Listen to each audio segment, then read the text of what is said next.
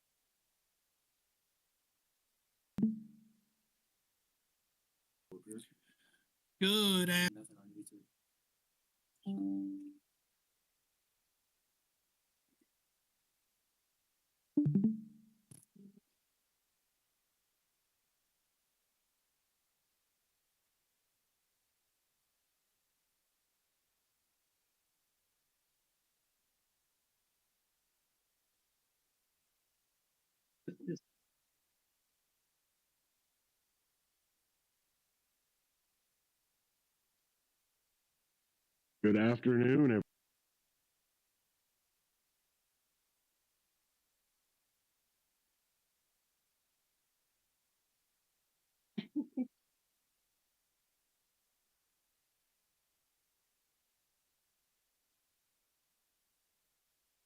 afternoon.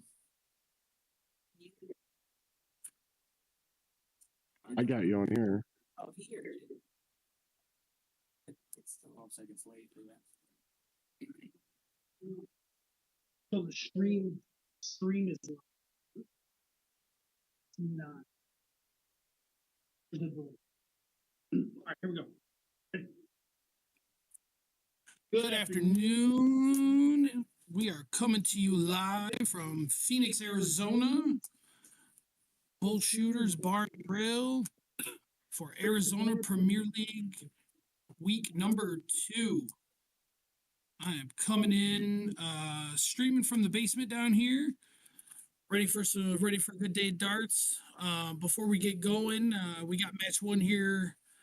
Andrew, for those who don't know, or for those who are not from the Arizona community, Mike is battling some cancer stuff. Obviously, cancer sucks, and nobody wants to deal with any of that. But we all want to give Mike our best, and we want to wish him well. We want to make sure he's healing up good, and he's going to be back here. And we hope to have you back here soon. Some guys got a little insight on the match for us before we get to our first guest on the stream. Donovan, what do you got for us? Well, I was up there watching them warm up a whole lot. So, like bros. So, I mean, watching them throw, just kind of watching their mannerisms and everything. Amy comes off really relaxed, and he's just kind of throwing. And Andrew seems a little more tense and kind of into the zone. Just really focused when he steps up to the line. And overall, I think we're going to have a really, really good match here. Because, I mean, these guys throw together all the time. It's going to be, I think it's just going to be back and forth. Definitely going to be a fun one to watch. Yeah, 100%. I agree. I agree 100%. I mean, like you said, these guys are like best friends, man. They hang out all the time. They play a lot of doubles together. As far as I know, they play pretty much everything together when they travel together. They play a lot of TOC together. So yeah, I Right, agree, right. man. It's gonna be a should be a really good match. Should be something we really look forward to. Indeed. I mean, without a doubt, it's gonna be. Awesome, awesome. Well, I appreciate you for joining me, Donovan. I will be Of popping, course. bringing you back in right before this next match, and we'll get you rolling. All right, and I'll be keeping an eye on everybody and give you a little whatever I can give you between matches, brother. S- Sounds good, Donovan. Appreciate you, man. All right, we'll see you soon, Mike. Sounds good.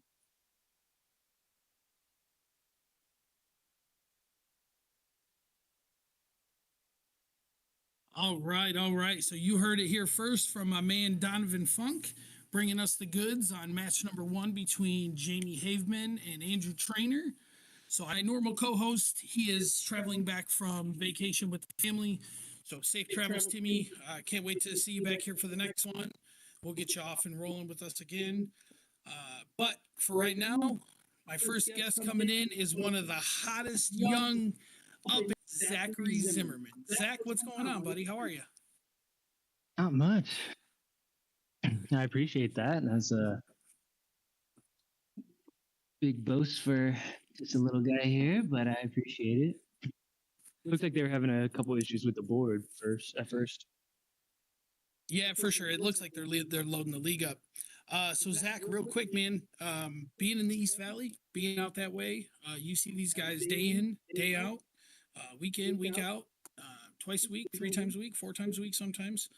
Give me a little bit of insight. What do we got to look forward to with these guys? I think Donovan summed it up pretty well. Jamie's always cool and calm, a focused player, likes to get dialed in and really. Yeah, 100%, man. 100%. I agree. And I know Jamie. Like I've obviously watched Trainer play quite a bit, so he likes to kind of get locked in and get zoned in. So I see Trainer rocking the Fred Flintstone jersey. I like that. I like that. And Jamie's got the blackout, the Super Darts blackout jersey.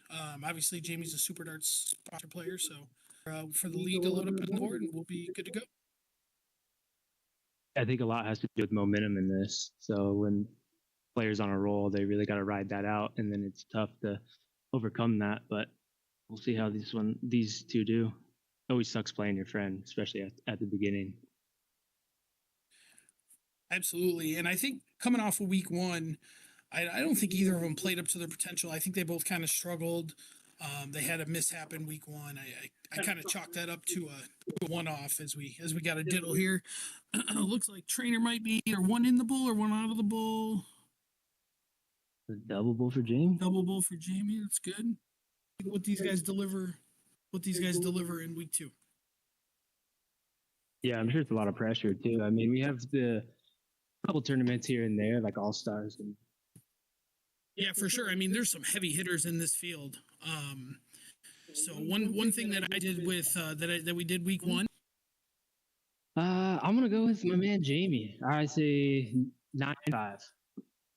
Okay, Jamie up. Jamie 9-5. I'll take Trainer. I'm gonna say 9-7. Yeah, I was fortunate enough to warm up with both of them, and Jamie was definitely on fire through the warm ups. But the longevity of these matches, I mean, definitely gives openings for many players. Oh, absolutely. I mean, and especially in 701, like 701 it's a long game. Yeah, we were just talking about that up there. You can kind of steal some games from 501, but with 701, I mean, you get that extra round or two, so you really have to stay on. Jamie's just so you know, like we call 180s and 9 marks fireball around here. Just so Fireball. you know, fireball. Call him this. Kelly coined that one, I think. I'm pretty sure. So it's a nice 125 there from Junior. Format? Did they alternate 701 cricket, 701, or? Yeah, it's there's some alternating in there. I can't remember the format exactly.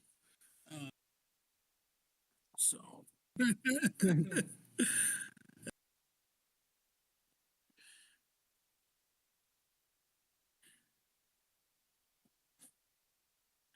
Jamie was down early, battling back.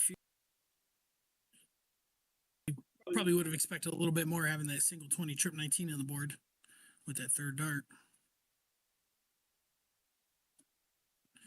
Got a nice chance to set up shot here.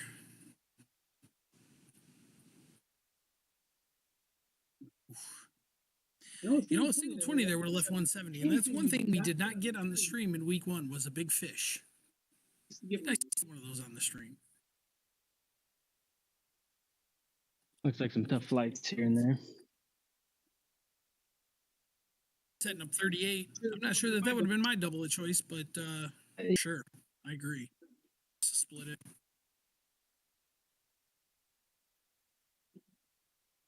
Goes right at it. Okay, how you drew it up, but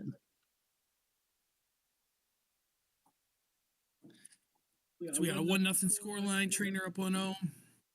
Getting a start here to start us off in cricket. oh yeah, there's that alternating start.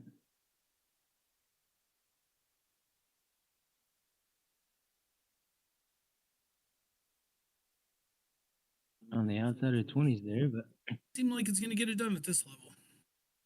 There we go. start.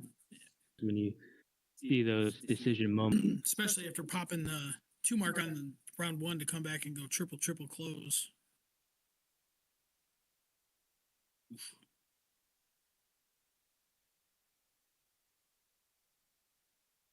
Yeah. Absolutely. He's kind of in a position where he can do that right now. Just push away and big start there for Jamie.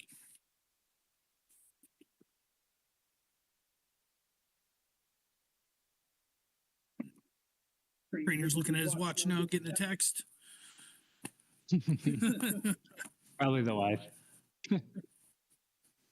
1,000 pointers. I don't remember exactly who it was. I don't remember the games right off the rip, but I do remember there was a couple of big point games. Here to Jamie's 3.4 for the bull. You get up one. Yeah, you know, we talked about that a lot in week 1 is like when you got matches that are so closely contested like this, getting down, definitely expect to see Jamie come out. As the losing side, you always want to cut that off. For sure. Oof. Finds a bull with the last one there. Should about sum this one up. Just one bull to cut it off and line.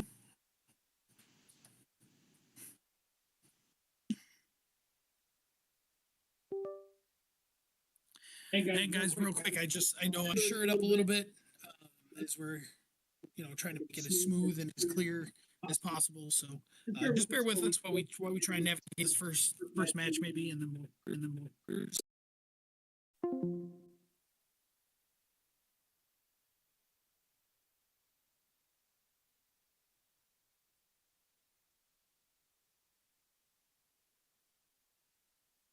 It looks to be a little frozen on my side.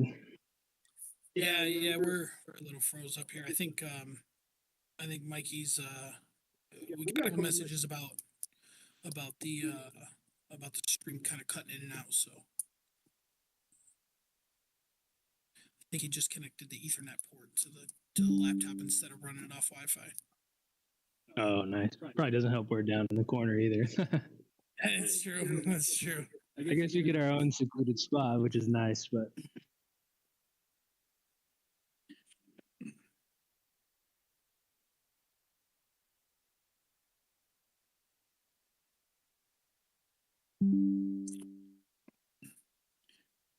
Yeah, so while we wait for the freeze, while we wait for the stream to kick back on here, we'll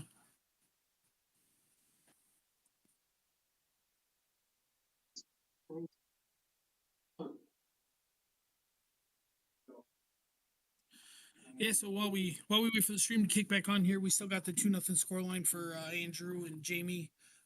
Trainers up 2-0.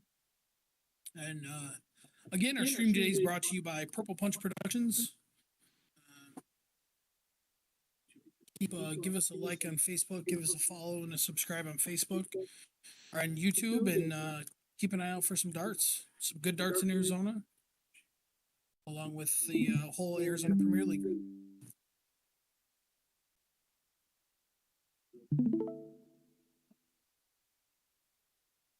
Ah, we're back up and running. Nice. Oh, almost 300 points too. Looks like a better game too. 5-2-5 and 4. There's a fireball. I think that's our first one on the stream so far, unless we had one while the stream was down. But Andrew Trainer out here dealing right now, shooting 6.0. Oof. Enter though. Good shot, Jamie. Good shot. Good shot. Nice 6 mark there. Yeah, you can see it on Trainer, that focus there.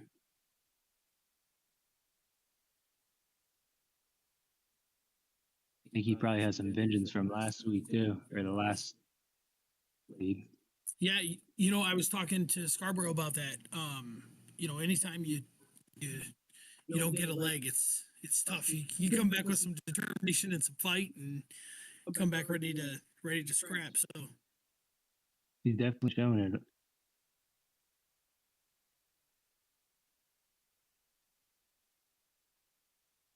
good shot from Trainer there. Nice 5 mark.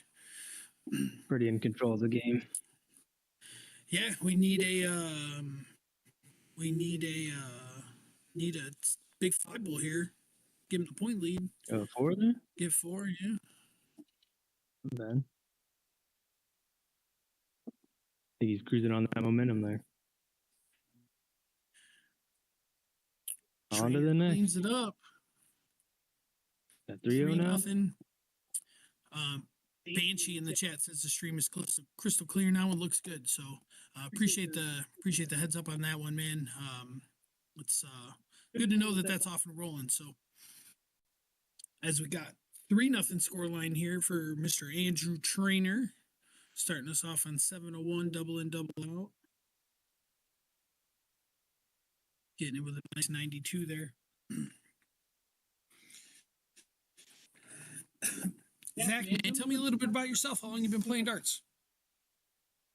Probably about 3 years. I mean, I played when I was really young. My dad was pretty big in it on the steel side. So I played when I was like 10 or 11. But just recently, when I moved to Arizona, I started picking back up, and I met Jamie and Trainer. Actually, they kind of got me into it. Nice. Yeah, it's a good. You guys got a good community out there in the East Valley. I've been out there a handful of times, as you know, and it's a good time, man. I enjoy it out there.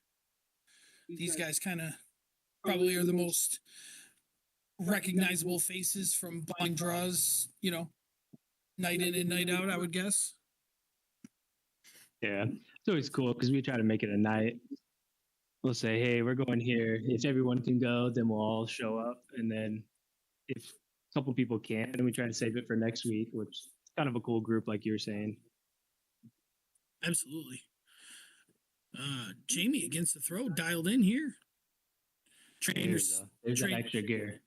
Yeah, Trainer is not up to his standard probably in this leg, but he is up 3-0 right now, so he's 3 legs clear. So yeah, I'll say. I mean, it just a little bit of a difference on that focus. Those first games when he was cruising along and in control, you could tell he just looks a little bit more lax now. I think he needs to carry that momentum though to keep the win up. yeah, absolutely. And he's definitely a momentum player. When he starts rolling downhill, man, it is. I've seen him put up some gaudy numbers.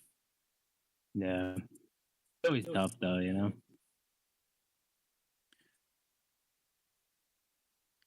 It's a big 140 there for Jamie.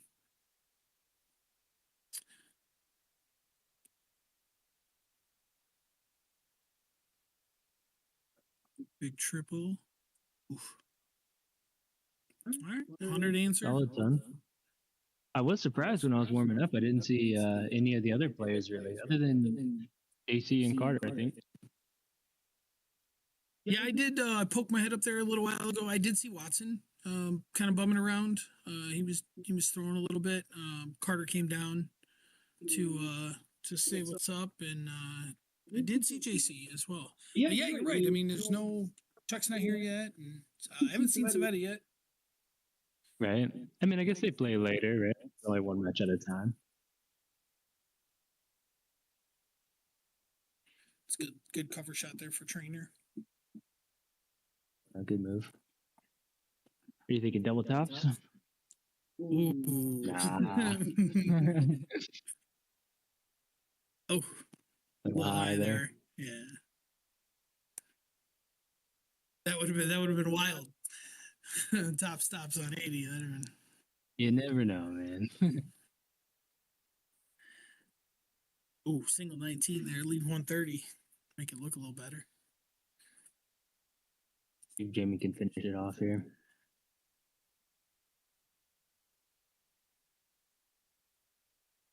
Man, the second dart almost looked like a 5. I thought it was on that side. There we Good go. adjustment. Cleans one up there. 1 to 3. 29.21. Gets it done in leg number 4. Oh, and against the throw too. Yeah, I think that was a big one. I think the next break is going to be the biggest one for him, because that would knot it up at 3. But you got to get this one first, right? Sure, it's always good to get in on the first start, or that feeling anyway.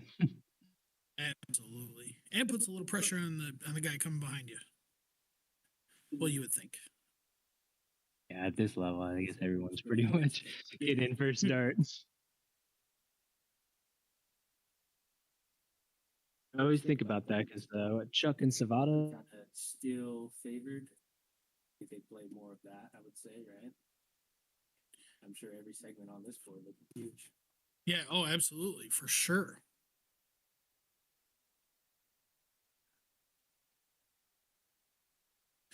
It's like, yeah.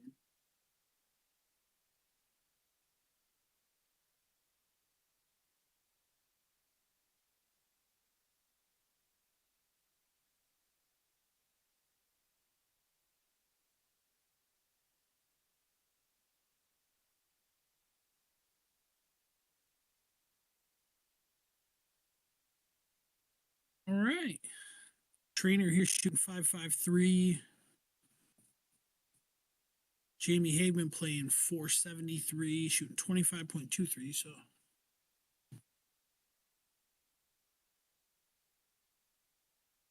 You got it on your screen? I got nothing. big 135 there for Mr. Jamie Haveman. Bear with us, guys. Bear with us.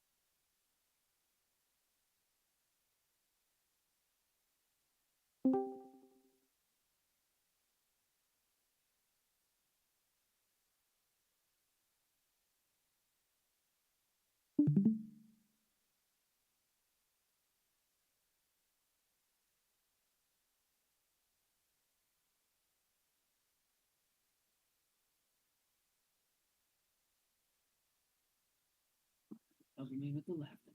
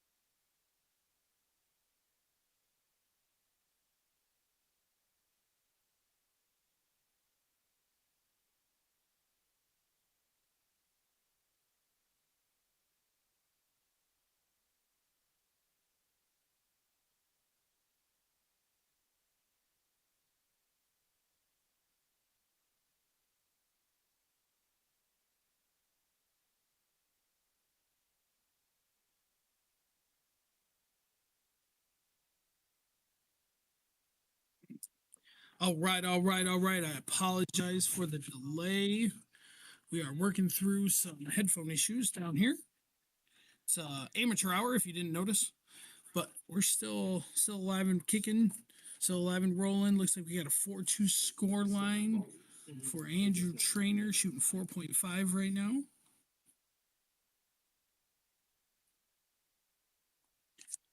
Dialed in with a nice little 6 mark there. Jamie Haben coming to the line, shooting 5.33 with a 34-point lead. Are you back in business? Dealing with the 4 mark there, is putting 80 more points on the board. Yeah, I can hear things making heads and everything. I can hear myself, but it's Mr. Trainer coming back with a 4 mark of his own. mic check.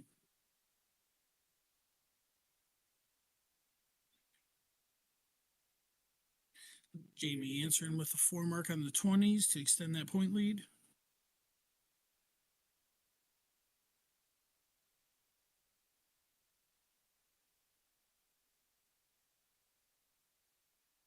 Trainer answering with a 6 mark to cut into that.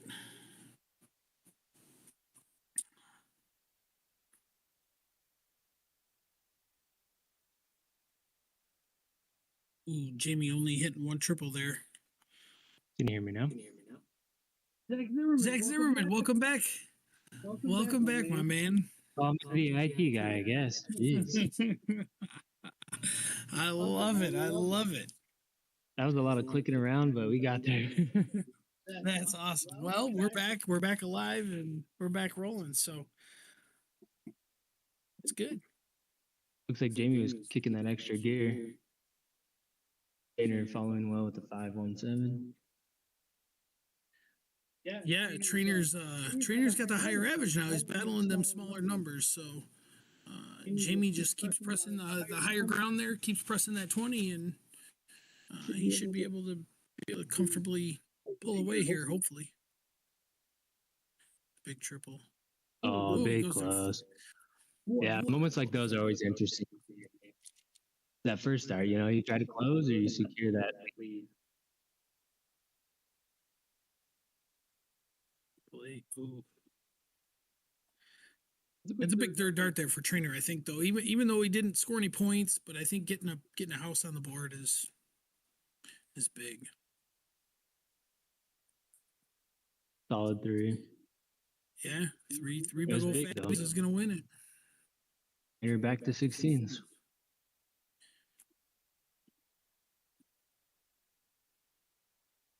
Slide. Oof.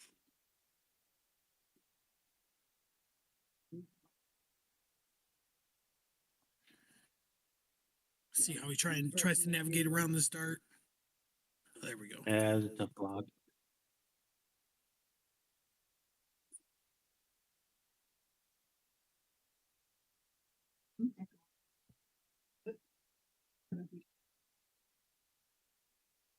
Scoot back a little bit and see.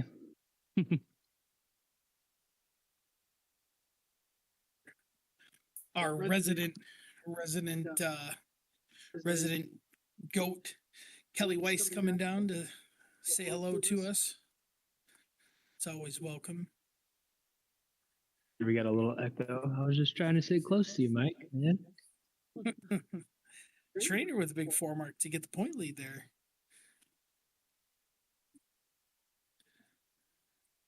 Yeah, Solid round there. yeah, it's a big shot for Jamie. I think it's interesting those when you have a single mark, those players that go triple and double too. Yeah, I agree. There's definitely a lot, like you said. I mean, when you need 3 to close and you hit that single, you know, a lot of people shoot the double. I hear the argument, bigger surface area, but I mean, how many times we really shooting at doubles, you know? It's true. It's true.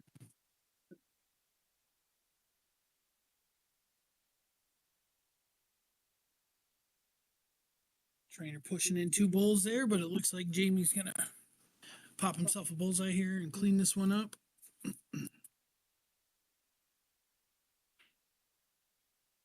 Solid win. Is that 3-4 now?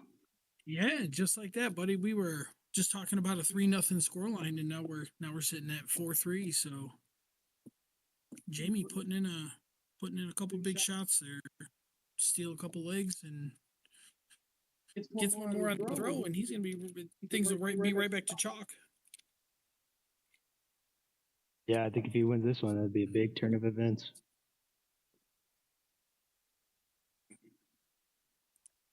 $42 in there for Andrew. I love that first start in though. Absolutely.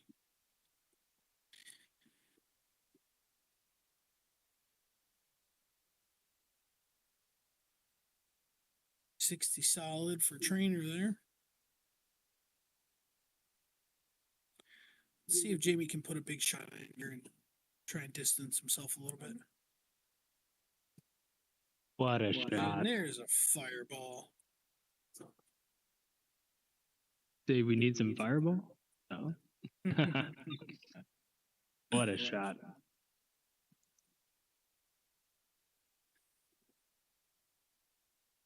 I thought we were going to see an answer right there. Yeah. Solid I think ton. this will. Yeah, I thought we were gonna get the back-to-back 180s there. Trainer with a nice ton. Slide it in the 111 there. Yeah, he hit that first 20, and I thought, oh man, he's gonna go back-to-back here. For some reason, they got to put those low numbers next to the big numbers. That's a big 1-3-4 there for Andrew to pull back to even. Oh, Jamie, doing a hey, game. man. 2 fireballs in one game. Let's go. Big fireball.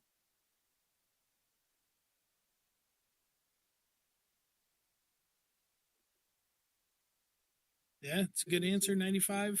Probably a little bit less than what he was expecting or hoping, but it's Yeah, not a bad starts answer. are all there.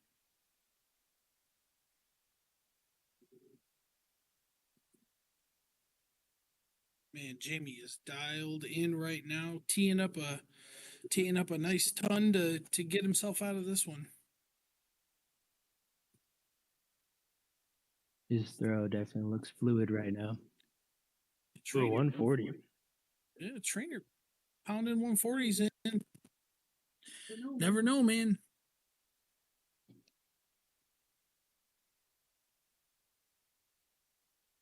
What a game. What a shot. The 38? No, 39, basically. Yeah, that's a great game from And Jamie. it gets a throw. Right, and that's what we were talking Yeah. about, right? To lose 2 breaks in a row is tough, and now you're back square, you're back square 4s, and you're on throw. Hold your throw here, and you're ready to roll. He did a great job cutting that momentum. See if he can keep his up. Right, and we talked about that earlier, right? Like once Jamie starts going downhill, and he starts, you know what I mean? He snowballs and he starts rolling, and it's tough to beat him. Trainer with a nice 12 in there. Nice in. I kind of like the 701. People were talking that should be 501 or 701, but I think giving it more rounds, especially with matches like this, makes it an interesting game. Yeah, for sure. I mean, I definitely agree. Especially at this level, like, you know what I mean? Yeah. Nobody wants. I mean, 501 can go really quick. Right. Big cover shot there for a Trainer. He's been solid on the moves.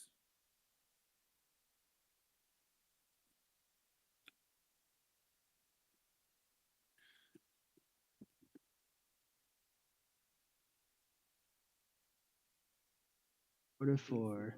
2 besties tied up. Battling an almost even game. Yeah. I think Jamie was Trainer's best man. Yeah, I think so too. Yeah, I they're think pretty that's close. right.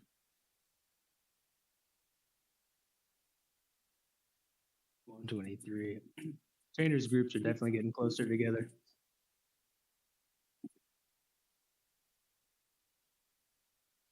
Look at this. Oh, I thought we saw another fireball. Jamie Haveman is dealing right now. I love it, and I'm here for it, my man. Ooh, little left, little right. We just talked about those moves. I know. He's been so good on almost every transition today.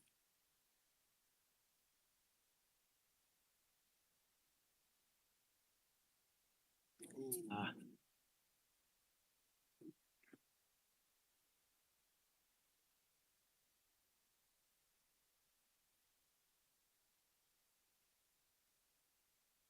Big triple 20 there.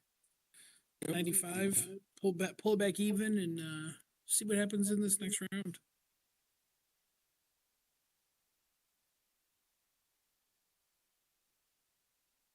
Like They're both leaning to the left.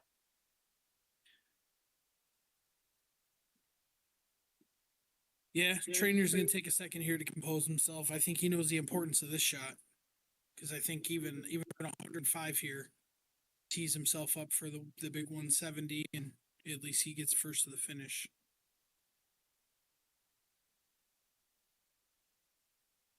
Oh, he missed the ball. Oh, yeah, so split boy, a single would have, what did you say, 170? Yeah.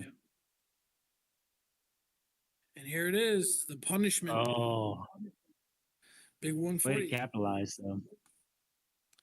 Yeah, it's still punishment, you know. Yeah, first shot and that low. What are you thinking, 20, 16? Oh, he's going 16. 16 for tops. Yeah, I think It so. seems like his shot. Yeah, he's been favoring that. There it is. Just like that. On a roll. 5-4, right? Yeah, we were just sitting, just like as we were just talking about. We were just sitting 3-1. Now, Jamie's got the lead and the throw, right? Or no, the trainer's on throw. No, training. Yeah, I know my guy. Love it, man. I'm here for it. I'm here for it. It's what we do.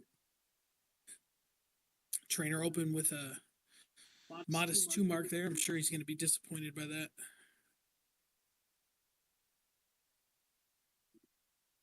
Jamie's loving those 20s right now. Yeah, he is. And he just punished that 2 mark a lot harder than he did the last time.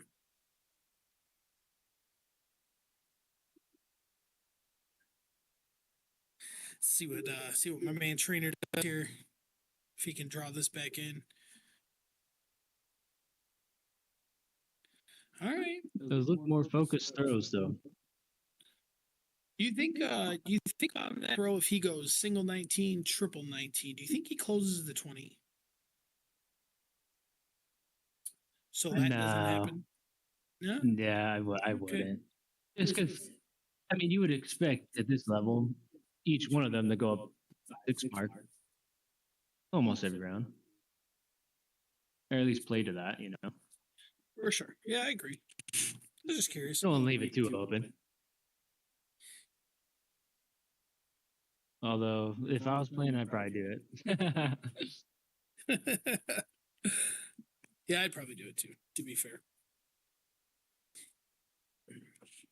Even now with the with a triple 17, putting 51 on the board, I still don't think it's the worst shot in the world.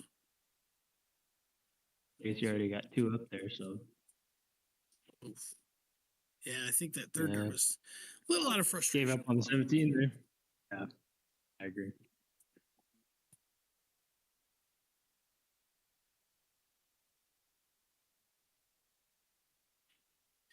Big shot there. But I will say this: Jamie's first cricket game, I think, was like 2.71, and he's come a long way from that 2.71. That extra gear, pick it up.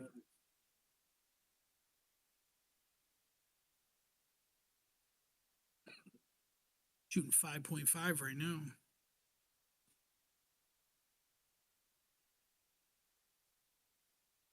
And that's only going to go up. What a shot. Look at him go. Huge 7 mark.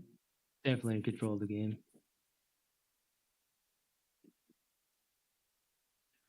Not even trying for the Bulls, just probably getting the throw back together. Comfortable with the numbers. I think I think down 150 points with Jamie only needing 2 bowls. I mean, it's kind of a, get ready for next leg. Let's see what happens. But Yeah. Aben with 5.65 there. That's impressive. It's good stuff there. Is At that 5-4 now or 6-4? I got 5-4 5-4? Jamie. Against the Oh no, throw I'm sorry. again. I'm sorry. 6-4 Jamie is what I got. I thought so. Yeah, 6-4 and against the throw. Wow. I think those are really big wins. yeah, you're 100% correct. You know what I mean? Like we talked about earlier, winning them on the throws and winning them against the throws. If you break throw, that's Yeah. huge. That's a I big think shot that's for 3 for Trainer. Jamie, right? Mm-hmm. Yep, sure is.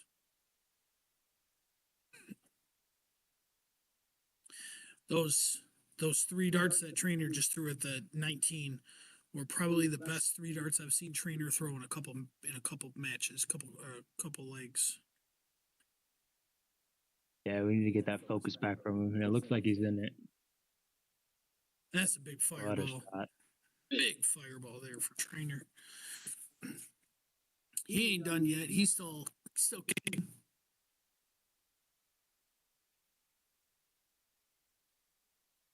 Switch from Jamie there. 8.0 for Mr. Trainer right now.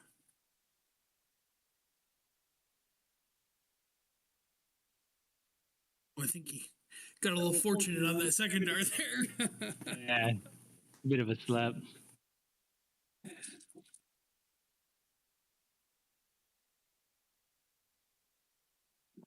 Solid 6 from Jamie. Fighting up against those points.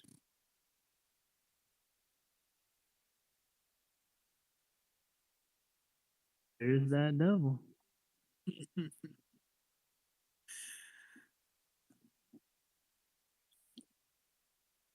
Yeah, I'm kind of hit and miss on the double. Some I throw at, some I don't. I think it's just a feeling thing. Yeah.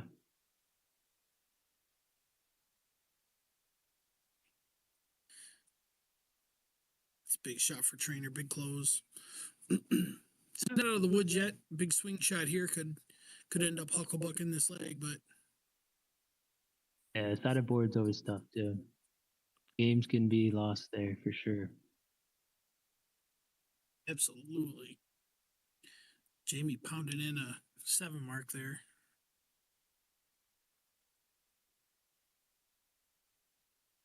Ooh, caught a trip 7 on Door it. opening there.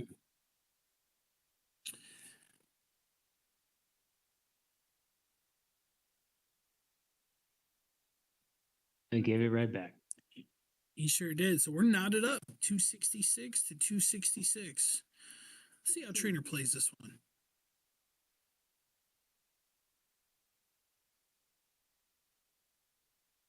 I agree with that.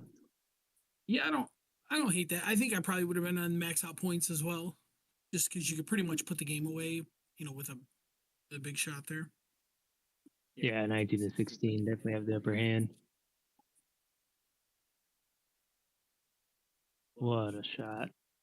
Great answer.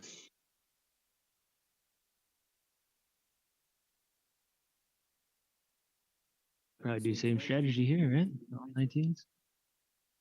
Yeah, that's a big Straight shot. on it.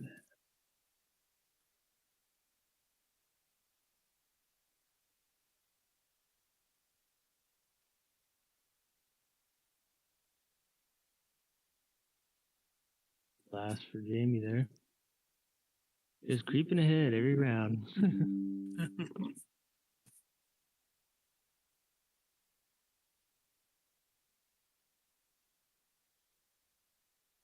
Waiting for him to take a stab at that, but I do agree with all the 19s. Yeah, you got to play to the higher number, right? Yeah, stay in control.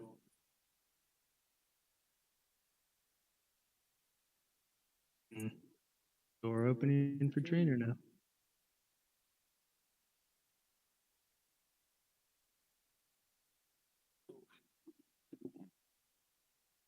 Yeah. That's the Big shot he 6 was mark. looking for. Kind of extend that lead and force this 9 mark from Jamie here.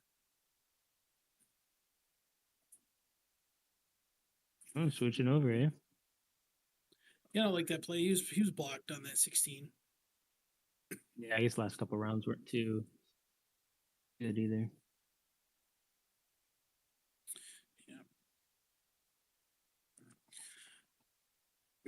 Close one and get us back to corner versus the big number. Solid 4 marker. there.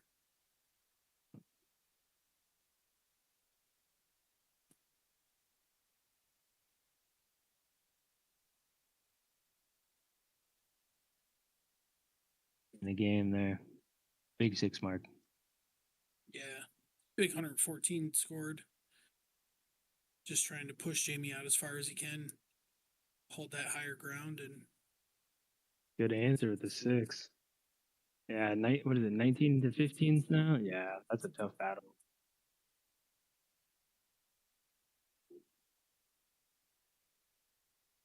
Only one triple this round. yeah, and if you're a trainer, I mean, you got to be thinking, you had a big lead. Now you're down a couple games, right? So you got to be thinking you need this win, especially against Throw. Yeah, and cut that momentum like we were saying.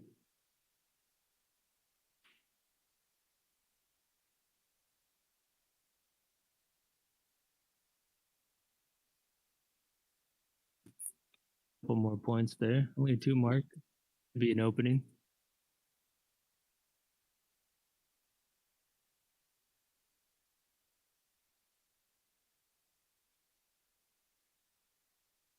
And triple is not going to cut it there.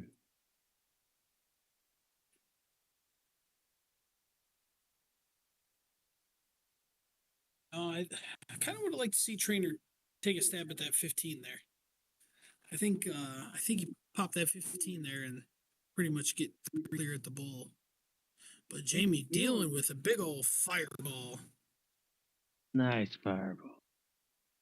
Way to put up a fight. See what kind of a response we get from Trainer here. And just staying Well, on it it. looks like 7. It looks like 7 to me. Oh, man, gotta fix the board there. Nice. Get that Good point later. sportsmanship. Knew someone was gonna cheat today. No.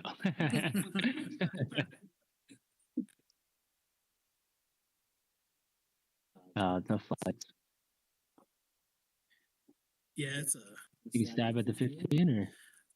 I would. I'm surprised he didn't earlier, but Yeah. Staying in that comfort zone, I think. There it is.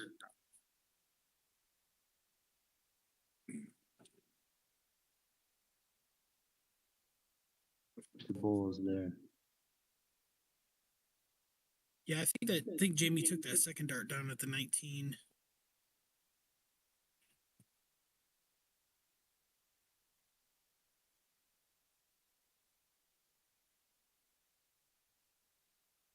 Interesting.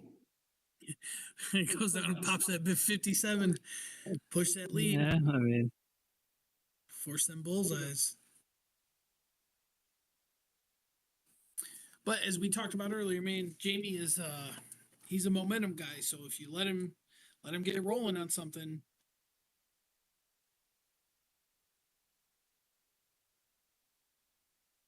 oh. So what? We need 5 bowls, right? Just for the lead. Yeah, he's still outside of a game shot, so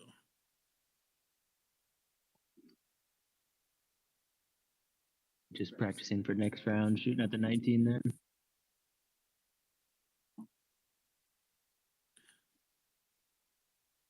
One bowl to finish it off. There it is.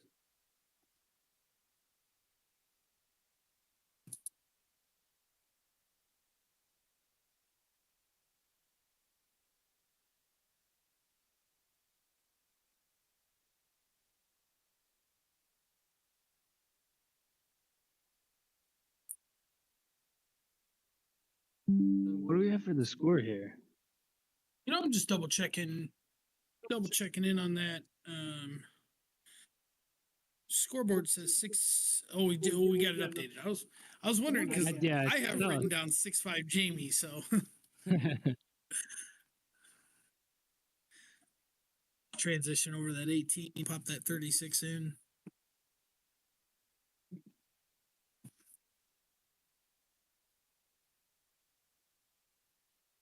Almost fireball there. Plus 140. Yeah, that's a big 140 there.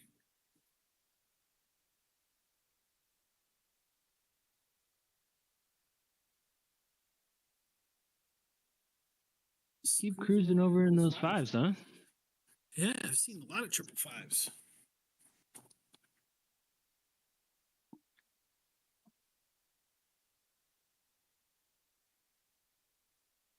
Trainer making adjustments. He's been good on those moves. Last time you said that, you gave him commentator's curse, and he went 555, 1. You're right. Knock on wood, somebody. Knock on wood.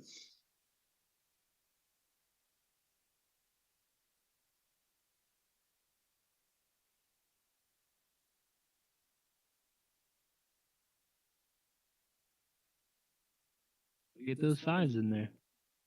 I wonder Yeah, if that's a pattern for everyone today. I hope not.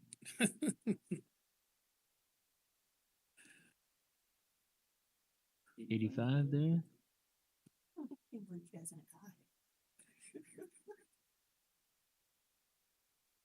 See how trainer teased this up from 342. Oof. Solid done, right? Yeah.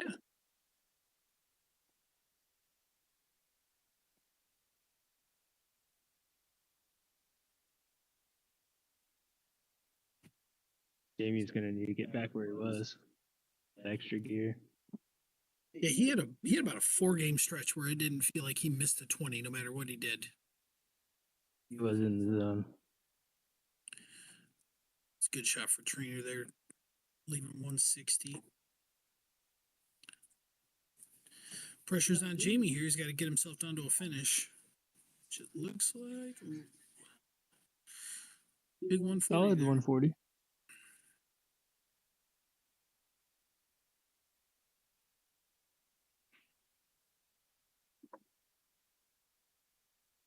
Ooh, little left. Those Good movements have been shot. on. Yeah. That's a good shot. He also got them 5s in there that we was talking about earlier.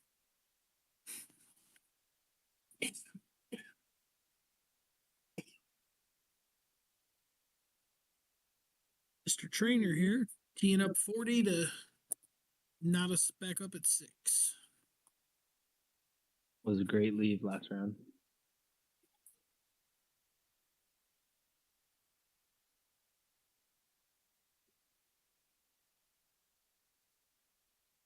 Shot. There it is.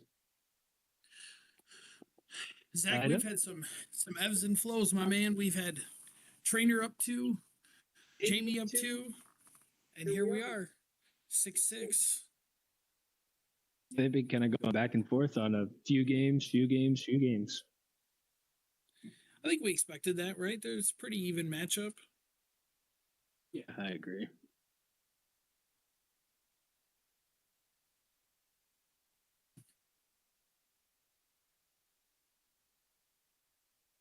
See who has it in him to finish, though. Good start for Jamie. Yeah, Jamie is absolutely crushing that 40.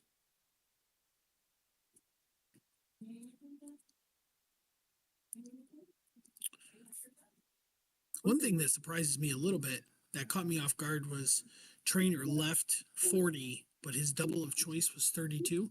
And I guess maybe that was the shot he was left with, 48 to leave 40 on the last game. But surprised me a little bit. Yeah, I would say that's definitely his favorite double in. I play a Steel League with him, and he definitely prefers that. I think just recently he moved over. Yeah. That checks out. He's a pretty well known steel player around here, right? Yeah. I think he runs the Scottsdale Dart Association League. Nice. Big 140 there 140. for Jamie.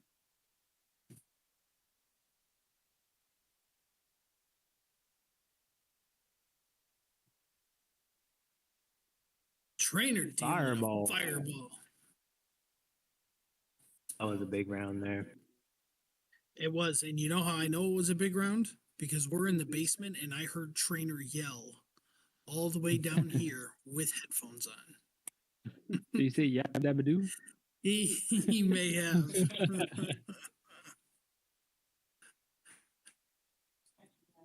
Getting another one? Oh, tough flight. Big 145 though. Snuck that 5 in there.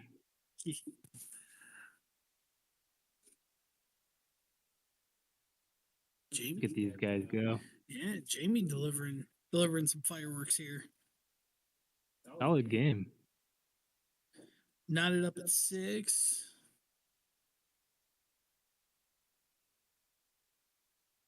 Ooh, that was a little low. He didn't love that too much. I think one of these darts got to be at a different number here. Well, maybe not. 60.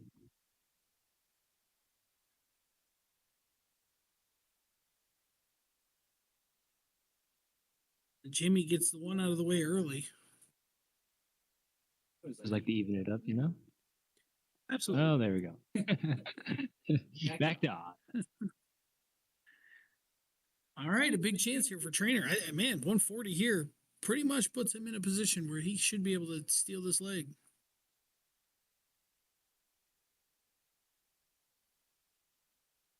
Big catch on the last one. Interesting. Selfishly, I was hoping for the single 18 to leave 170. Selfishly. Big shot from Jamie there. Tough out, but doable.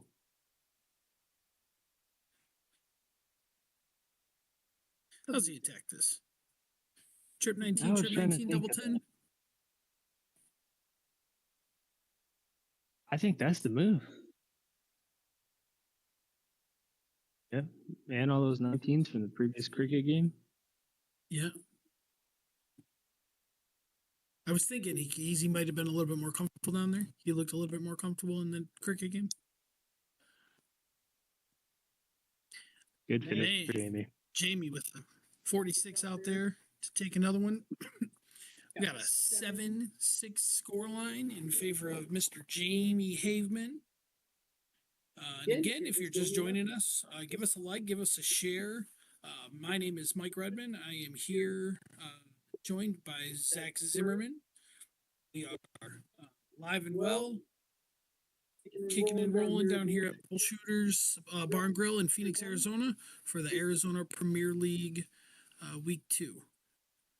One of the shout outs I want to give, big shout out to Mr. Mike Scarboro for putting all this together, making all this possible for us to have this platform. Kelly Weiss has done a tremendous job with everything she's helped out with and everything she's willing to do for us. So providing a platform for the dart players of Arizona. So last shout out I got to give is to my man Mike Bates. Get well soon, buddy. Praying for you. We're pulling for you, and we hope to see you back soon. And that's about enough of my talking.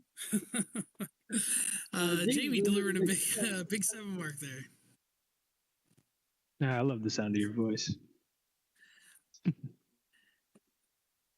It brings joy. It does. It does. Good 5 mark there for Trainer. Going up two banks now.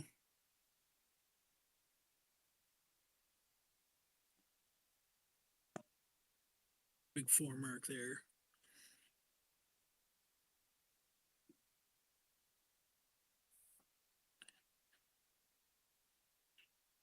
Looks like it's going to be another fight for the bigger number to the little number. Excuse me. Yeah, it wouldn't surprise me if I seen Jamie kind of, excuse me, swing at that 20 a little bit if he pops that trip 19. On the first start, especially, I agree. Right.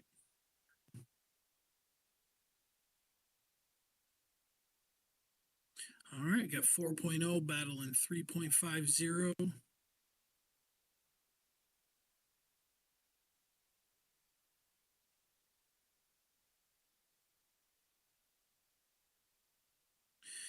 Big catch there on that third dart for Trainer.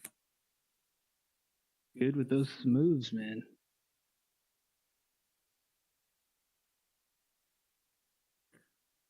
Big 7 there. Yeah, it's a huge shot there. Keep Jamie close. Did he get 4 mark to take the lead?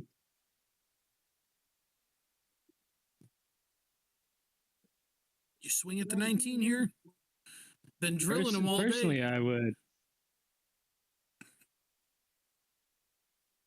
Yeah, stayed in that comfort zone. Protect the higher ground, right? Yeah.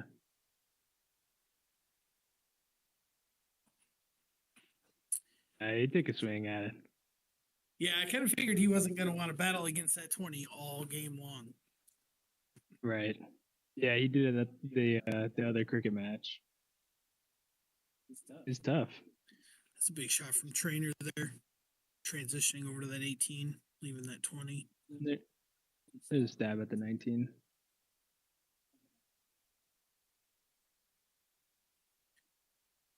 Solid 4.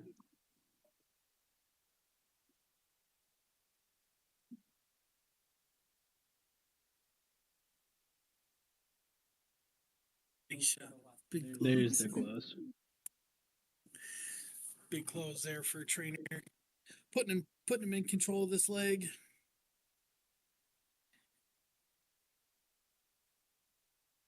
Three singles from Jamie. And stopped him from pointing on the 17, but no points for Jamie there. Yeah, just getting that comfort zone. Yeah. He already seen Jamie swing up there once. He doesn't want to leave him the option to triple 17, close.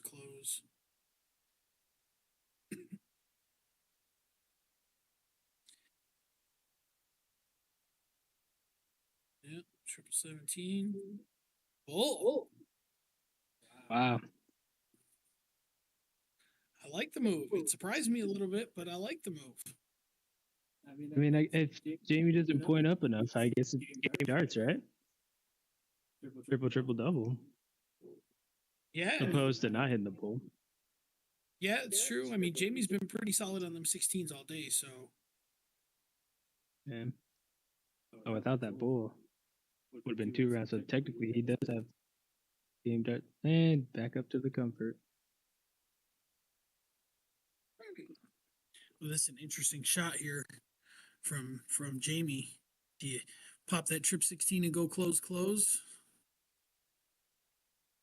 I would stay on it, especially if you nail it.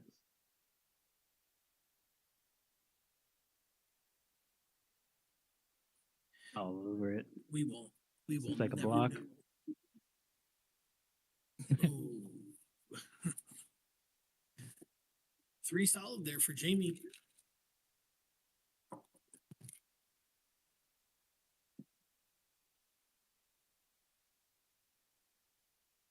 Yeah, big 140 there for Trainer. Big 7. Secure in the game there.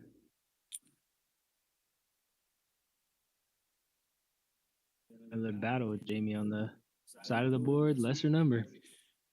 Yeah, I mean, Jamie doesn't go away, but like you said, lesser number.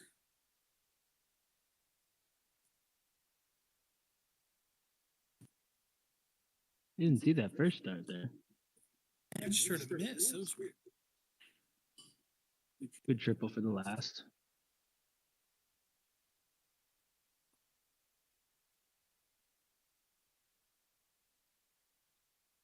Jamie switching back over to that 15. It's the second or third time we've seen him do that.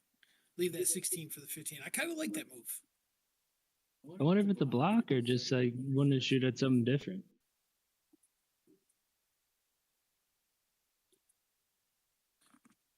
I think that's the same it's a thing that happened close. last time too. Trainer went single, and Yep. Push at these 15s. it's a good shot from Jamie. Not quite enough.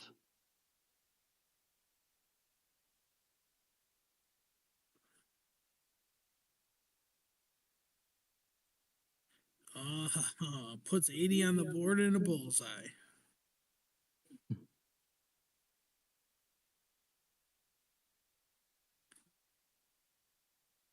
I would think to take a stab at the 15. Yeah, I think you'll get that there. Probably a bull trip 15 or some variation of that. Oof. Oof. All three darts. Yeah, it's kind of left it open 2 rounds now. Yeah, and Jamie's a grinder, man. He's a gamer. Can't leave them shots for him. But fortunate, he's only got 2 on the board here for trainer.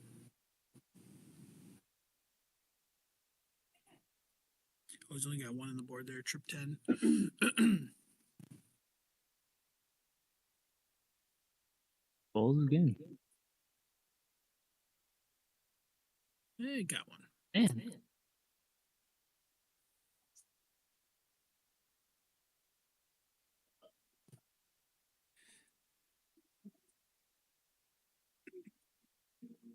Big 6 mark there. Get the point lead, but I think it might be a little too late for this leg for Jamie.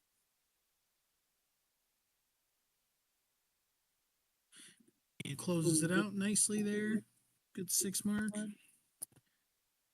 And buddy, we are knotted up at 7. 7-7.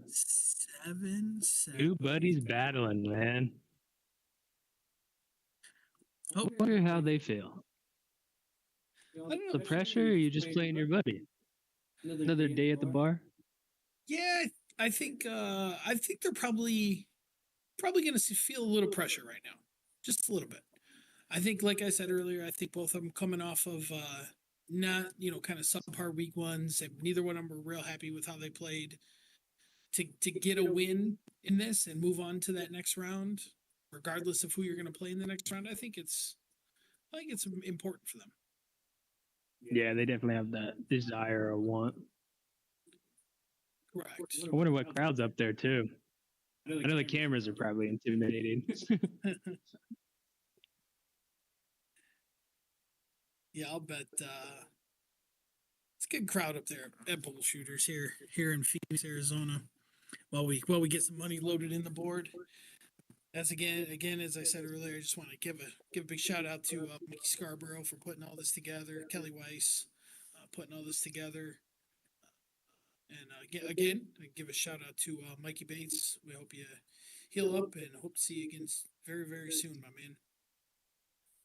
My name is Mike Redmond. I'm here with Purple Punch Productions. We are bringing you Arizona Premier League Week 2. I got my man Zach Zimmerman here with me for match number 1. And got a good one here. 7-7 scoreline. Jamie on the throw, starting off with a big old 5 mark. And we're alive and kicking, ready to roll. See what kind of answer we get from Andrew here. Ooh, only 2 mark.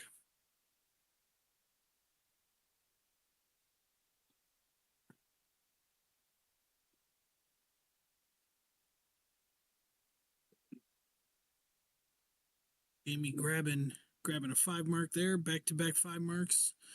Puts him with 2 banks and an X on that 17.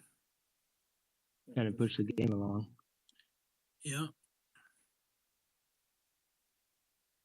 My trainer's not having that though. Deliver a 7 mark of his own.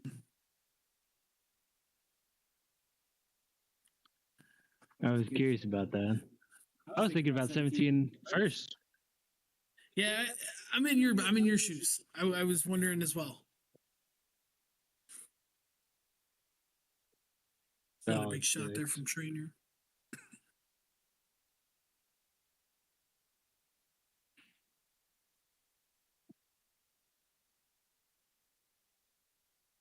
Ooh. Jamie hasn't been too good on the moves. And I mean, it's successful, I guess. Trainer's definitely been cruising on that side. Just like that. Yeah, that's a big shot. Scoring 108 there, especially after missing that first 20. I was a little surprised he went at the 20. I kind of thought he was going to just pop that 19 to get that out of the way and then move from there. But I think because 20 is the higher number and probably the more favorable number. And Jamie's been pounding him too, so that makes sense.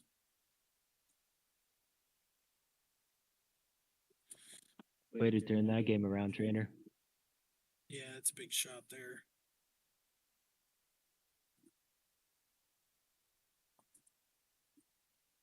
Back to the side of the board again. Yep.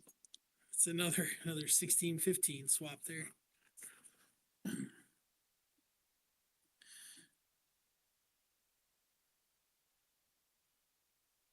Trainer shooting the double with the third dart.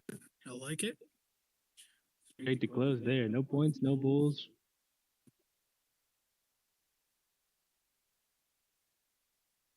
Five. Not quite enough, I think.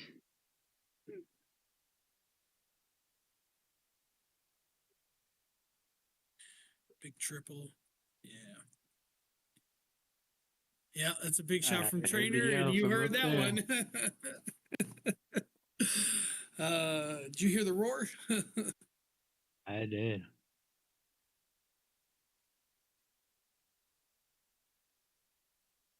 Big three ball there from Yeah. from Jamie. This would be against the throw, right? Yeah.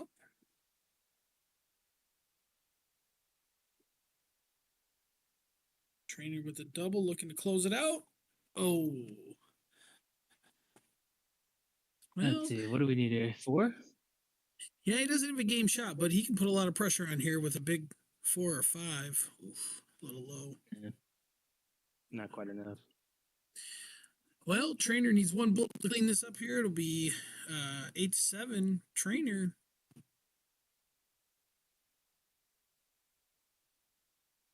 And he does. 4-9-2. And I don't mean to be the guy that says I told you so, my man, but I think I predicted Trainer 9-7. And It's not over till the fat lady sings. You are correct. You are correct. Granted, my 5 is definitely out the window, but we could still have Jamie as the winner. We didn't get to see a last leg decider in week 1. I'd love to see one right now. I'd love to see Jamie just put a jig in and get us to a last leg decider. They're always. I thought Chuck and GC, no? Oh, No, I think I don't remember the score of that, but 9-7 or something. yeah, we talked. Tim and I talked at length about not having a last leg decider. We were both pulling for one. Big in for Trainer there.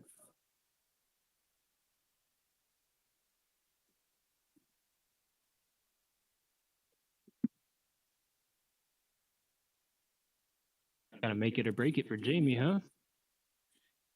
Yeah, 30 there is not he's gonna be upset with that shot, I think. Kind of gives the darts back to Trainer in a leg that he's, it's a must win leg for him. So Those 5s. That board level? there they are again. 45 there. I think he almost switched it though. It's almost like Trainer went first now, right? Jamie's gonna have to fight back. Yeah, 55 in the board. Scrappy leg. It's gonna be see what happens. We're only a couple rounds in, but see what happens here. It's a big triple. 83. Jamie get a big 140 here. Keep himself in the game. All right. Big 100. Yeah, I think it just switched now, so that's if Trainer's going first. Yeah.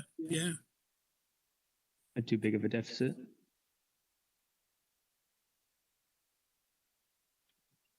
Oh, that That's gonna one. be rough. Less than ideal there. Yeah, that's tough when you hit that 60 on the first start and then go, single 5, triple 1. That's always a tough adjustment too. I mean, it's right there. Sure, it feels good too. Right.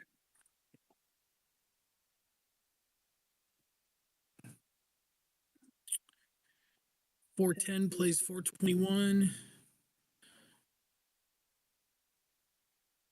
stretching Nice out that one. lead.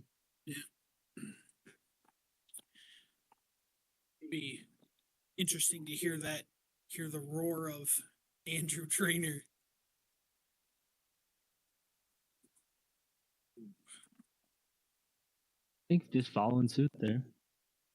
Just a little bit behind, switched over now. Trainer's up. Another 100. Cruising along. Need a big round from Jamie. Yeah, I think 140 is minimum here. Only 45. Quite in those trip 20s like before. Although it does come down to the double. It does, and we'll see what Trainer tees up here. He should be the first one to a finish. And he will be. Another 100. That's Three straight. right? 3 straight tons. Solid game.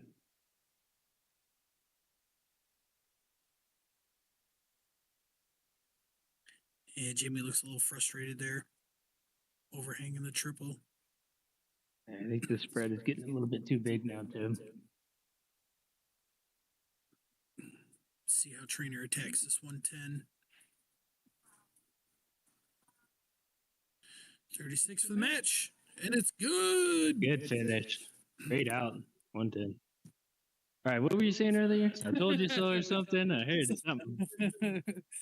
Something about 9-7 Trainer. Is that what the commentator predicted? I don't quite remember. One of the guys. Yeah, it's a good match. It's a great match to watch. Scrappy match for sure. It's ebbs and flows like we talked about earlier. Trainer was up 2. Jamie was up 2. Then Trainer ended up winning by 2. So it's good stuff there. Good stuff. Yeah, I think it was a great flow of a match. We got to see both of them kind of pop off for a couple games. Back and forth, back and forth. Longevity definitely played to Trainer. Heard the win. Yeah, I agree. It was good. It was fun to watch. Appreciate you jumping in with me for a match, Mr. Zimmerman. Dude, thanks for having me. Yeah, A little absolutely. nervous, but this was a lot of fun. Awesome, man. Well, yeah, guys, we're gonna take a brief intermission.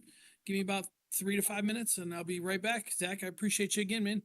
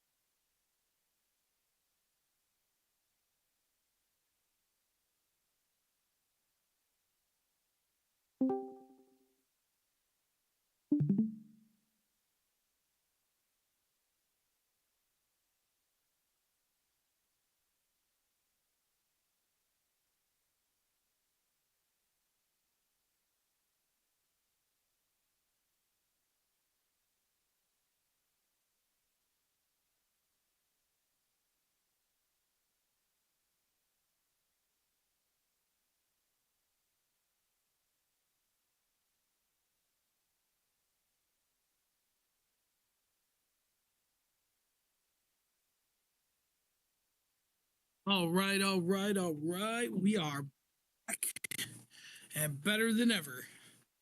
We got a second match coming up here. JC Martinez versus Chris Watson. And I got my man Donovan Funk back in the booth with me to give us a little bit of insight on this match. Donovan, what do you got for us, buddy? I'll tell you what, those guys came out swinging. They started a little slow.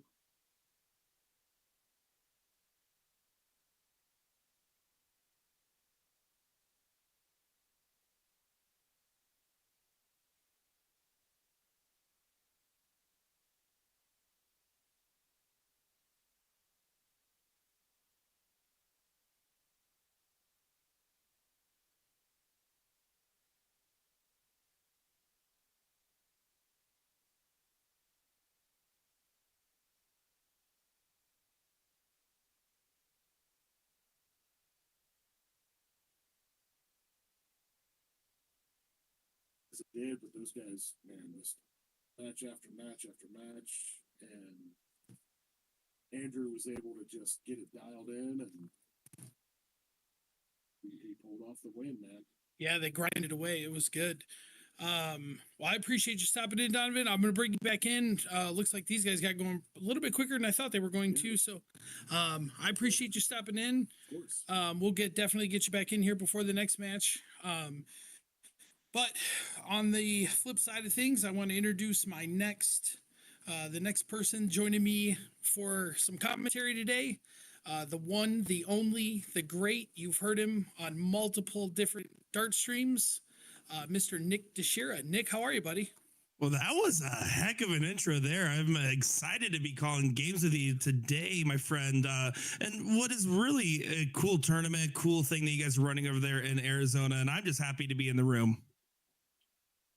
Awesome, Nick, man. I appreciate you joining us. I appreciate you joining me. I appreciate you sitting in on me.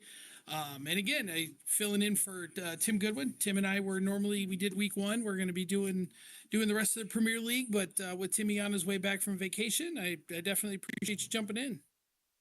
Yeah, I mean, it's going to be a lot of fun. I think you guys are doing a great thing out here with Scarboro organizing, as we do get 3 in the bed, but that's not exactly the one JC had in mind there. But yeah, no, we're going to be in for some great darts today. And these matchups, the style of format using the Premier League system will lead to some really interesting situations here. I mean, we saw it in the first match with Jamie and Andrew. I mean, that was truly a dogfight between two very even keel players. Yeah, I mean, it was an even match all the way through. And since we're on the subject, I just got the stats uploaded from those. Andrew Trainer shot a 4.05, 27.74 in 01. Jamie shot a 3.92 and a 27.36 in 01. So there's not a whole lot of room.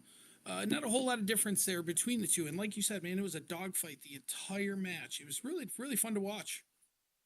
It really is. Now, it does bring the interesting question, right? Because if you look at Andrew and Jamie, I would call them the journeymen of this group for the Premier League. They're the guys that are playing because they want to try to prove themselves and try to make that jump, going against a lot of seasoned veterans. I mean, especially if you look at like JC and Chuck in particular. That's not me calling them old, for the record. But JC there does get our first fireball of the match, number 2 here. I love it. A fireball call from Nick DeShera. I love it. I love it. Yeah, I mean, you're 100%. You're spot on with the with that that analyzation there. They're very similar to the journeymen of the group. They do bring a lot of heat to the tournament. They throw some really good darts. But I mean, as you said, I mean, we got some guys in here that have played on some really big stages numerous times. So. Yeah, I mean, to set the line, right? I mean, to play right around that same range that Seveta, Mr. Big Stage currently, right? He won and set the precedent right around that 5.25/35 average that you're looking at for your NPR PPD, and that's going to be what a lot of these guys are going to be striving for. And you don't need that every match, but you do need that to probably come out on top by the end. Right, 100%. I definitely agree. So we are a little late into the match. Something that I do, I'm sure you've heard it numerous times, is we get JC with a nice 100 checkout to take a 1-0 lead. so something I do with everybody that sits in with me. We are, as I said, we are a little late, but give me a score prediction. What do you think? Give me a score line. Yeah, I mean, my initial prediction here would be 1-0 JC. No, I'm just kidding. So I mean, we'll be honest here. JC is going to be favored going into this, averaging around a 5 from night one, and Chris Watson coming in with a 4.3 from night one. I would probably put JC at about a 9-5 range, but Chris Watson, if you're him, you're playing with house money. What about you? What do you think? Yeah, I lean towards JC on this one. I just how well he's been playing lately. Although I will say we do have a draft league out here, and Chris Watson did draft me in the first round of that draft league last week. So please don't tell him that I'm picking JC here. Oh, absolutely, absolutely. I mean, I've been friends with Watson now for a few years. This around the same season that he started getting popular in the CSC and going on his run was just after his big bonus pool win with the PPD and stuff like that. He's one of those guys that really does just fight tooth and nail no matter what. He always will assume that he's the underdog, even if he isn't, and play like that the entire time. And I think he's very comfortable in matchups like this. Yeah, when he starts rolling, when he gets downhill, he is really tough to beat. I've seen him produce some really, really outstanding darts. Yeah, certainly. And you can see this battle early on, right? I mean, if you're Watson, you're like trying to make a game plan. I'm like going to sit down here and I'm going to write down, all right, well, first off, I'm going to kick JC in the knees. But after I do that, I'm going to try to get early jump. I'm going to try to get that first 4 games where it's in my favor, because then you're going to have JC starting to like have to really lock in and maybe get a little nervy. It's not going to come easy, as JC is always kind of cool and collected, but that's going to be what you have to do if you're Chris Watson. You don't want this to be one leg separation only between you two, and you definitely don't want JC to go on a run. Right, and we talk about that. I talk about that quite a bit. Is the double break? If you get broke twice, it's very, very difficult against a lot of these guys to come back and re-break twice. We do have those instances, but against a guy like JC, man, it's really tough to beat him multiple legs in a row. So you really got to be on your game. Yeah, certainly. And for the record, I don't plan on beating either one of these guys on the dartboard anytime soon. So whatever I say is purely conjecture, but it's going to be a fun one, man. I'm excited. That's true. I agree. I do have a question for you. So you are a player. You do play a lot, right? Yep. You do commentate a lot. So what was the transition like going from player to commentator? Well, it's easy. I was someone that played a lot, right, going into COVID, and I felt like I was starting to hit the best of my game first time I was ever over that 4.0 average range. But then COVID happened, and when darts started reopening and everything, that was about the same time I got approached to start streaming some stuff. So it was pretty cut and dry. I always told myself the philosophy of, okay, well, I can still play and still enjoy it, but I'm not going to make a true run at trying to up my game until the streaming stuff's over. I'm going to focus here because the streaming might not last forever, but I know darts will always be around, and I'm just kind of riding the high. Yeah, I couldn't have said it better myself. That's you're definitely one of the more recognizable faces and figures in darts right now. And it's awesome, man. It's awesome to see and to have you on with us, and it's great. Yeah, we got JC got a little bit of a lead here. Looks like one number, 22 points. Yeah, it's a position here for Chris Watson, though, because even though he's only averaging a 3.83, he's within that 9 mark grasp, and really, and technically a 7 mark in this given situation to really flip the script.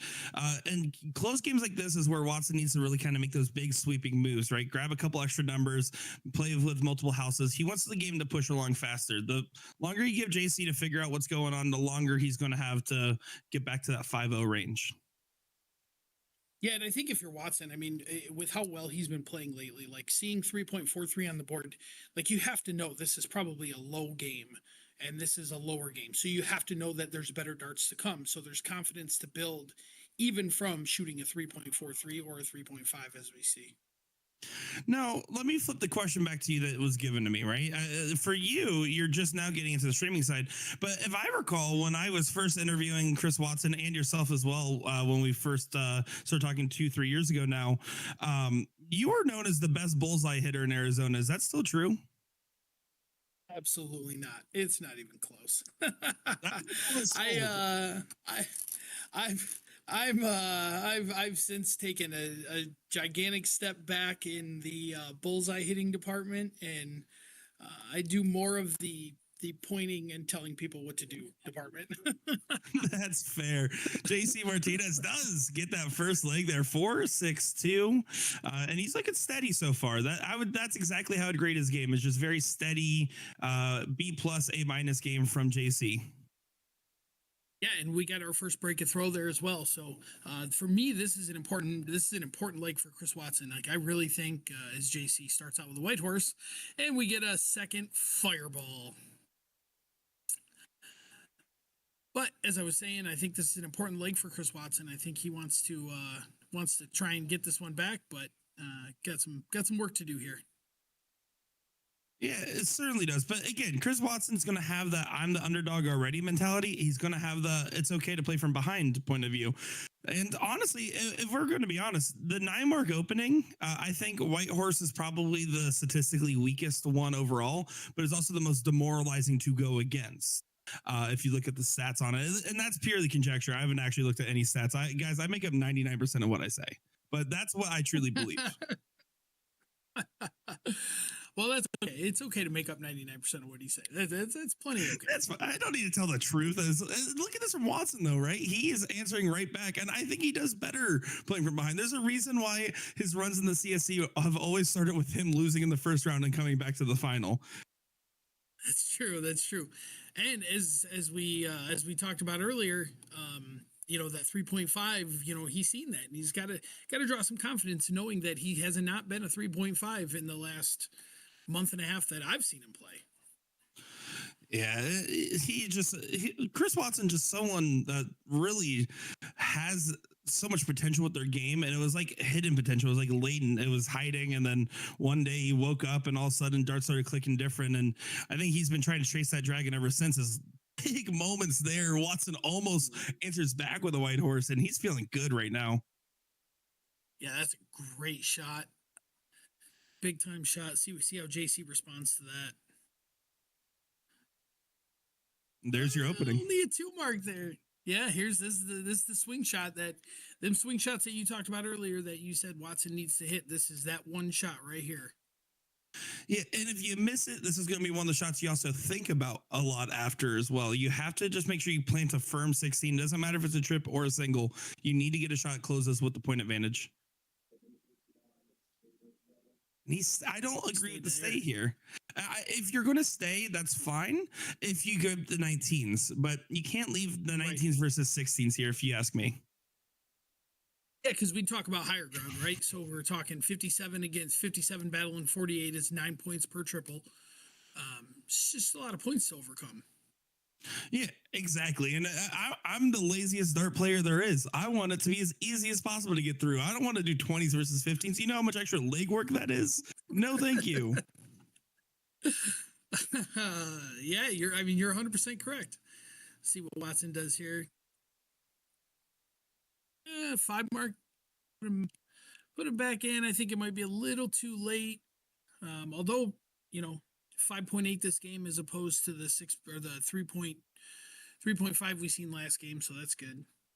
Yeah, it's definitely signs of life. And there again is another moment where JC doesn't close the number. Now, of course, Watson will be 1 point down if he first starts trips, but I would always take a 4-3 going into the Bulls, because that means that if Watson goes trip 16, trip 19, trip 15, JC then has to go single 16, double bull. I take that bet. I go for the shot if I first start trip. Yeah, I was hoping we were going to get to that point, but 4-mark there. Yeah, it's not a bad 15. answer. Yeah, I'll give him a single. Oh, we missed the big number. Now, as this is we talked another about, big moment. Yeah, I agree. I was just thinking the same thing. Do you kill the board? Hit the 5-mark and kill the board, take it to the bull, or?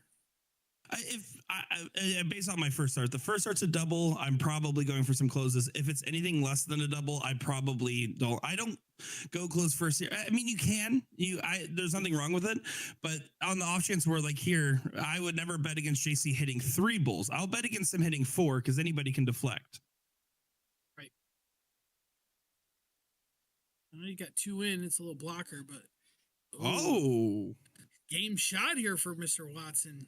I'm going to eat my words. This goes I to wish show, he doesn't could matter how many matches you commentate, you don't know what's going to happen sometimes. It's true. It's true. And he's probably kicking himself in the butt a little bit for not actually hitting that double 15 because 4 bulls is a lot easier to hit with 3 darts than it is to have to hit double. And that's true. And see, there, I know it's a frustration move to go after the first dart you missed, but if you still should stay for the double in that scenario, add 1 extra dart for JC. Again, unlikely, but unlikely is what led to some of the biggest upsets, right? For sure. 100%. 100%. I definitely agree with the double there. I wouldn't have thrown that 15. For me, it doesn't do you any good. I mean, it looks better on the board, I guess, but. That is true. That is true. And at the end of the day, bigger number, better player. Chris Watson 488 to JC's 456. Double 5 coming in here. Triple 20. Nick, what do you think about this? What do you think about this format? Do you like the 701 double in, double out? I know we've had some people talking about it should be 501. Me personally, I like the 701 better. I like the longer game. I like the longer format. How do you feel about that? If it's 0-1 with a split bull and a double out, I don't care what number you're starting at or what number, if you have to double in or not, anything else. That is going to always be fun, in my opinion. So I think adding the double, there's a reason why the Grand Prix and the PDC is one of the more exciting tournaments to watch. And it's because you don't often see players have to kind of consider their routes with a first start double. And it leads to some interesting decision making. You'll notice some players will just be traditional. I'm going for double 20 because it's the second highest double. When you see a lot of other players utilize the 16s, 15s, 10s where there's more vertical missing opportunity. I think it adds an extra layer of strategy. And for something where it's supposed to be elite players proving who's the best in Arizona, I think it's perfectly fine format here. Good. Yeah, I'm with you on that. We had for week 1, we had a lot of people chime in about wanting 501 to 701, and for me, I like the longer game. I like to see what these guys do when they're shooting. When they're starting off at 561 after they come in with 140 or whatever the case may be. Yeah, and also, I mean, specifically with these two, right? I mean, these are both players. As JC goes ahead and loads it up for a boom goes the fireball. Boom goes the fireball. I like it.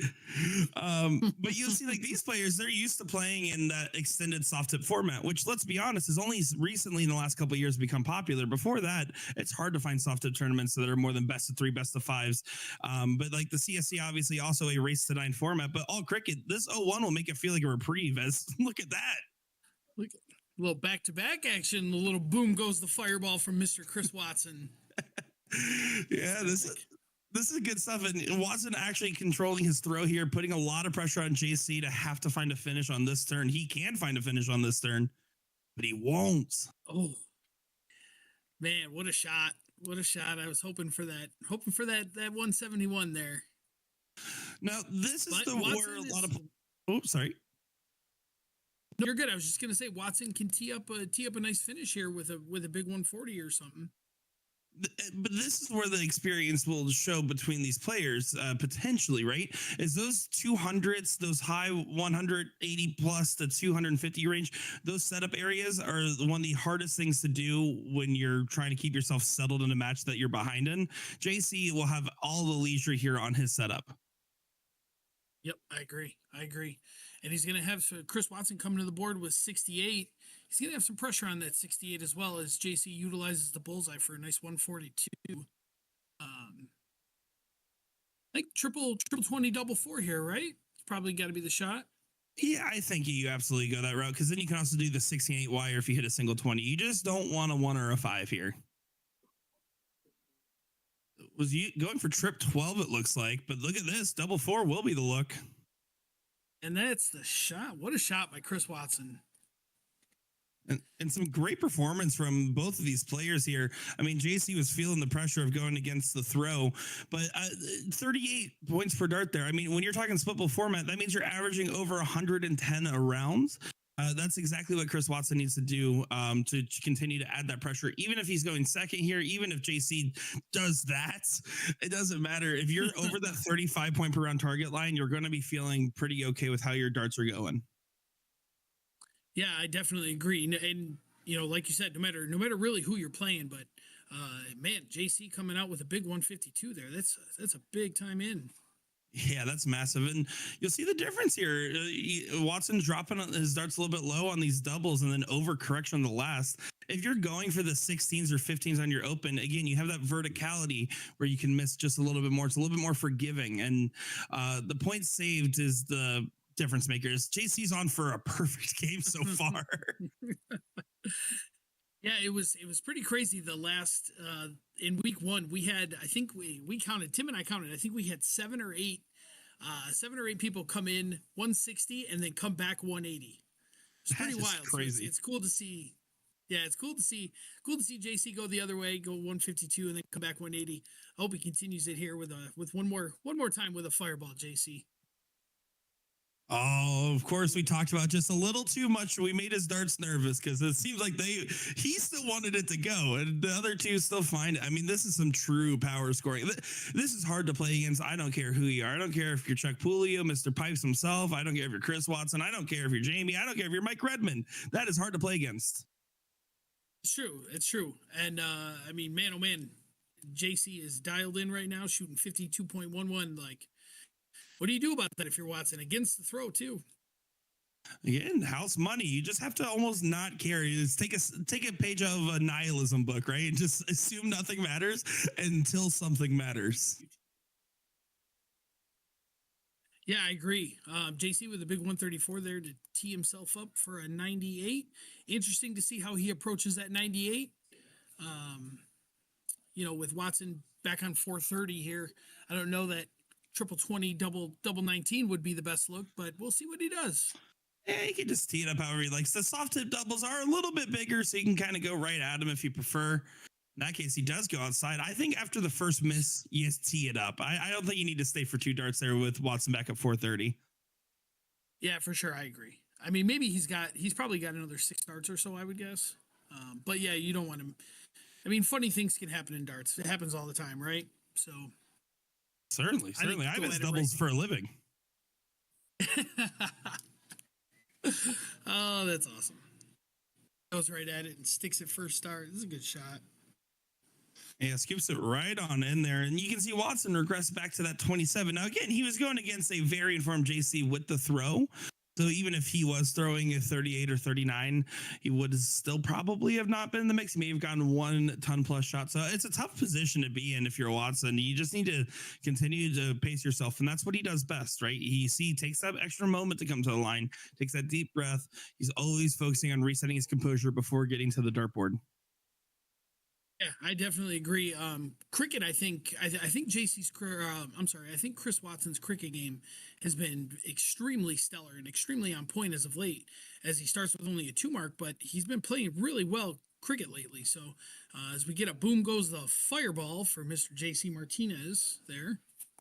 So let me ask you this here is basically when I was looking at the initial draft for the Premier League here, I mean, Seveta, Pulio, Carter, Martinez, right? Those are the top 4 in that group. And the other 4 kind of like, again, those guys trying to push in there, including Scarboro in that sense too. Do you agree with that take? Do you think, who do you have as the front runner to get to that Premier League final night? Yeah, so if I were to pick, I mean, it's really hard to the cop out would be to pick Adam Seveta, right? Like that's the Sure. He won week 1 pretty much in dominating fashion. He didn't. I mean, not many guys can break JC Martinez, and I think he beat JC, if I remember correctly. It was like 9-3 or something like that. So Adam Seveta would be the cop out. I would say Adam, probably Adam and JC would be my two front runners. If I was picking another one, obviously As you said, Carter and Pulio are probably, in that top four. Sneaky, I think Scarborough's playing extremely well right now, and I think he's fully capable of beating really any of those guys in that top four. So, Jamie and Trainer and those guys they're all playing really well. But I'd probably go with JC and Seveta as would be my top two front runners. Yeah, and I think that's a fair take there. You kind of look at it, and there's about five guys here that do average over a 5.0 in cricket, and that's kind of where I've been basing some of my picks off of here. Including Scarboro in that mix as well. It's just hard, right? I mean, it's hard to predict how this format plays out. It's about who has the most stamina on top of having the best game, and it adds that extra factor, which is where these guys, if you're, the Jamies, the Andrews, the Chris Watsons of the world, and you're trying to figure out how do I go ahead and get a good run going, it's just by simply outlasting somebody, getting through that first round match, and then just kind of playing it out and hopefully gassing some of these seasoned veterans. Right, exactly, and you never know. I mean, but you catch wind, and you get real, get rolling downhill, and pick up a head of steam, gain some momentum, and all of a sudden, you know what I mean. You're in a match with like a guy, a seasoned vet like a JC Martinez, and you find yourself up 5-3. You know what I mean? Because you're playing that well. Oh, exactly. Look at that there. JC in double time fashion, 5.44 to a 2.5 there for Bar Darter Watson. That was good stuff. I do want to ask you something, Nick. So I know you were out here. You've been out here to Bullshooters as we're we're coming to you live from Bullshooters. Well, I am. I know you had a chance to sit and meet with Mike Bates when you were out here. Do you have you got anything you want to wish Mike well or anything as he's going through the stuff that he's going through right now? Yeah, I mean, of course, thoughts with him and his family during this trying time. But also on top of that, I mean, if you're anywhere across North America or even anywhere in the world, and you look at how to cultivate a darts, look at what Mike Bates did with Bullshooters. Look at their Masters League lasting over 90, 100 seasons, something ridiculous like that. You look at stuff like that. You look at the way the dart players get treated. You look at the way that they are impassioned with adopting innovations in the darting community. And that's the reason why Phoenix, Arizona in particular is such a hotbed. There's a reason why a regional tournament for the Bullshooter Pro Tour stops at that bar. And so, with Mike Bates, I obviously wish him the best of luck with his battles and, positive thoughts. But also to everybody else is, hey, you know what? Right now is the time to learn from Master Uguay here and take some notes on what you could do in your local darting areas. Absolutely, and I know Mike appreciates all that. He appreciates everything he's saying. Hopefully, he's watching. I'm not sure if he was able to score a tablet. He has with us on him mute. where he's at, but He's only watching the yeah, right. You're probably correct. He's probably like, man, these guys, I'm not listening to them. But yeah, I mean, you're correct. I mean, this bar is phenomenal. It's and the players in the area. It's an absolute hotbed. The amount of dart players that we have from a 3.3 to a 3.8 is insane. There's got to be 100 of them out here. No, exactly. And while we are on the serious note, I do want to say one more thing here. I'm sure plenty of people are already well aware, but of course, my thoughts go out to Pam Irons' family as well. Of course, that was a very tragic thing that happened. Someone that I met before at an event in Vegas years and years ago. I actually was playing darts with her daughter, Madison Rome. And to hear that news is very tragic. I know she was involved with the Arizona dart community as well. So our thoughts do go out to her family there. Yeah, absolutely. It's a great point. I'm really glad you brought that up. Again, our thoughts go out with Pam's family as well. So I'm glad you brought that up. I'm glad you said that. Yeah, absolutely. Chris Watson here. I believe that was the same tournament where I met her daughter. Is the same tournament I met Tim Goodwin as well. And my life's been worse ever since for Tim being a part of it. I'm pretty sure it was back then, the Goodwin brothers. Yeah, the Goodwin brothers. Yeah, that's my co-host. It's the guy that sits alongside me. So Now, Oh, to get back into the mix here, right, and take a look at what's going on right now, we're seeing JC giving us his like C- game. We're seeing him really struggle. Watson needs the pounce. He's kind of getting caught up around the same average range. This is where his 4.88 performance needs to show, because JC will snap out of it as he's starting to here. And Watson, this is a great opportunity to get another leg on the board. You're doubling your amount of wins, and it doubles your amount of confidence, if you ask me. yeah, I agree. I'm not sure. Yeah, I think I think he threw that second guard was a little rushed. I think you seen him kind of put his hands up and step back and kind of say, "Whoa, whoa, whoa! Like, what are we doing here?" It's good to see him take that step back, but albeit it might be a little too late in this leg, as JC seems to be on cruise control now, finding his second gear there. Yeah, and that's the thing, right? Is JC is just able to know exactly what's going on with his form. And the most impressive thing about JC is I love that he like proved the points that it doesn't matter what's going on with your body or your physicality. With him, with his eye surgery, his cataract, the eye patch, everything else, the stuff that he's been going through the last 12 months, his dart game has not really changed statistically speaking. He's been maintaining the same standard, if not even playing better, regardless of all those surgeries. And it just shows that darts is one of the most ubiquitous sports, regardless of who you are. It's phenomenal. Yeah, I'm here to tell you, I watched JC play a league night with an eye patch and shoot like a 5.5. So I'm not sold that the eye patch was bothering him too much when it It came really to darts. wasn't. Anyways, It was. I mean, I remember him in the finals of the Arizona Bullshooter. It was Team Three Eyes with him and Adam Seveta going against Fatim and Pulio, and it was a phenomenal. Or it was final or right before the final. It was in either case an intense matchup, and he was not handicapped at all. It was disgusting. I need maybe a third eye to start throwing darts better, and he can do it with one. Oh, that's awesome. Well, JC here coming up to the board, looking for 3 bullseyes to close this one out. Ooh, and he does. We got a 6-1 score line here, buddy. Yeah, this is the really tough moment, right? When the separation between you and your opponent, or they're closer to the finish line than you are to them, is one of the most improbable positions to come back from. But improbable is the key word there, because it certainly is something that can happen. But Chris Watson knows that every dart must feel important. Every dart has to hit, and you have to try to not psych yourself out while having that mentality. Yeah, it's a big 120 in there. I think that's big first confidence on the throw as well. I talk so much about double breaks. You hear me say it 100,000 times over again. The double break is so important in this long format. Because if you get broke twice, it's really hard to make that long comeback over a 9, possibly a 17 game stretch. So he's got some work to do here.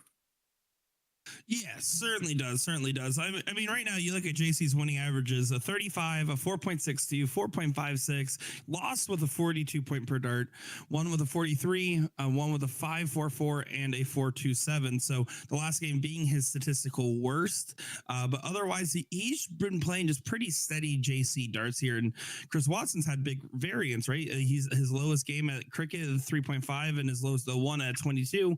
But he has had highs where he shot a 38 point per dart and a 4.88. He's not far off the mix.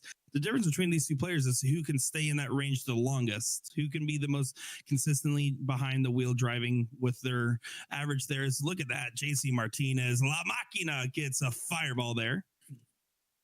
Another big fireball there for JC. He's got quite a few of them in this match alone. But yeah, I agree with what you're saying. I mean, it's you're spot on. It's definitely spot on with, who can longevity, who can sustain this over 14 legs or 15 legs. And that's kind of what we're seeing here with JC. Is JC delivers a second straight fireball. He's challenging Watson's throw too. Do you know how annoying it is to be going first and the guy behind you's like, I'm gonna start throwing a bunch of 180s now? would start saying bad words. I would probably not be the nicest. Like I that is so frustrating, especially because up until that turn he was throwing a 31. You can see he kind of got rattled, and now JC is the front runner to be first at a finish. He will be the first at a finish. And oh man, we see 180, 180, 135 from JC after missing his first 3 darts at the end. This is an impressive comeback here. Yeah, this is certainly foretelling, right? Because I believe the winner of this plays either or plays Andrew, correct? Yeah, I believe that. I believe so. I believe that's how that bracket works. Yes. Yeah. So right now, if I'm Andrew, I'm going and ordering a double shot of Jaeger, and I'm hitting the practice board. That is exactly what I'm doing. He's more of a Jack Fire guy, but yeah, he's probably up there right now with Fire guy. Oh, that's awesome. Well, we got a 7-1 score line here. It's an uphill battle. Watson's gonna have to win 8 of the next 10 legs, 8 of the next 9. Am I doing that math correct? Yeah, exactly. 8 of the next 9. So here's the thing, right? We talked about the house money mentality. Now, if I'm Watson, I'm thinking, all right, I probably lost this match. Like, just statistically speaking, it is unlikely unless something catastrophic happens. That being said, I'm treating this as the best possible practice session. People will pay money to practice against talents like these guys, right? Against these true tough competitions. It's going to be something that Watson's going to make. All right, well, right now I can refine my run and try to get going for the next go around here, because that's the best part about having a multi-night system like this. Yeah, for sure. As we see a little board malfunction there. Nothing crazy, nothing that La Maquina can't take care of. 621 playing 660 here. JC is just dialed in. Nice 121 there.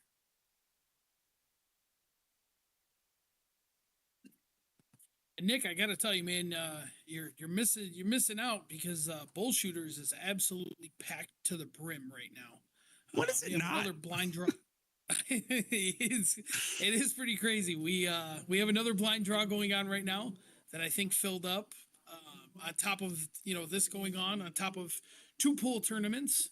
So it's pretty packed right now. It's good. It's a good time out here.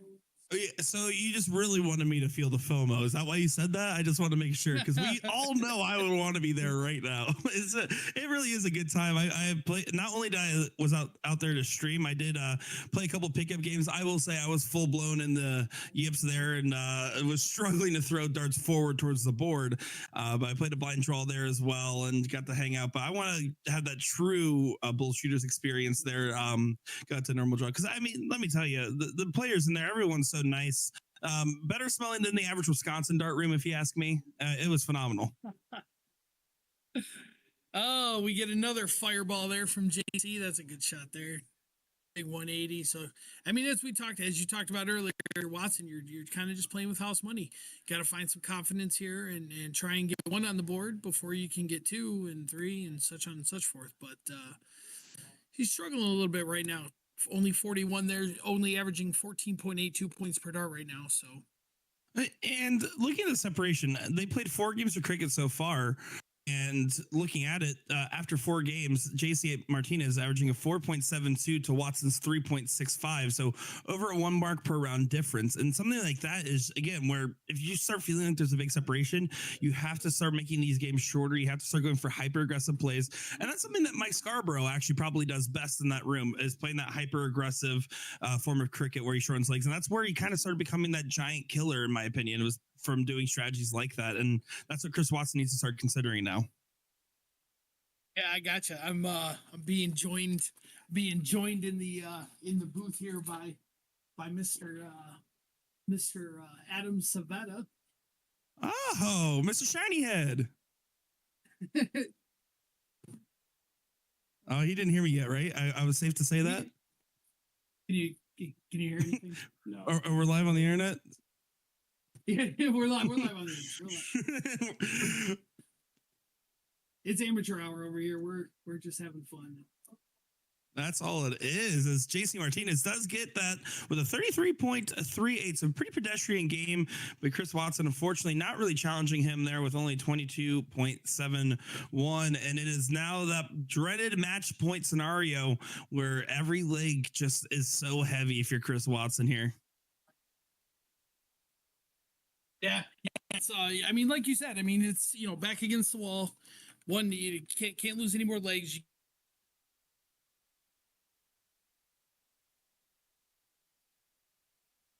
I think I might have just lost the audio from Mr. Redmond here. JC does find a 9 in the mix.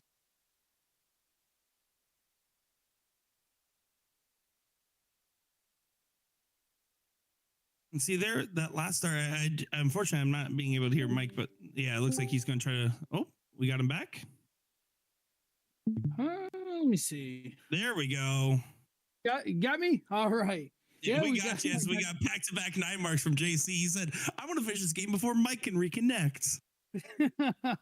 Yeah, I was sitting here and I'm like, oh man, reconnecting. Well, that's kind of weird. I think I'm blaming it on Adam. Adam sat down and I would blame it. And the whole thing went to oh man, JC averaging 9.0 here. Yeah, he has not missed yet. Oh, and he only in a single bowl. You blew it, JC. 8.33. I don't know that that's going to get it done against Mr. Seveta over here, but we'll see. We'll see what happens. And you can see Watson does to go ahead and throw in a 9 as a little goodbye present as JC is 2 bowls away here.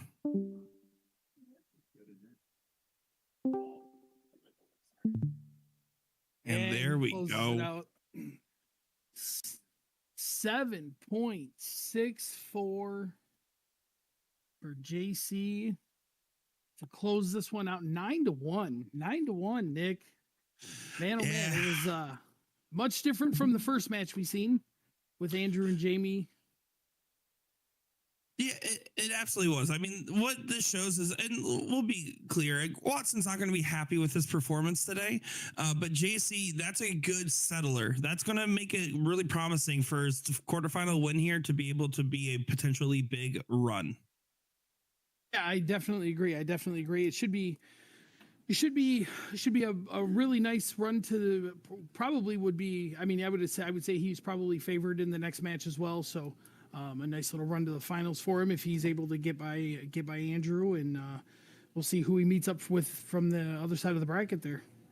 Yeah, well, hey, I'm just happy I got to be a part of this cool show. I saw the lineup of guests you have today, and I was like, oh man, I'm really among this crew. Heck yeah, and no Sean Green, even better. No, I'm just kidding. Yeah, we got to give a big shout out to Sean Green. He was going to join us today, but he's got some other obligations, so. We got the better version of Sean Green and Nick Teixeira, so we're good to go. Yeah, we got the C player from the PPD stream team, Nick Teixeira, the other guy. No, it's been a lot of fun. I'm really happy you reached out to this. I really do think this Premier League is such a good thing going forward. And what I've noticed, and I don't know if you guys have, but I've saw multiple different states already talking about trying to do their own because of something you guys started. And you guys are the ones that really got this ball rolling. It's exciting to see what could happen with some of this dart streaming in these different state battles. And right, it's all because of you guys getting this going here. I think you guys did a great job, or doing a great job. Yeah, definitely. We appreciate it. And we definitely want to give a big shout out to Mike Scarboro and Kelly Weiss for kind of making this all possible, putting this all together. So giving us this platform and giving us, letting us do this. So before we step away, Nick, you got any final words? Anything you want to say? Yeah, make sure to go ahead and give this a like and a follow. And right now, you're one of the quadrillion people tuning in. You need to go share. I don't care. Share it to your favorite Dart Nerd page. I don't care if it's Darts Discussion, if it's Smash Darts, if it's AKA Porky. Go give this a share and let people know that this is going on, because this show has talent that is nationwide level talent that happens to all just be in Arizona. And you guys are in for a treat. I know I was in for a treat just being here for this one and watching the last. So besides that, it's been a pleasure. And if you guys are curious what I'm doing next, I never know. So I'll see you guys next time I'm on a live stream. Nick, we appreciate you joining us, my man, and we'll talk to you again soon. Yep, have a good one. All right, you too, buddy. Thank you. See ya. All right, guys, that's Nick DeShira. We're getting ready for match number 3 here. It's going to be Mike Scarboro and Chuck Pulio. I'm going to take a step away. Give me about 2 or 3 minutes. I'll be right back with another guest in the booth, and we'll keep it rolling.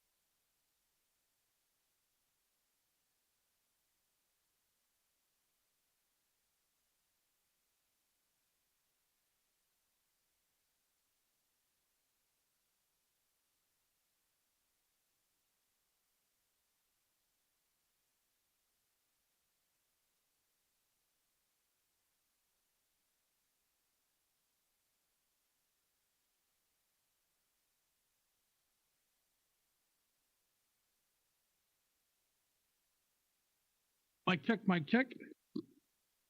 Mic check.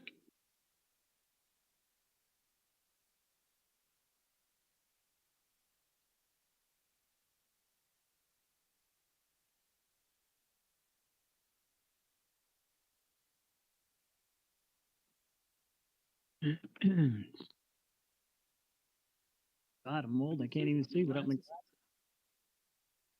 All right, all right, all right. We are back and we are ready to roll. My name is Mike Redmond. I am here with Purple Punch Productions, and we are ready for match number 3 as we are already underway.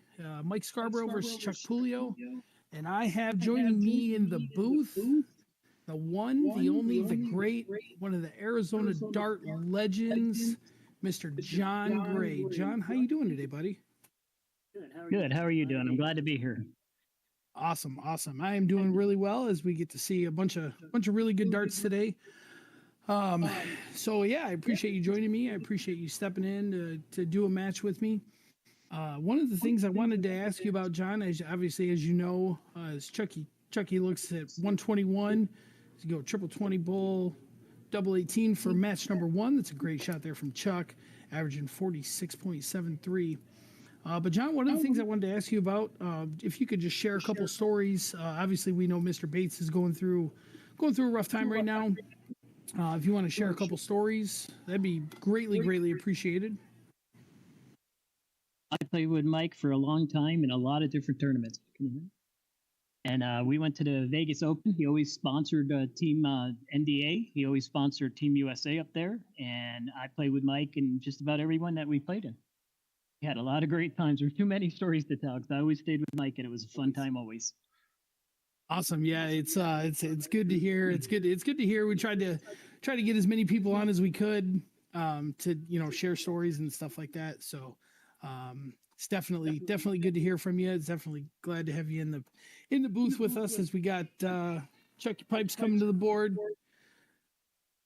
Mike Scarboro starting off with the big 4 mark there. So see what Chuck delivers a 5. Do you are you still playing anymore, John? I stopped playing in 2020, right when everybody was getting sick. We stepped out, and I haven't been back yet.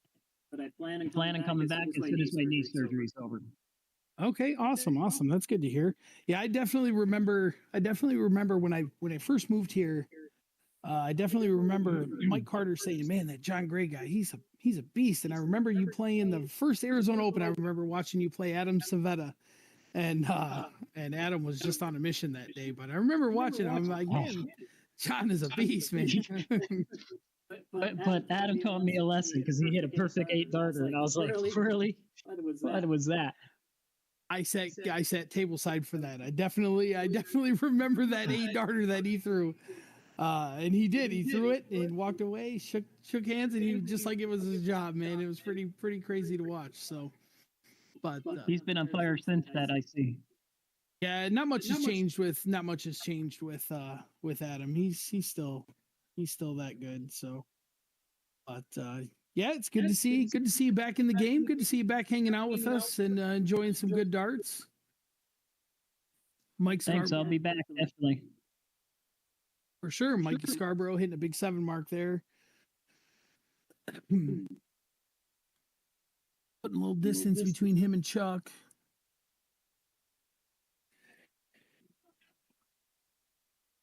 What was the last tournament you played in, John? I actually just played 40 at the 44. It's right across from my house. I decided to walk in. My card still says I'm a 17 and I haven't played forever. So I was like, oh God. And I ended up winning it and I couldn't miss. So I was like, okay. That's awesome. Yeah, I haven't been to the 44 in a while, but it's another one of those really good dart bars that we have here in Phoenix. We got a ton of them, as you know. You've been playing it for a really long time, so. I think about the best story about Mike Bates.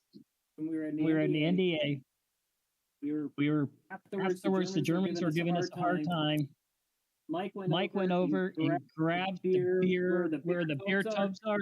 He picked it up with all his might, brought it over to the table, put it down, told the Germans, it's on us. We walked out. They came in to see what happened to the beer tub. We told them the Germans took it. And they went over and called security and they were going to trouble. But Mike stepped in and said, we're only playing with him. We're only playing with him. That had to be a best time. Yeah, he's a jokester for sure. Yeah, that's a good story. I like that a lot. That was a good way to get rid of the Germans, the whole team in one shot. Oh, that's awesome. As Mike Scarborough gets a leg on the board there, making it a 1-1 leg. Chuck Pulio starting out with a nice 7 mark there. Oh, that's awesome. That is funny.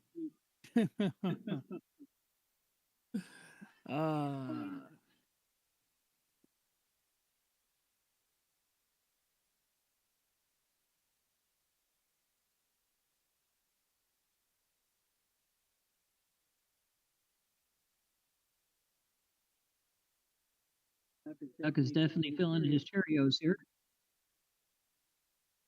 Yeah, Chucky's been playing really, really well for a really long time. He was one of the big names when I first moved out here. He was one of the names that everybody said, you really got to keep an eye on this guy because he's really talented and really good.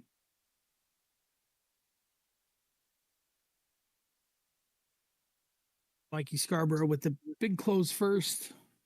Big close first shot. We all know his strategy.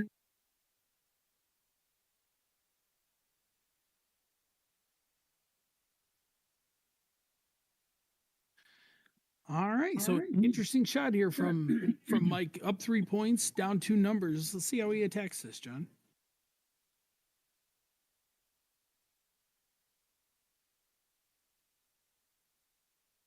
Good shot.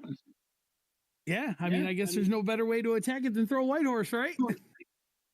That was a very different strategy that I've seen, but that's Mikey. Yeah, he likes, he's got that different strategy down pat, right? I played with Mikey before. I gave him a 5. I hit trip 5, 2 bulls, and gave him 5 bulls to win it. And I said, I'll give that to anybody. And I found out don't give that to anybody because he hit it. He beat me for Arizona Open. Yeah, he's playing really well. He's doing a lot of good things for darts in Arizona. Chuck delivers a big fireball there. That's what we call 9 marks and 180s around here. We call them fireballs. So that's a big fireball there from Chucky Pipes, and followed by a big 7 mark there for Mikey.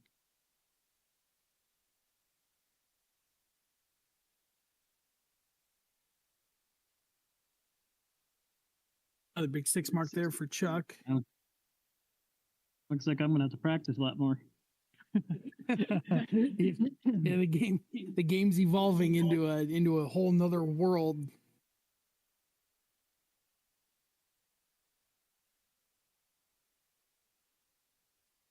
Oh, there he goes. Just on the wire there. 6.0 playing 6.2. John, what do you think about that? Well, that's in the old days. That was like that, but not like that. One person had it. Wow, there he goes again. Another 9. Yeah, another Chucky. Another big fireball there from Chucky Pipes, pushing his average up to 6.5. Mikey shooting 6.2. So got some work to do here on the bullseyes. We'll see how he attacks this.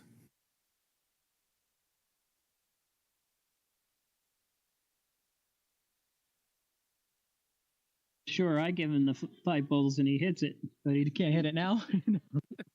It's a little 3 bull there.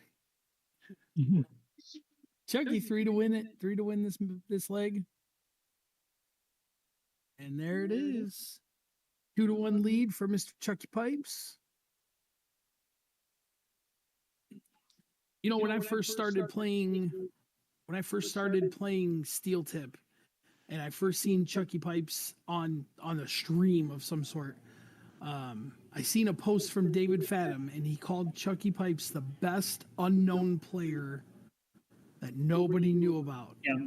And it was shortly after that he went on and won a Premier Cup and such on and such forth. And I'm like, man, oh man, this guy never misses a dart. Yep, nobody very knew Chuck. He didn't go to very many tournaments. He just was practicing a lot at home and local stuff, and then all of a sudden decided, hey, I'm going to go out. And he went out and got over by storm. Taking it over by storm, he sure did. There's a big 160 in there for Chucky Pipes. Yeah, taking it over by storm, he did. He's got some CDC titles to his name. He's got some PDC appearances overseas. He's really taking the world by storm.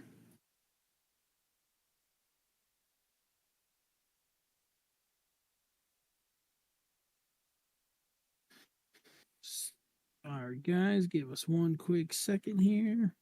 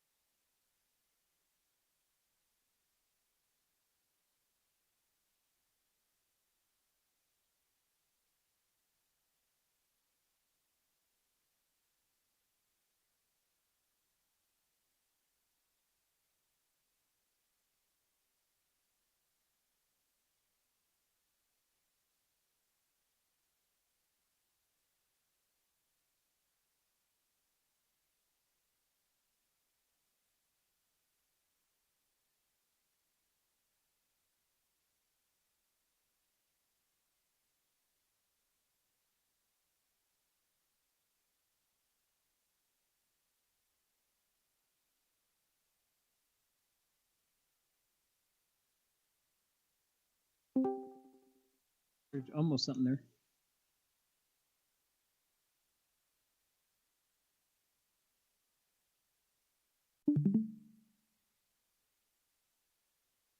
All right, we are back in business. Little technical difficulties, having some issues with the headphones here, but I think I'm back up.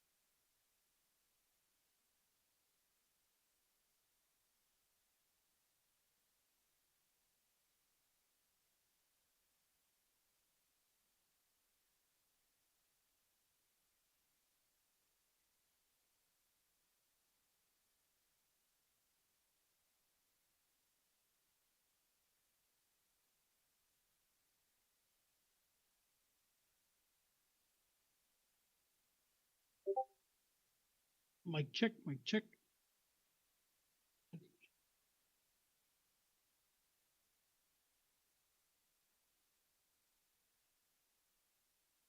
Now at 2-2. All right, we are back again. Here we go. Yeah, we got a 2-2 match here. Mike Scarborough with 2 triples in the board. And there's big fireball.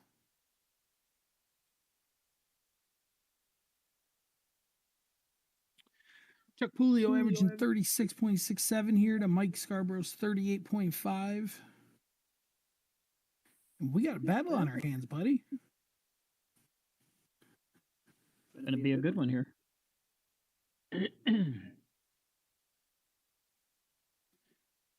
Yeah, I think both guys had a pretty okay week one. I think Scarborough had a rough draw, had Adam Seveta in round one. That's never an easy task. And then Chucky Pipes, if I remember correctly, had JC in round one. Played pretty good, but I think JC was able to come out on top, if I remember correctly. Ooh, missed that one.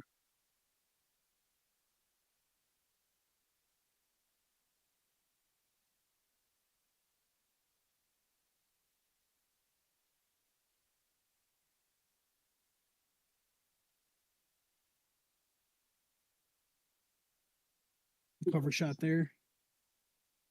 Mikey Scribble's just got to put up a trick shot up there to show us, and he'll hit it. Yeah, he had a fidget spinner on the board. He had all kinds of triples. He did get mad at me when I asked him how many it did take to do that. Oh, that's awesome. That's so funny. Yeah, he loves them. He loves them trick shots. Here we go. One big shot right here. Ooh. 125. Leave himself an out.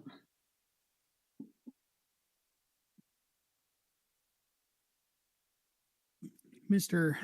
Chuck Pulio leaving 96 here.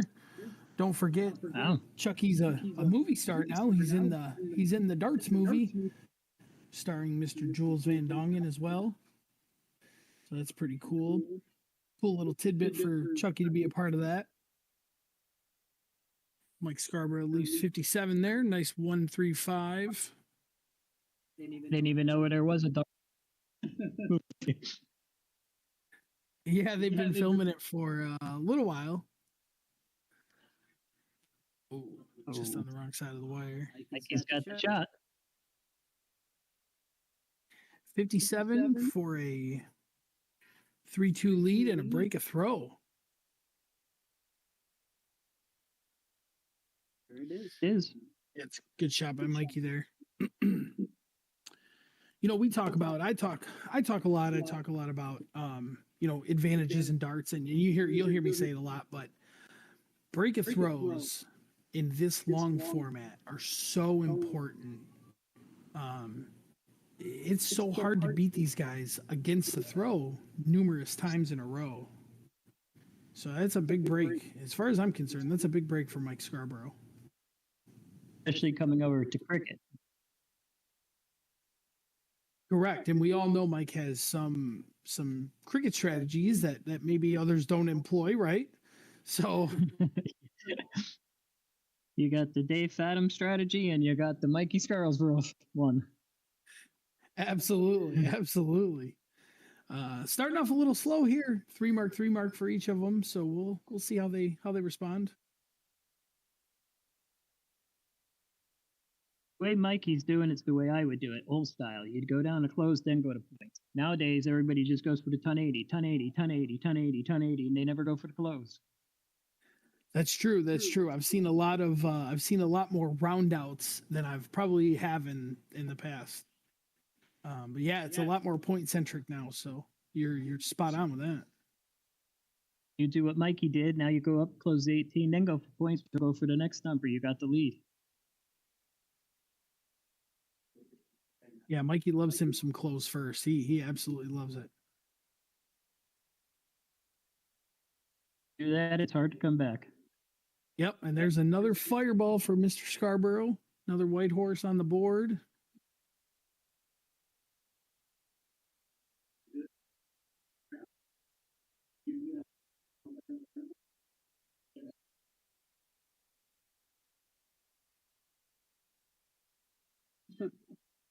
Well, if you're in the background. Yeah, there's definitely some background noise going on over there.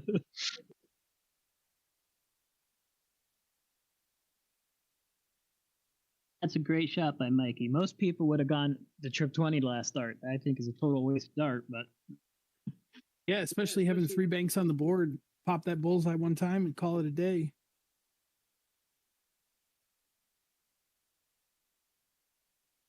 Big hat trick there for Chucky. See Mikey can pop these 2 bullseyes and call this a win. Put a fidget in front of the double bull, he can hit it. She sure would. As Mikey closes that out there to take a or did I miss a leg in there? 4-2. No, 4-2. 4-2. Mikey's up. 4-2.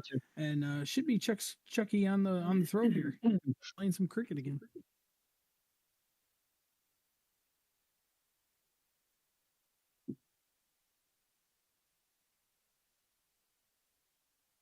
Nice 7 mark there for Chuck. I think that's an underrated shot too. I think a lot of people rely so much on that triple 20, triple 20, triple 20.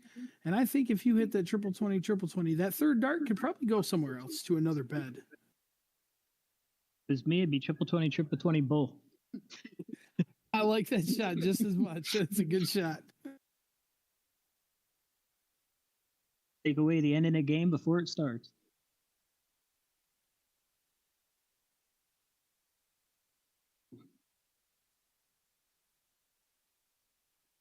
Yeah, only answering with a 2 mark there.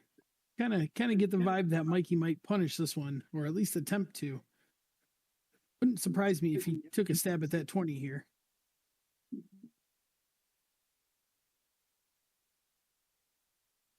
Yeah, that's a good shot by Mike, I think. He definitely does old style. But it works. Works. He does for sure. I agree 100%. Bet you anything, Mikey will go to trip 18 first. I'd go to 19 first, then 18. Yeah, Mikey pops that 18.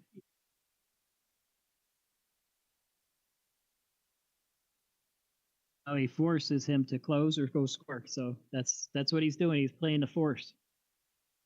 Yeah, he's I mean, you know, Mikey's strategy is it's different from anything that I've ever played against, and but hey, it works for him, man. He hits a lot. Wins a lot.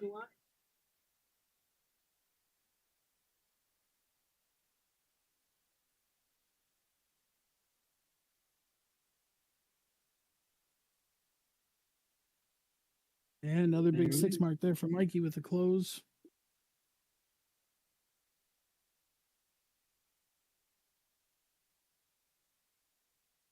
He must be older than he looks.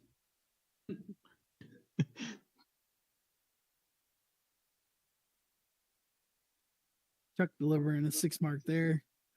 Give himself a little 12-point lead, modest 12-point lead. Wouldn't surprise me to see Mikey stab that 16. Shooting the double. Oh, back to the 19. Mikey's making us talk a little bit more. Yeah, it definitely caught me off guard. I definitely was anticipating a 16 on that third dart. I was the cameraman. I'd be all over that double 16.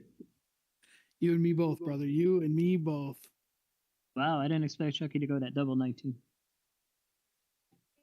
Match.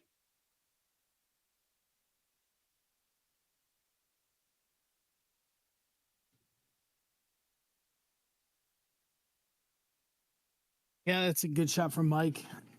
Mike and I got a chance to talk a little bit before this match, and he told me, he said, "Man, Chucky's got me a couple times. I'm out for blood today." Definitely shooting like he's shooting good.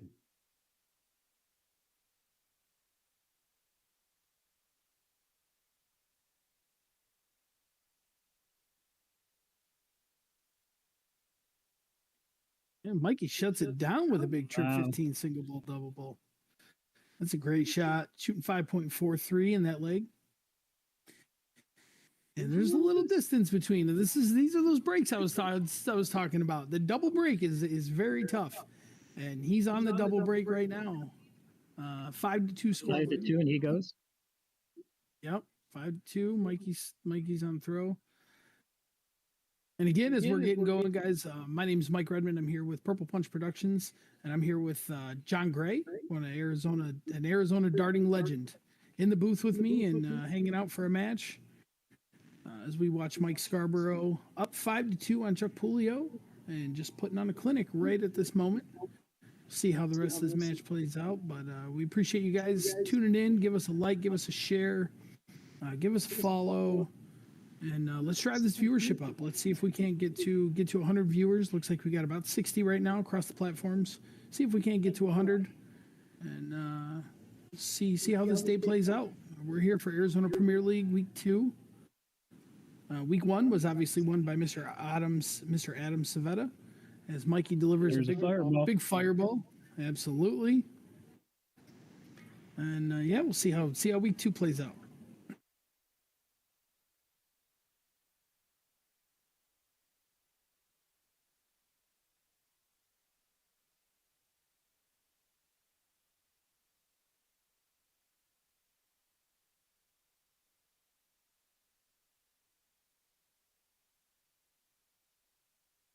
Only one strategy in the 701 is get on and then choose your triple that you can hit the best.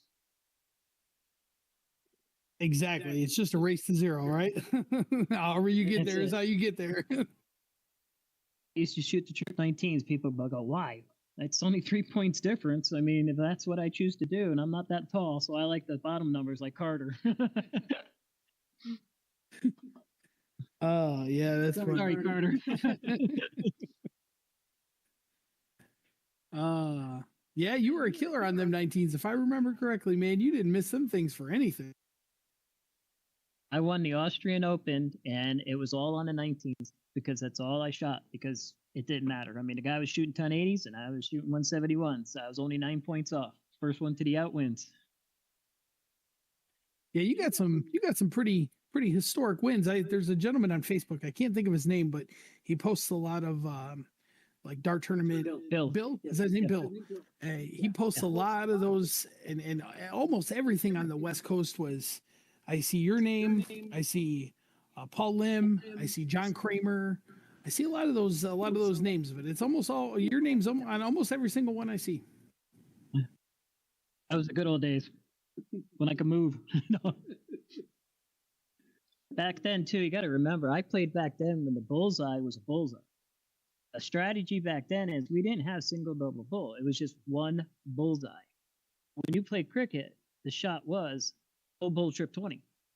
Because if you come up, what are you going to do? You go hat trick, it takes all 3 yards to hit it. Well, it was a whole different world of difference back then. And then when you went on team darts, it was single, double, the triple's only 2 holes wide. You play on the international boards. Yeah, those international boards those were different, right? Oh yeah, Mikey. 2 holes wide. Mikey with a good look at 152 there, just outside, just inside on the wire. I apologize. Chucky teeing it up for 40. See what Mikey can do with this 16 here. Mikey's definitely out for blood. Not missing.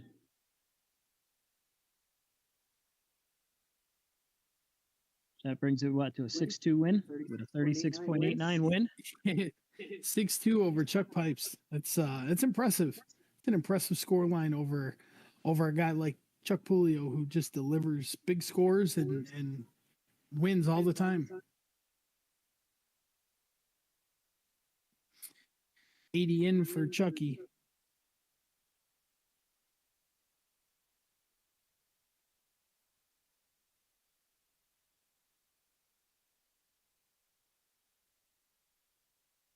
Where you can kind of give yourself a little bit of breather, but you don't want to give you that much of a breather. Not against these guys. Yeah, not at this level. It's this level we were talking about earlier. This level you can't miss. Can't miss a whole lot. As Chucky delivers a big 180 there.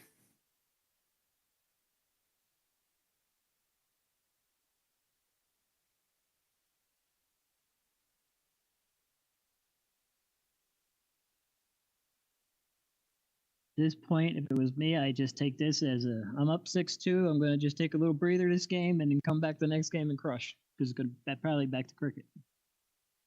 Yeah, for sure. And you're back on throw, right? So I mean, you're off throw right now, but you're back on throw next game. So you just kind of play par for the course here. If you lose it, you're 6-3, but you come back on throw, you win on throw, and you're good to go.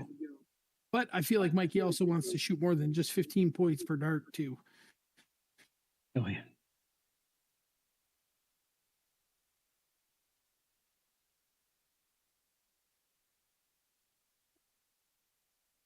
Big 135 there.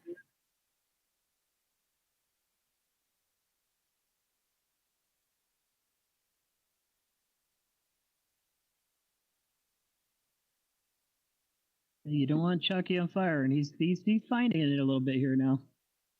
Yeah, that's another big 180 there for Chuck. And like you said, you don't want to let him catch fire. Chucky's the type of player that once he gets on a little bit of roll and he feels comfortable, he'll just roll right over you. Yeah, I remember watching him win that Premier Cup. And when he won that Premier Cup, man, I was like, holy cow. I've never seen somebody throw so many 180s consecutively. It was pretty impressive to watch. Chucky, if you're a slow player, that gets you sometimes because it slows you down. But if you're a fast player and he's a fast player, it's on his side. Yeah, I couldn't have said that better myself. And he tees up 44 here. He's a 36 shooter, right? 8 for 36 here, or is he a top shooter? 4 for tops. Can't remember. He's a top shooter. Head shooter. In the side pocket. Yeah, that's a good shot there for Chucky. 3 now.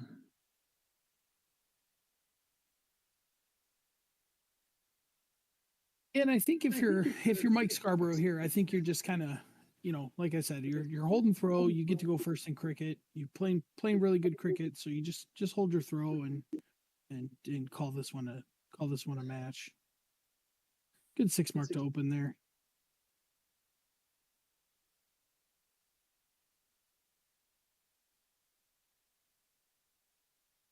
It is definitely a game of strategy and who has the better strategy. And you can't always play into their hand. That's the problem a lot of people do. They try to play into their hand. You just got to play your darts.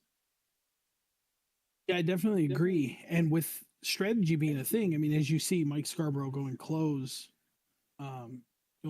first, he loves that strategy. That is a Mike Scarborough classic.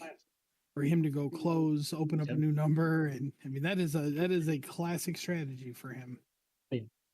Because if that was Fathom, he probably would have gone 18, 15, then back over to the 20, and it's just knocks your mind out. He tries to go, what is he doing? And then how they get you to. Right. And as you said, I mean, he's, Dave Fathom is so good at that strategy that before you know it, he goes 18, 15, bull. And before you know it, the whole board's closed and he might need 11 marks to win the game on points, but the whole board's closed and he's got 5 numbers. He's got plenty of time.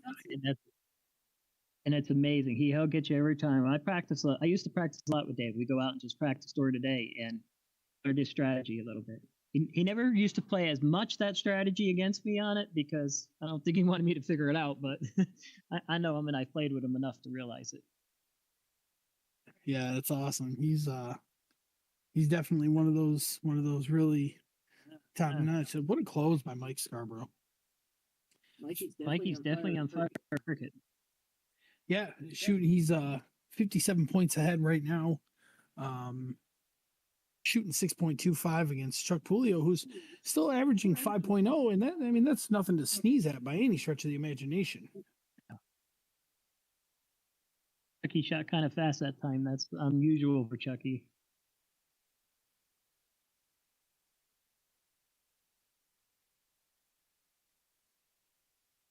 Yeah, Mikey tees it up for 2 bulls when he comes back, but like we talked about earlier, it's when you lose off your throw and you just come back, you're up 4 games and you just come back and hold your throw, and force the hand of your opponent.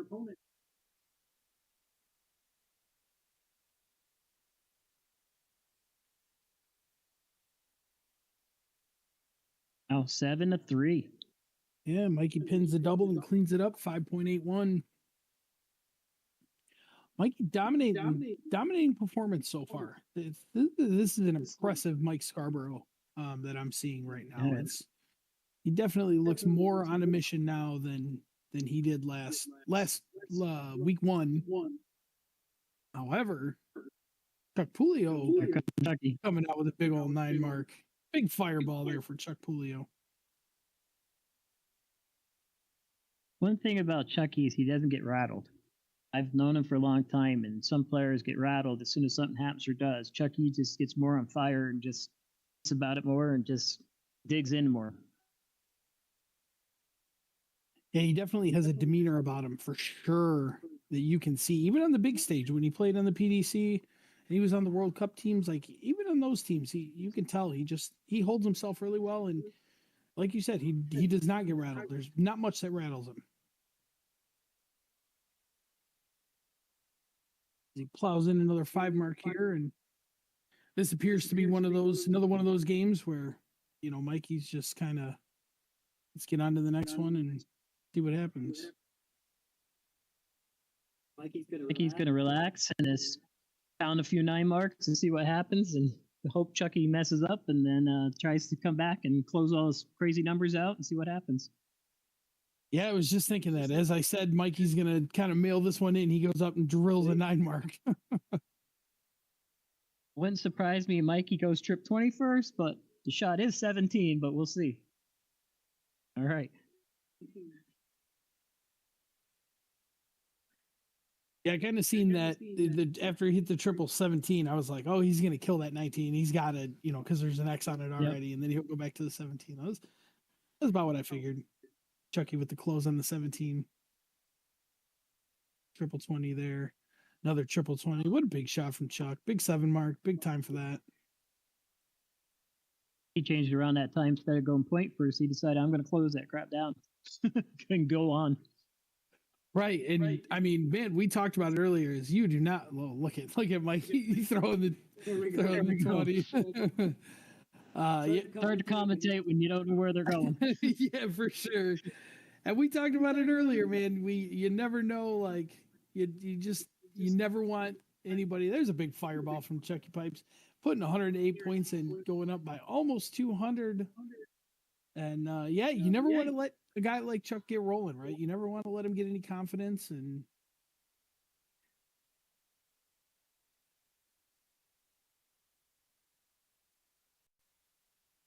Mikey hits a 2 mark there. I like to commentate a 3-thing match with Statham, Chucky, and Mikey. That'd be a very interesting one. Look at this. What a shot from Chuck. 6.83. What a shot from Mr. Pulio. Wouldn't surprise me, though. Mikey kind of relaxed a little bit towards that, and he's going to come back. Good, thanks.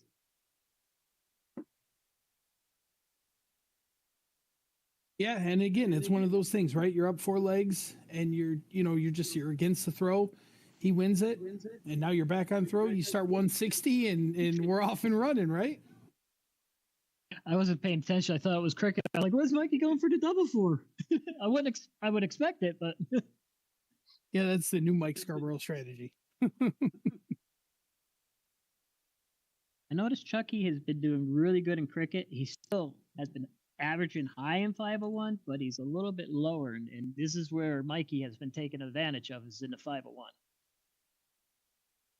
Yeah, for sure. I agree. And I would think as a predominant steel tip player, Chucky would be a little bit better in 01. He would have a little bit more of an advantage there. But as we see, I mean, Mike Scarborough is just, he's on fire. He's playing really well.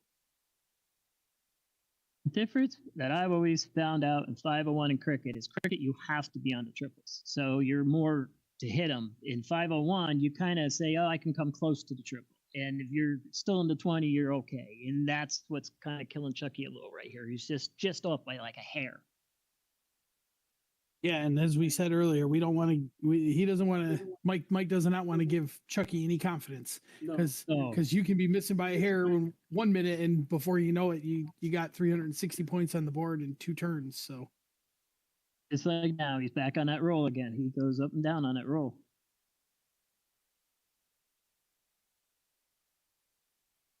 Yeah, Mikey averaging 43.67 here. On throw, too. That's really tough. That's tough to beat.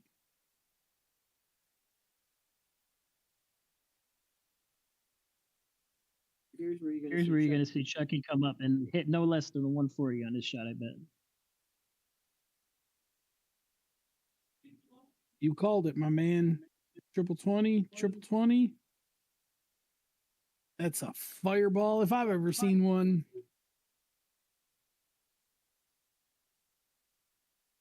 Timing is everything, right? That's a big time for a 180 right there from Mr. Pulio.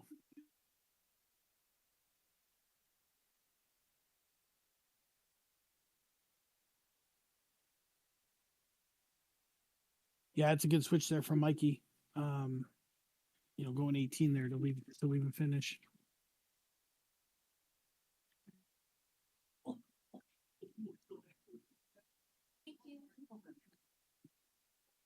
Chucky with another one. Oh, another one there would have left 16. Slides into the 5 to leave 71. 114 here. Big shot right here. A lot of pressure on that 114. Ooh.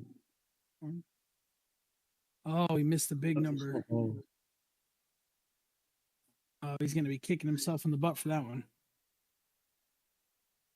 You don't want to give Chucky these chances. Yeah, 71 seems like a trip 13, double 16 type of shot for Chucky. I feel like this is kind of right in his wheelhouse.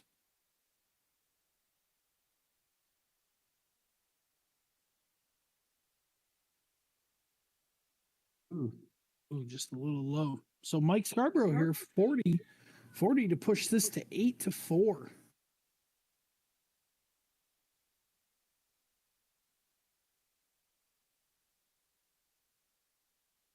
He does. Yeah, now we see Chucky back against the wall. Got to win 5 straight. See what happens here.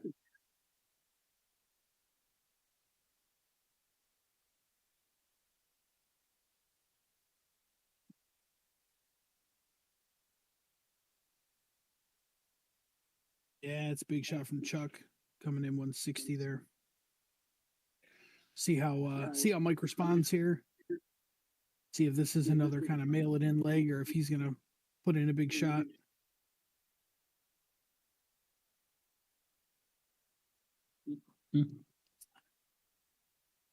Yeah. That's what happens when you're up 8-4.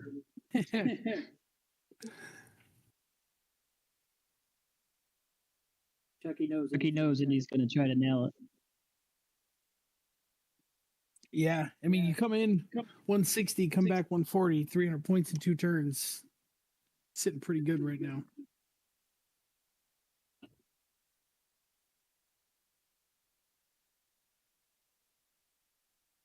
On for Mike, finally. Yeah, hitting the 115 to come in. Oh, Chucky's averaging 50. This is the Chucky pipes that I've seen, that I watched in the Premier Cup, things like that.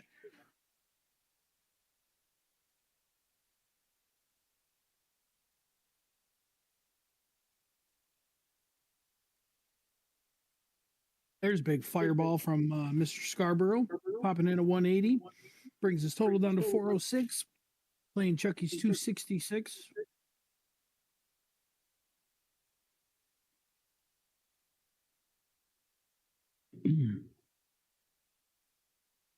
Well, Chucky's letting up a little. He's only doing a 44.58 now.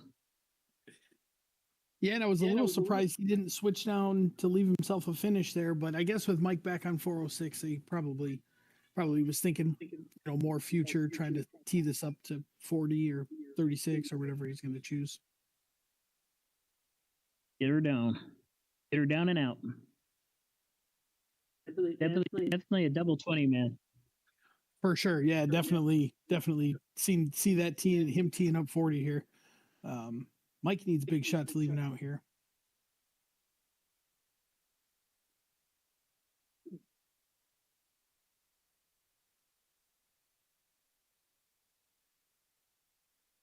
to double bull on. Mikey went got chip 20 that last start. He could have left himself. Yeah, we're split bullet. Big shot there from Chuck. 41.24. All right. And here we go. Back against the wall, against the throw. Back to cricket. That's a hard thing. Mikey go first in cricket, being up 8-5.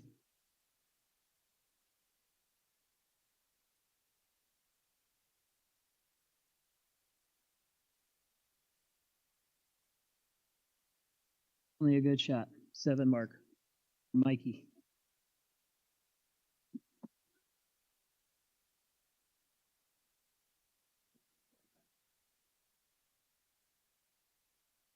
Yeah, five's a good answer there. Mikey's definitely going to be trying to close that 19, put this game away early.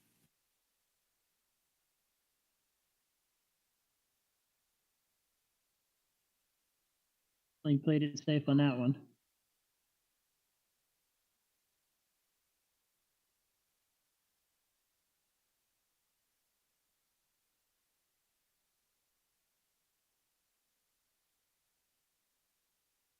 He saved that with a triple on his last start, but Mikey should go trip 18 first.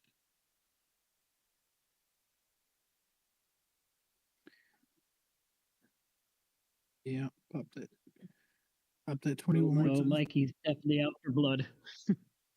Yeah, he told me he was. He smells that blood.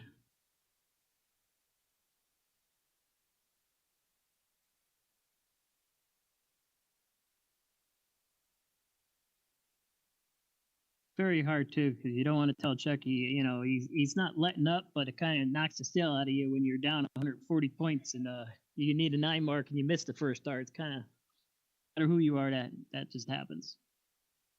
Yeah, for sure. And I'm sure knowing that Mikey can just kind of go single, and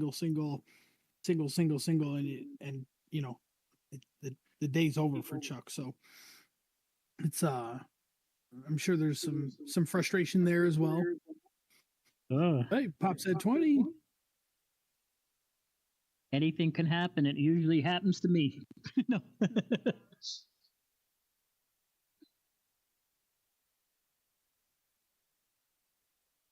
I'm gonna have to remind Mikey about this because when I played with him and he needed double 16, he couldn't hit it worth a crap, and now he's hitting it every shot.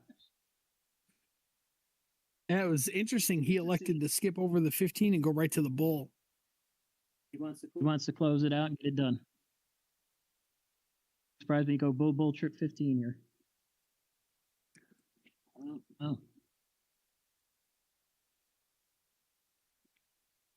See what he chooses to do here. I'd probably elect for the bullseye, but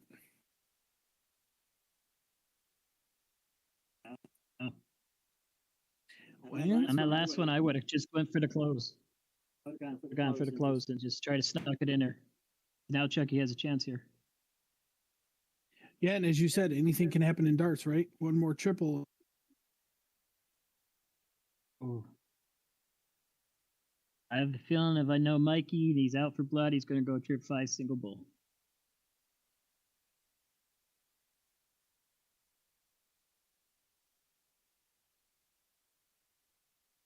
Bullseye for the win. That's it. Good shot, guys. Good shot, Mikey. Yeah, and that wraps it up. 9-5. Mr. Scarboro taking a big win here. Yeah, what a match, man. What a match. Mikey finishing up 4.43. We'll get the board punched out. We'll get some stats up for you. And John, I appreciate you sitting in with me, man. I appreciate you hanging out for a match, sharing some stories about Mikey and about Mike Bates and all that other good stuff. And hope to see you back on the scene soon. Thank you for having me, and I'll definitely be back. That way I could be on here. You can try to call my shots. Thank you, guys. Awesome, man. Love it. Thanks, John. Yeah, appreciate you joining us. And again, guys, my name is Mike Redmond with Purple Punch Productions. I'm going to step away for just a quick minute, and I will be right back. Holy crap. I know. Good. That's good.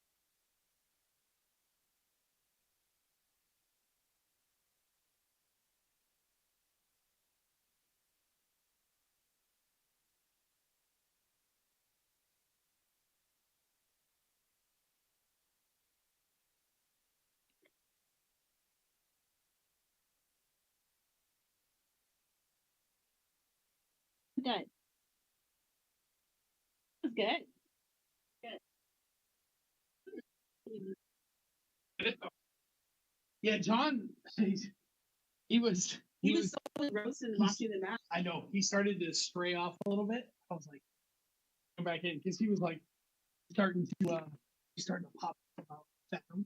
Oh, And I had to be like, yeah, man, he's not. Yeah, water on there. Is that one?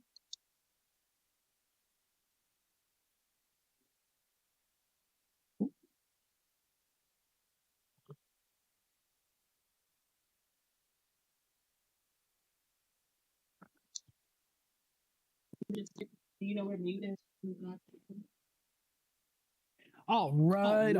all right. We are back and ready to roll with match number 4. Mr. Adam Seveta playing Mike Carter in the last of our quarterfinals, and I am joined here in the booth with me by Mr. Andrew Trainer. Andrew, what's going on, my man? I'm just here to watch, and man, I'm see who I got to play in the finals. You know. Awesome, yeah, and congratulations on your round one win over Jamie. I know you guys are good friends. How would you assess your performance in round one? Terrible, but I'm happy to come out on top. I think he always plays me well. He pushes me to my limits, and would have loved to beat him up. 9-2, 9-1. Kept up with me, and we take what we can get. I got 9-0 last week, so I'll take anything this week. Absolutely, it was a scrappy match for sure, and I definitely was made well aware of my prediction going into that match. I predicted that Andrew Trainer would win 9-7, and I was spot on with a 9-7 prediction. Thank you very much. Commentators not always correct, but he was correct in that one. So, and you gotta get him right once in a while, right? I think in this one, Seveta is definitely the favorite. I think Carter. I think he's feeling frisky today. I played him a couple games, man. He smoked me, so I think we might steal a few here. Yeah, he told me this morning when I talked to him a little bit, and I said, "How you feeling going into today?" And he was like, "I'm not losing to Seveta again."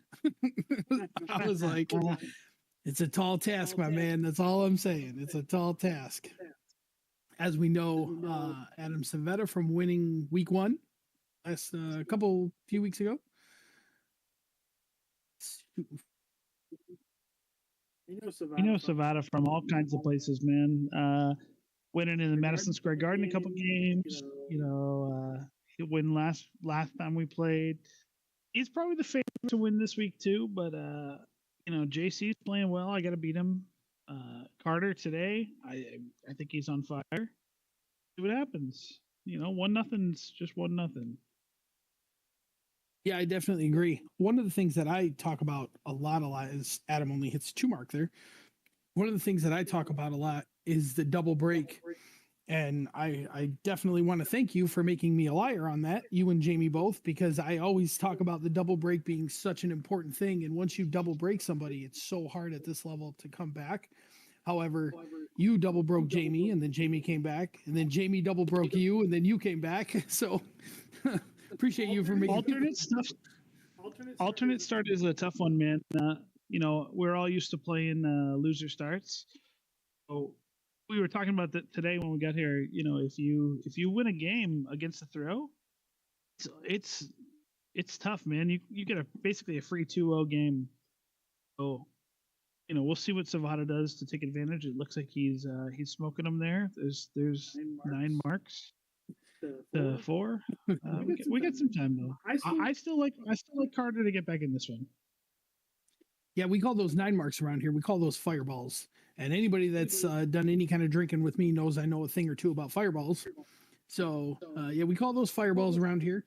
So that's a big fireball from Adam Seveta. Carter follows up with a big 5 mark there to try and hold himself in this. So I will ask you this: I had Nick DeShira on earlier. We got to chop it up a little bit. It was nice getting to talk to him.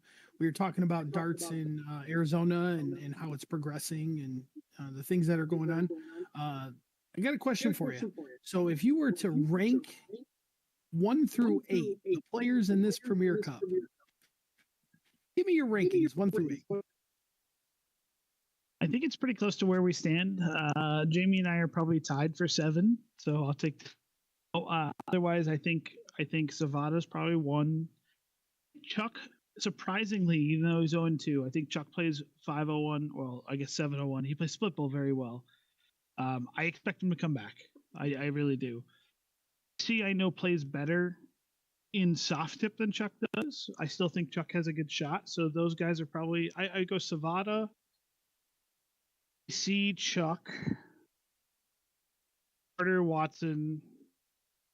Oh, I'm missing Scarboro, huh?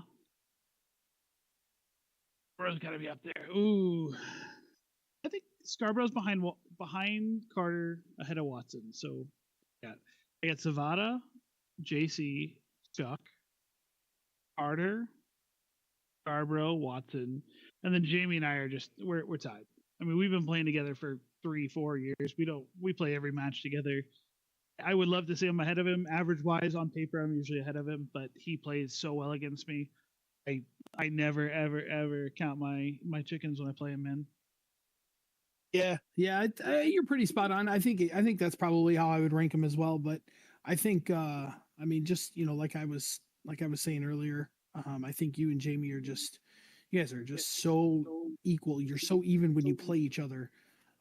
I've seen you personally absolutely destroy Carter in a singles match.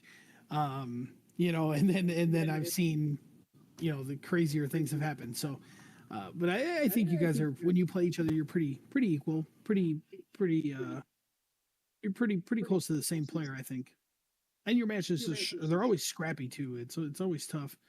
The good news is I think most of the people here I have played for years, right? Chuck, I've been playing for 15 years together. Steve, probably 5 or 7 years. Jamie, Carter. So I'm always confident when I play these guys. It doesn't mean I'm going to win. We saw that last week. I felt great against Carter and he smoked me.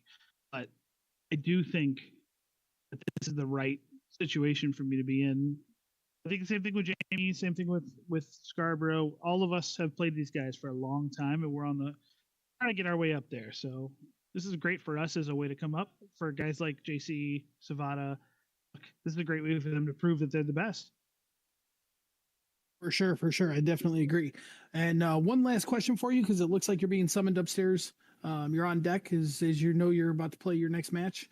Give me one last thought. Give me one last thought before you head upstairs to get ready to take on JC. I think JC and I'm gonna hit him last night at a blind draw. I played pretty well against him. I think he edges me out, but I'm ready to give him everything I got. I think he probably wins 9-6 against me, and then Seveta runs away with it. So we'll see what happens. I'm going to try to beat him, though. I'm not giving him anything. So I love it, man. Well, good luck in your match, and I will catch up with you after your match. Thanks, man. See you soon.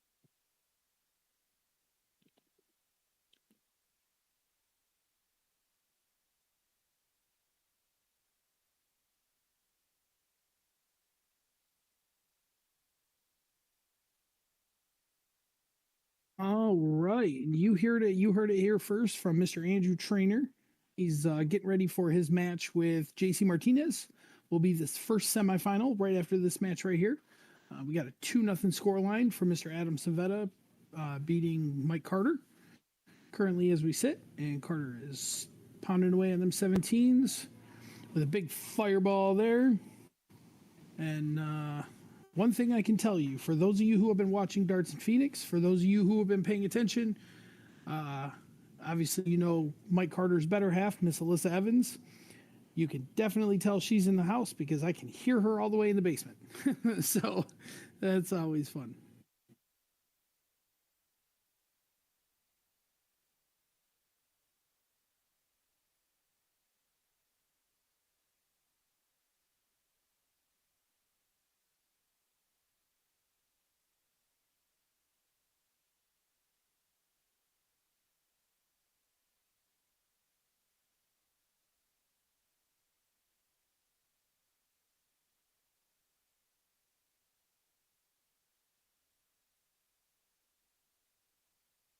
Adam smashing a 5 mark there.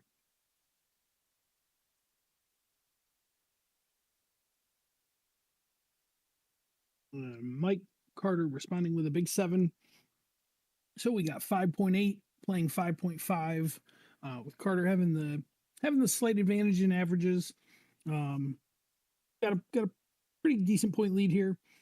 2 numbers, and Adam's battling on the 16 here. So 7 mark there.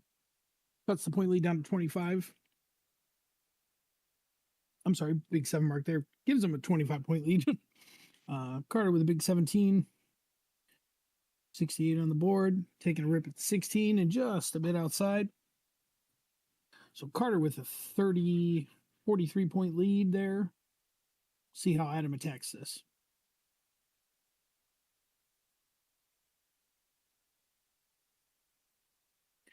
I missed the first two on the wire. Kind of throws the last one away there.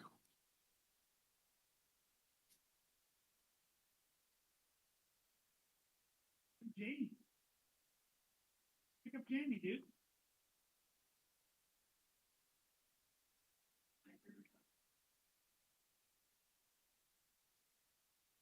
Closing the two bowls there for Carter. Seveta with the double bowl, single bowl, another double bowl. It's him the point lead there. Mike Carter shooting 5.43. Should be a single to close this one. Bullseye first. Followed by single 17. Mr. Carter taking a match down, taking the leg down 5.22. Nope.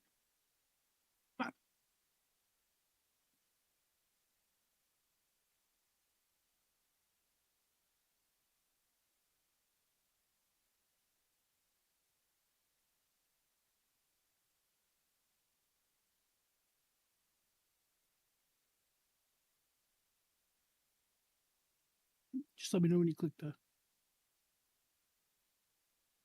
All right, so we are back, and I am joined by one of my favorite people in the whole entire world, Arizona darts royalty. You guys asked for numerous posts. I got her to join me for just a couple minutes. Miss Lisa Yee. Lisa, what is going on? Hey, what's up, everybody out there?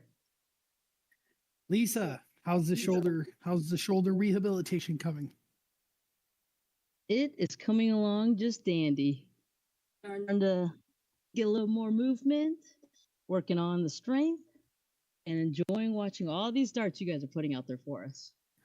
I love it. Well, I definitely appreciate you coming on. I know you were a little hesitant, but I definitely appreciate you jumping in. Now, if I recall correctly, did I see you at a blind draw playing left-handed the other night? Yes, sir, you did.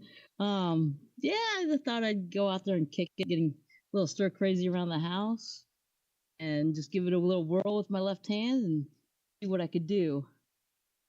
So I do have a question. In that blind draw, how much did you win for first place? Because I know nobody was beating you in that blind draw when you play in left-handed. Nice try. I was lucky to hit the board sometimes. So tell me what you think. What do you think about what we got going on here with this Premier League as Mike Carter piles in a big 180 there for a fireball? What how do you feel about this about the Premier League we got going on? We're on week 2 now. Obviously, Mr. Adam Seveta won it week 1. What's your thoughts? I think it's amazing what they're doing, bringing out talent from Arizona. It's good to showcase us. I know we have a lot of it here, and doesn't a lot of it doesn't get recognized. So it's nice to on the stream and let the fans of Arizona and everybody outside check it out. And I think it's a good thing he started. I know more people want to get involved. I know I do when I come back. Just to give it a whirl and play some great competition, play the longer format. I personally enjoy the longer format and playing the split pool option. Ooh, what a big shot! So I'm loving it. Awesome. So I do have one more question for you. Obviously, as we know, we'll see what Carter does here with this 101. He's got 60 in the board, 41 left, 2 darts in his hand. We'll see what happens here. 9 for 32. Oh, it registers double 8. Just outside. Oh, what a slap. Unlucky. So we got 32 playing 16. Lisa, the one question I did want to ask, I've been kind of gathering some stories. As you know, we had John Gray on earlier. Nick Shear showed a couple things. Obviously, Mikey Bates is having a hard time. He's going through some stuff right now. Do you have any stories you can share, or one in particular that sticks out just about Mike and sharing some good stories about him? Oh, there's so many to choose from. I've known Mike for as long as I've been playing darts. He's always been a big inspiration to a lot of players, lower and higher. He's always done a lot for us. I think the one of the big stories is I remember my first tournament in NDA in Vegas, and we used to back in the day used to be at the Riviera, and they had a masters room, and it was it's kind of like the same as it is. It's off to a separate room off to the side. When you first walked in the hallway, you had the big master room, all the big top dog players. Walk in, and it's my first tournament ever, and I sit down, and I Arizona players, and they're like, "You want a beer?" I'm like, "Sure." Get up, and I'm like, "I'll buy a round," and Bates like, "No, I got it." He pulls out a 5-gallon bucket of beer with a bunch of ice. He's like, "I got it," and she starts tossing beers across table.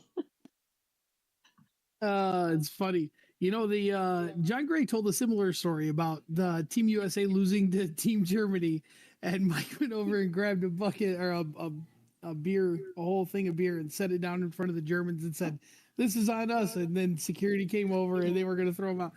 It's a good time. It's good stuff. Yeah, we wish Mikey speedy recovery. Obviously, cancer sucks, and it's never anything anybody wants to deal with. So, we wish him a speedy recovery. Hopefully, we get to see him very, very soon. Adam just plowing in a big old 180 for another fireball, averaging 40.89 this leg, with the 3-1 advantage against the throw as well.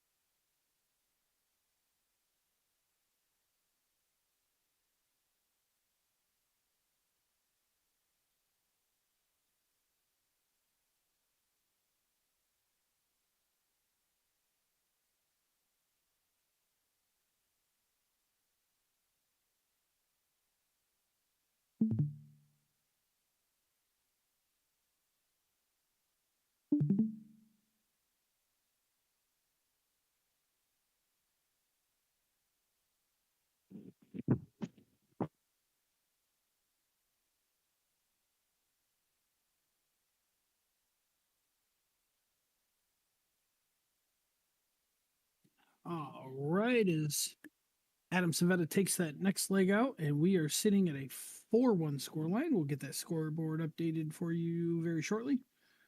Should be 4-1 Adam as he gets a start in cricket, starting off with a big 7 mark there.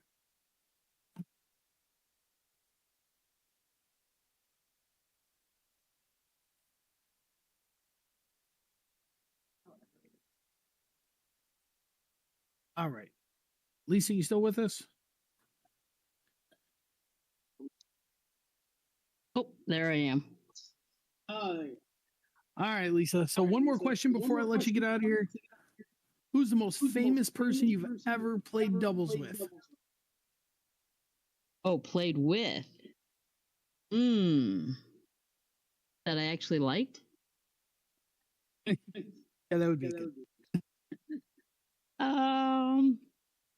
Let's see. That's a great question. I've had a lot of doubles partners over the past. You have, and I want you to keep in mind that you and I have played TOC twice together. Yes. That was not one of the ones on the list.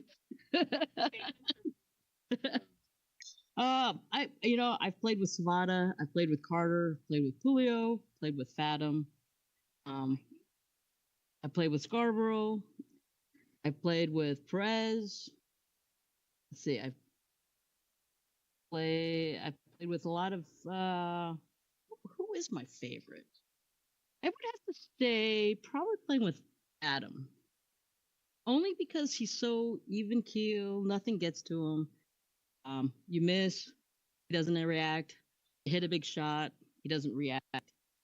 Um, but he's just there to play the game, and it doesn't really interrupt him on his game, on his ability to play, regardless of what you shoot. I think that's, and he's super supportive. Um, doesn't, let you get down on yourself if you miss. He doesn't let you get over crazy when you do hit a good shot. So he's probably the most even keel partner I've had. And the most famous one that I know of right now. Awesome. Well, that's definitely a good choice. He came down and joined us in the booth when I had Nick Teixeira on, and Nick Teixeira gave him probably the best nickname that I have ever heard given to Adam Seveta. Ooh, what was it? It was Mr. Shiny Head. So I'm sure Nick's watching. I'm sure he's at home watching. Kudos to you, Nick, because you dropped a gem on us on that one. So I definitely appreciate that. Oh man, I thought Nick would be a little bit more creative than that. I'm sure he would have been, but we're still trying to keep it a little PG over here. So he probably had a couple more names that he just didn't want to. He didn't want to say. Oh. Well, this is definitely a great matchup. Isn't this the revenge of the finals from last 2 weeks ago?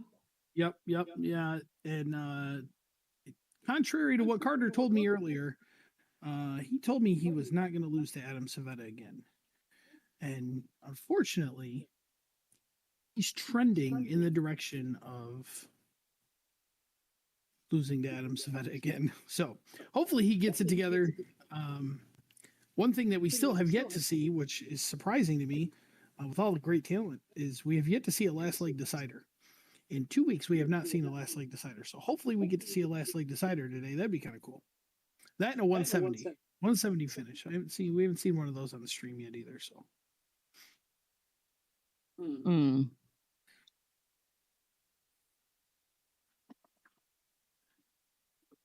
Big 5 mark there from Carter, keeping himself in the game here.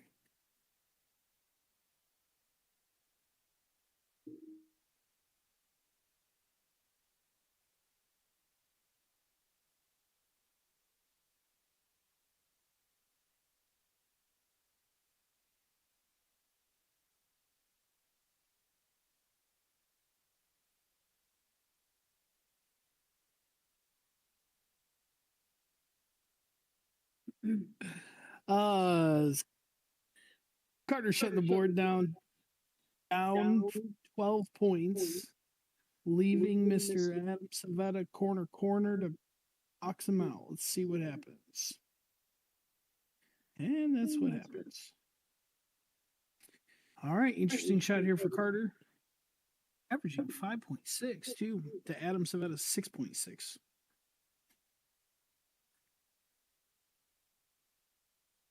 Ooh, just right outside. Yeah, he went close there. I don't hate that shot. Although I don't know that I fancy Adam to miss 3 bullseyes. Just doesn't seem like his style. Oh. He grabs the double. Grabs the double with the third. 6-1. Adam Seveta over Mike Carter in a race to 9, and we are back to 701 double in, double out, split bowl. Adam on throw.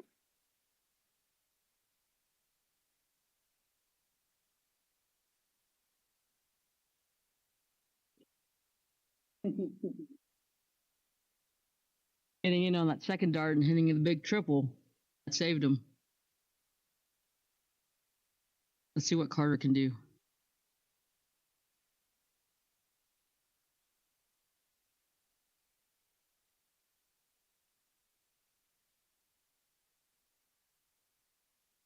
120 in there for Carter.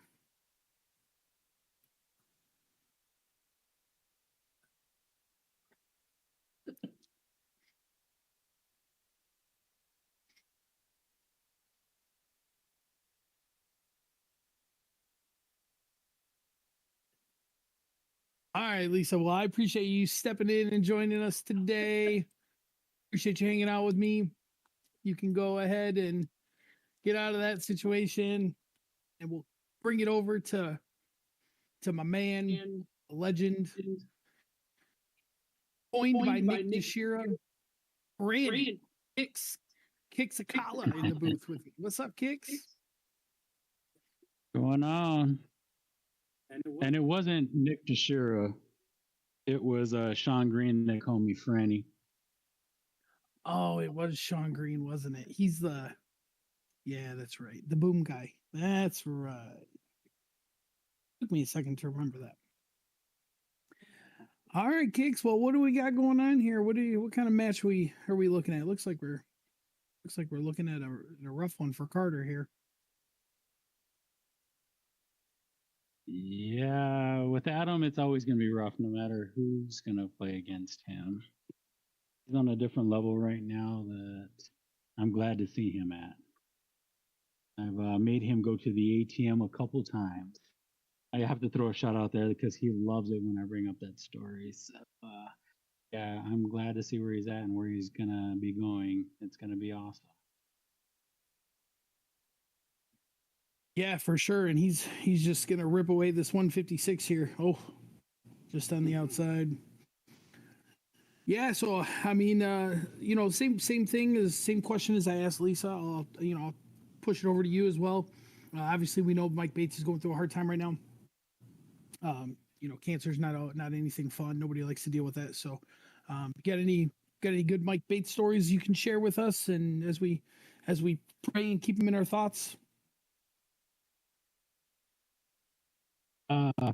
Yeah, this was a long time ago when I first started coming up in the Masters era, in the beginning when it was highest level you can play at. It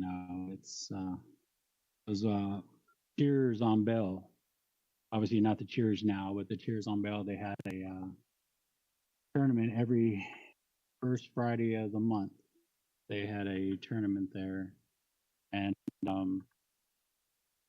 they had some college kids along with bikers one night. It was a crazy night, and we kind of had to help the bar back, settle some stuff down, and this biker guy just wanted to try to beat it up on everybody. It was freaking hilarious. So Bates is like, Kicks, come here. I'm like the third next biggest guy there. And I'm like, here, Mikey, what do you need? So we go to the front of the door, and there's like 6 biker guys and 2 college students that's no bigger than a yellow number 2 pencil want to try fighting them. And Mike's like, just watch my back. He's like, okay, sure. Biker guy just walk up, look at Mike, and just like, hey, let's go to the bar, have a drink, and we be cool. These guys don't know what they're doing, blah, blah, blah. And Mike ends up buying like 6 beers and 10 shots for everybody. And bar back, you could swear that the look in his eyes, he was ready to marry Mike for doing that. It was insane. I'm looking at Mike like, okay, I'll fight, but I don't want to fight. But yeah, it was pretty cool. Like the guy didn't care. He just wanted to calm things down. And the funny part is, beer and shots calmed the whole place down. It was pretty cool experiencing that with him, and awkward that it worked because I was glad that it didn't happen. But yeah, it was pretty cool seeing that beer and shots calmed it all down. I love it, man. I love it so much. Oh, that's awesome. Yeah, there's some good Mike Bates stories out there. He's one of the favorites. One of the he's a popular guy. On a side note, I really hope this 170 goes. It'd be our first one on stream. So, oh, thanks, Adam. Damn shiny head. Right. Yeah, there's definitely some good Mikey Bates stories out there, and obviously, as I said, we wish him speedy recovery. You'll hear it multiple times. We are live here at Bullshooters Bar and Grill in Phoenix, Arizona, or Arizona Premier League Week 2, and we got some stats here sent to me from the last match we just watched between Mike Scarboro and Chuck Pulio. It's kind of some interesting stats here. Obviously, we know Mikey won the match. Pretty convincing fashion, I would say, right? I mean, I wouldn't say dominated, but he convincingly won. Chuck Pulio averaged 37.26 and 01. Mikey averaged 33.3. But in cricket, Mikey averaged 5.13 and Chuck averaged 4.95. So not that big of a difference in cricket, but 4 points in 01. And it seemed like Mike played a little bit better than that. Yeah. Unfortunately, I would be the biggest 0-1. It's cricket. Any one of the top players can average over 5 plus now. 6s are the golden 4s now, which is insane. But I would take my money on the highest 0-1 player before I would take the highest cricket player. You can dominate in 0-1. You could hold your own in cricket. I've always been a top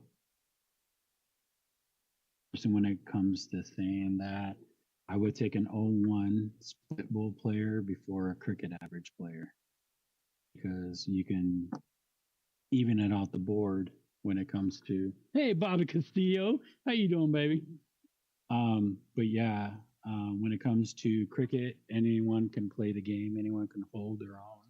When it comes to split bull 501, I'm definitely going to take 501 player over that cricket player.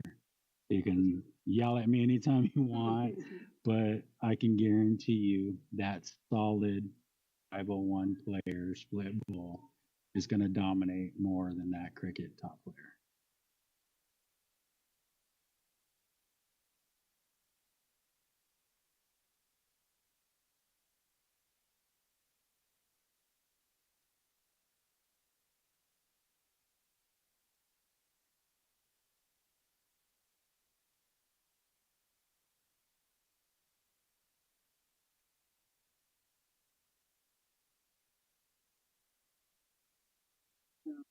Fireball.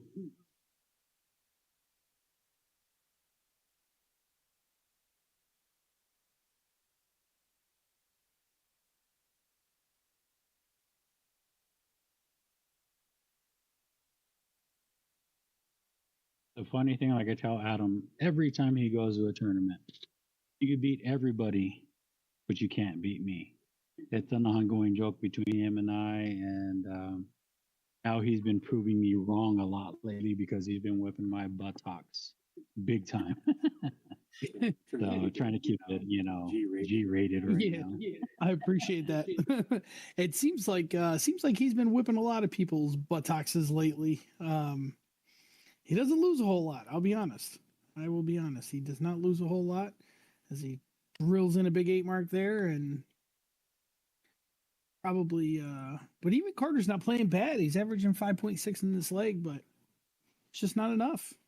Not enough when you got a guy like Adam Seveta in front of you shooting 6s. Oh yeah, when he starts off as big as he is, there's no way that it's gonna happen. Congrats, Adam. Big shot. Sheesh. Well, that wraps up that match. 9-1 in favor of Mr. Adam Seveta. We are getting ready for semifinal number 1. Should be Andrew Trainer and JC Martinez. I'm gonna step away for just a quick minute, and while we get ready. Peace out, people.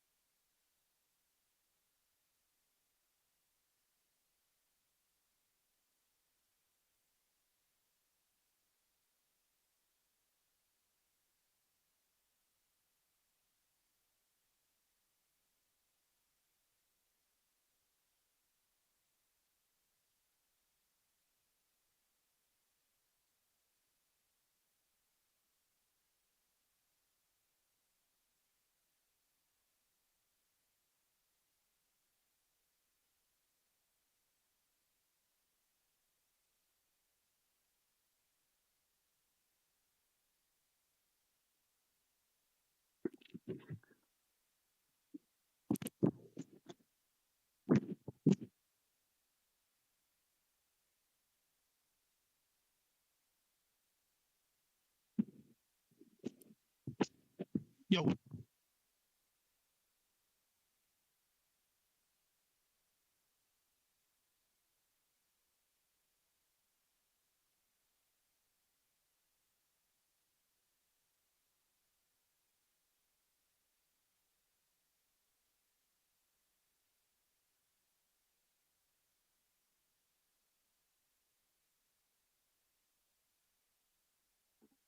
Oh, it's on. Oh, it's on. Oh. All right, ladies and gentlemen, we are back and ready for semifinal number one between JC Martinez and Andrew Trainer.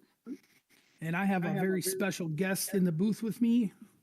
One of you probably know him from New York City. You probably know him from CDC. You probably know him from winning everything he goes to. My man, the GOAT, Adam Seveta. Adam, what is going on? What's up, Mike? How you doing? Glad to be here. Man, things are good. Darts are flying good. Everything looks beautiful. Congratulations on the big win over Mike Carter. How would you assess your performance in round one? It was par. I mean, I shot decent, but I definitely could shoot a lot better. I mean, as you know, most people seen the first week of the Premier League. I shot a lot better than that, but we'll see how it goes. Main thing is you get the W at the end. I mean, people look a lot. They look at stats. Oh, this guy's shooting a 6, 5, 7, whatever it may be. But at the end of the day, to me, just like the movie Fast and Furious, you know, the W is what matters. I mean, it doesn't matter what you shoot. You know, it could be ugly, it could be pretty, but at the end of the day, as long as you get that W, that's what really matters, and that's why you move on. Yeah, for sure. I feel you on that. So it's kind of crazy as I was just thinking about your path the last in Premier League week 1, you played Scarboro in round 1, JC in round 2, and Carter in round 3. And it looks like you're going to play Carter in round 1, Scarboro in round 2, and if you beat Scarboro, you'll probably get JC if he's able to pull this one out on Trainer. So pretty similar path to what it was in week 1, which is always good. But yeah, so tell me a little bit about the new sponsorship, man. Tell me a little bit about Red Dragon. I know you got some stuff going on. How was New York City? All that good stuff. Oh man, New York was wild. It was fun. It was rough getting there. I had 4 canceled flights. Literally the day of, starting at midnight. Oh, I started at like 10 o'clock the night before. Finally, I just said, look, I told American Airlines I have to get there. So they put me on a flight. It was like, I think the first class was like $2,500. I said, look, I've already paid. I need to get there. Put me in the seat. They said, yeah, no problem. So I got there. Got there a little later than I wanted to. I wanted to get there in the morning, you know, relax, you know, got the sights. Got there at 4. You know, it worked out. But you know, the next day, obviously, you know, we had to play, but it was a lot. It was a little overwhelming. Everything going on. You know, hey, we need to know when you're going to get at the venue. How many guests are you bringing? They need to know when you're going to get right here. The cameras are going to be right here. They want to interview. It was a lot, but it was really fun. Definitely an experience. It was really not really comfortable on stage. Didn't really pay no attention to the crowd, except for a couple of times. But other than that, I mean, I felt comfortable. I felt really comfortable up there. I did miss a few outs when I played Rob Cross. It could have, in my opinion, and listening to Rob's interview, it could easily went the other way. You know, had I hit my outs. But you know, that's darts. You know, I mean, if I was perfect, I definitely wouldn't be sitting here talking. You know, I'd probably be across the pond, you know, playing with the big dogs out there if I could hit every single out. But you know, it doesn't happen, and kudos to Rob. He literally didn't miss an out except for I think maybe one or two, and that was the second leg I was able to get. But yeah, he didn't miss. As far as Red Dragon goes, great company. I was excited to jump on with them, and we'll see how it goes. I mean, it's a world-renowned company. A lot of top players. You got Luke Humphreys, world number one, Aaron Price, Peyton. You have a lot of people there with them, and it's it's definitely an honor, and we'll see how it goes. And hopefully it's a 5-year deal, so hopefully I don't disappoint.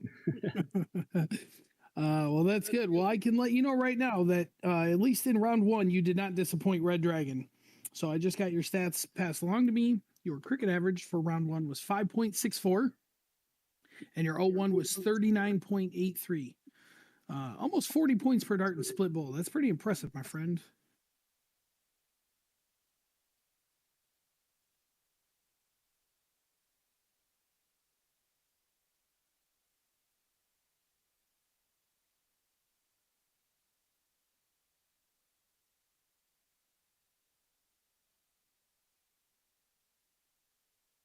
I understand what you're saying. I mean, we have our own standards, but that's not. It's a fair average. But like I said earlier, I could definitely shoot better. I've proven that. But it's the first match. We'll see what happens the rest of the way. Yeah, for sure. I definitely agree. Seeing Mike Carter, it's kind of funny. I talked to him this morning, and he was like, "I'm not losing to Adam Seveta again." And then he come out when I talked to him upstairs. He was like, "Man, I lost to Adam Seveta again." So yeah, it was good. But anyways, man, I know they're messaging me now. Let me know you're on deck. So before I let you get out of here, a couple things for you. One, obviously, Mike Bates is in the hospital dealing with some stuff. Do you have any stories? Anything you can share with us about Mike Bates? Yeah, G-rated, of course. Yeah, no. So Mike, he's a great guy. But we'll just start with Mike Carter real quick. I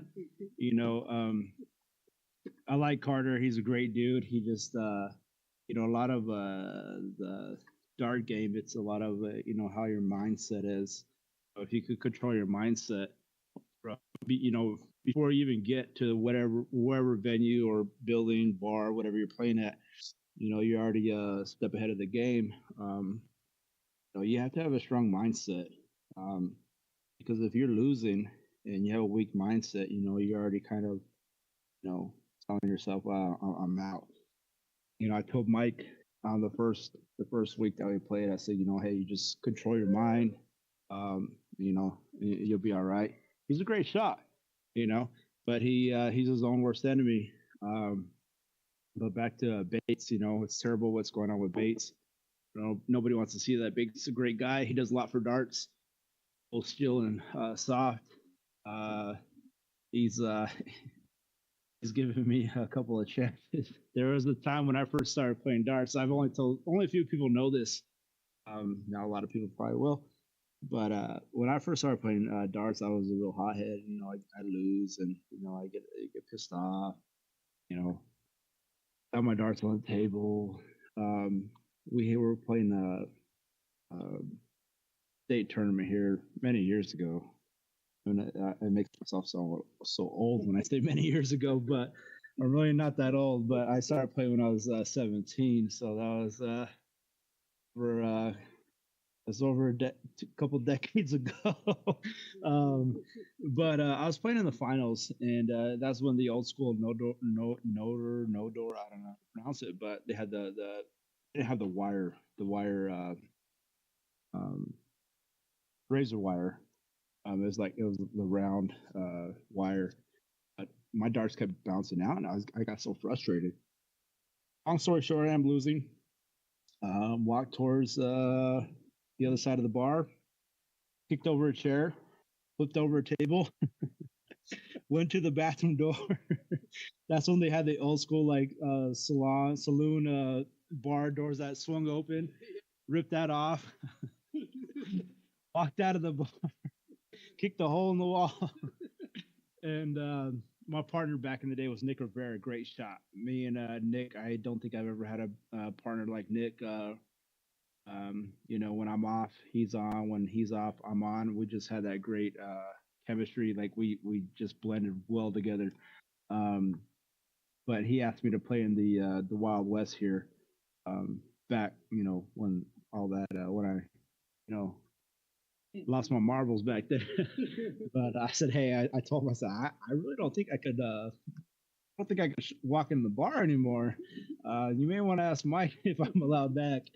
It's like, let me ask him. So he asked him, told Mike, you know, hey, I want to play with Adam. Mike told me, yeah, he could come. Just tell me he owes me $20. I was like, wow. So I ended up winning every single event there. I don't know about the doubles or triples. I really don't remember. I just remember winning singles events. And I gave Mike his $20, and I told him, thank you. That's when I knew he was a stand-up guy. So I've liked Mike ever since. I've liked him before, but right there just kind of solidified, you know, how I thought of him. And he's a great guy. He's a great ambassador for darts. But it's terrible, you know, what happens, what's going on with him. But unfortunately, you know, like I tell people, I work in the film industry, but you know, it's life. You know, things happen, and you know, we have no control over it. So that's why we have to live. If you're not living life, you need to start living life. You know, you take that as you want, but you know, just life. Unfortunately, it doesn't stop for nobody. Hopefully, Mike pulls through, and you know, we'd like to definitely see Mike here. He's always here with the players, sitting down, talking. You know, he's a great guy. Great guy.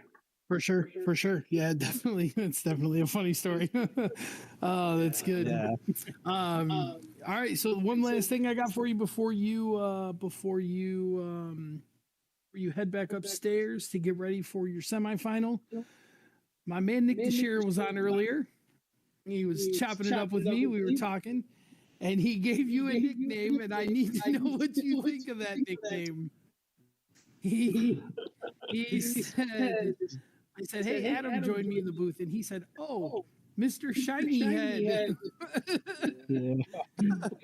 He said that I think he had posted it after New York about the shiny head, or maybe it was the red dragon thing. I don't remember, but I said that was funny. Yeah.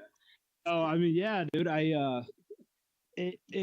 So like right now I'm fine. I'm relaxed. You know, I'm not sweating. I have no shiny head, but when I'm playing, you know, I just get in a groove, and you know, my blood starts going, my adrenaline starts going, and you know, yeah, I just get a little shiny, I guess. So yeah, no problem with that. Awesome. All right, man. Well, I'll let you get back upstairs and get ready. You're on deck. Semifinal against Mike Scarboro. And then the winner of that one will obviously get the winner of this semifinal right now. So good luck. I hope you play up to your standards, and best of luck on the upcoming semifinal, and hopefully we can talk to you again. Thank you. I appreciate it, Mike. Awesome. Pleasure. Thanks, Adam. All right, that was Mr. Adam Seveta checking in with us ahead of the semifinal match with Mikey Scarborough, and he's headed back upstairs. So we got see what we got going on here. We got a 3-0 score line in favor of JC Martinez, who seems to be handling business pretty well. Looks like he's playing pretty well, handling his business. 32 in there.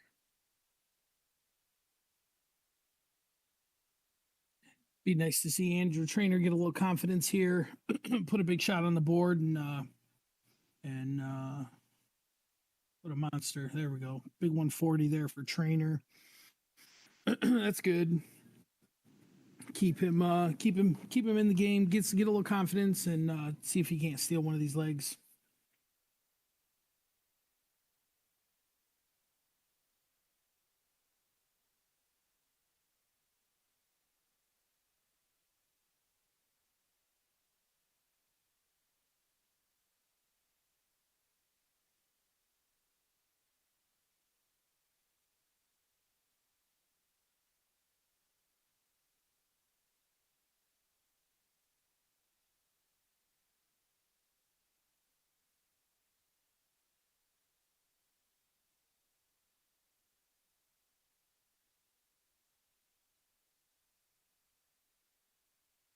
All right, big trip 20 there. 20 got 140 on the spin there. Good shot for trainer. Guys, I am, for those of you just joining us, I am Mike Redman coming to you live from Bullshooters Bar and Grill in Phoenix, Arizona. And we are here for Premier League, Arizona Premier League week number 2. We are rolling right on through semifinal number 1. It's going to be Andrew Trainer and JC Martinez. Semifinal number 2 will be Adam Seveta versus Mike Scarboro. We'll have that to you right after that, right after this match here. Please give us a like, give us a share, give us a follow.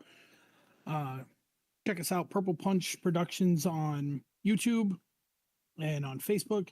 We'll be having a whole bunch of different darting activities coming up. Lots of different darts in Arizona.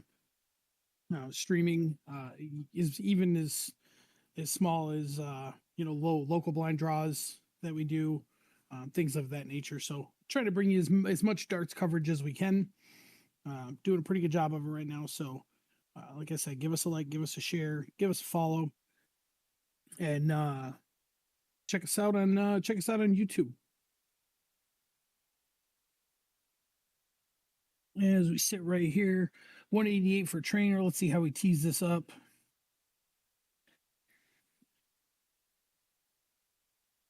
Shot there, 98 to leave 90. JC back on 202. See how much pressure he can put on this 90.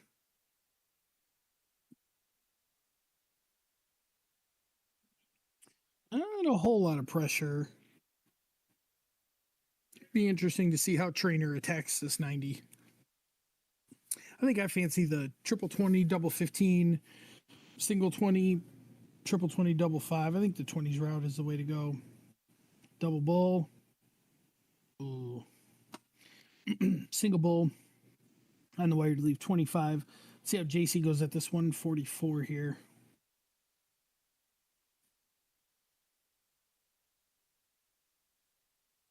It's a good shot. Leave 48. All right. Probably 9 for 16 here is my guess. 5 for 20. Big shot for trainer. That's good to see him get some confidence there. Get a win. You'll hear me talk multiple times about the double break. You know, I'm a big fan of that. I say it probably till I'm blue in the face. So, if he can steal one here, never know, anything's possible. Go back on throw, you hold your throw, and all of a sudden you're at 3-3. It's a whole lot different than 4-1. So, see what happens.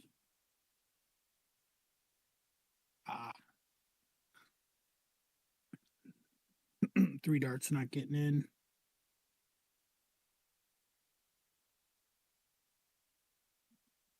JC in. 61 in. He's probably hoping for a little bit more, but I mean that should get the job done depending on what Andrew does.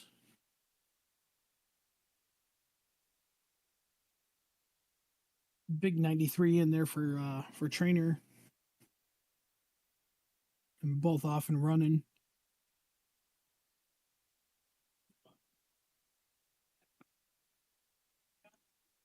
It's like 121 there for JC. Trainer taking a deep breath, composing himself a little bit.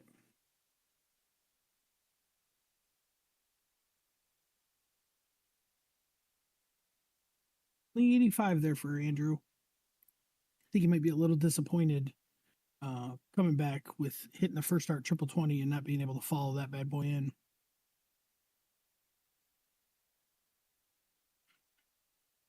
You got 93 shot there for JC.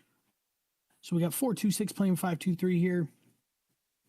Mr. Fred Flintstone, Andrew Trainer himself. 60 solid.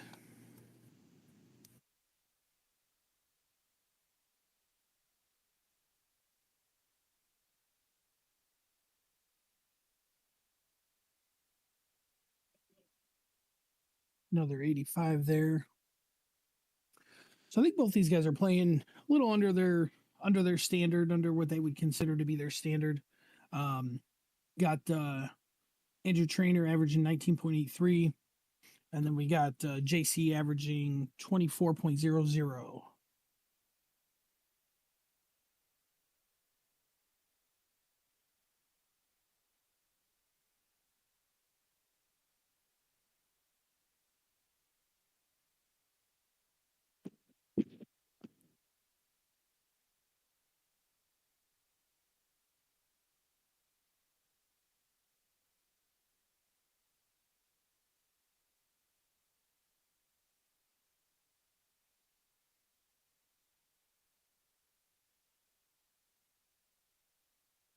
All right, we are back and rolling.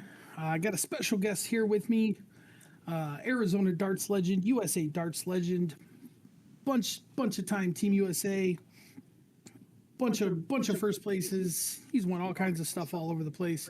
Mr. Bobby Castillo. Bobby, what's going on, my man? How you doing? I am doing really, really good after that. I don't know if I can put my head through the door now. Thank you for that. What an amazing thing going on here. I mean, you and Tim are usually doing this competition, and you guys are doing a wonderful job on this. And then I guess Tim is coming back from vacation, or? Yeah, definitely. Yeah, Tim was out on a family vacay, so he was in. I believe he was in Sturgis. I could be wrong on that. I might be wrong on that, but I know they were out on a family vacay. He's driving back currently as we speak. It's probably pretty close to home, but not too sure. I haven't had any updates from him. So, but yeah, we normally do it, and just doing some celebrity appearances for right now is Andrew Trainer plows in a big 9 mark there. That's a big shot. And so what you've been around the game for a long time. What do you think about what's going on here with this Premier League that Mike Scarboro put together? I have to say it's absolutely amazing. Something like this was tried, but this was way before internet and going online with the internet and stuff like that. But this is much better. It's definitely great to see it come. Everybody talked about doing this, doing that, and then Mikey actually made it happen. It's great to see it come to, I guess, fruition, however you say it. But it's an amazing thing, and to watch. I sat and watched it first week, and just an amazing job by all the players, and Trainer's just lighting it up now here. And it's almost undescribable. It's just awesome to watch. You see this over in England a lot.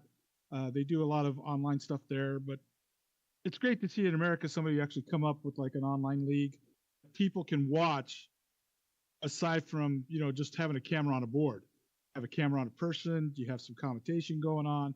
You have people in the chat rooms, lightening up everything.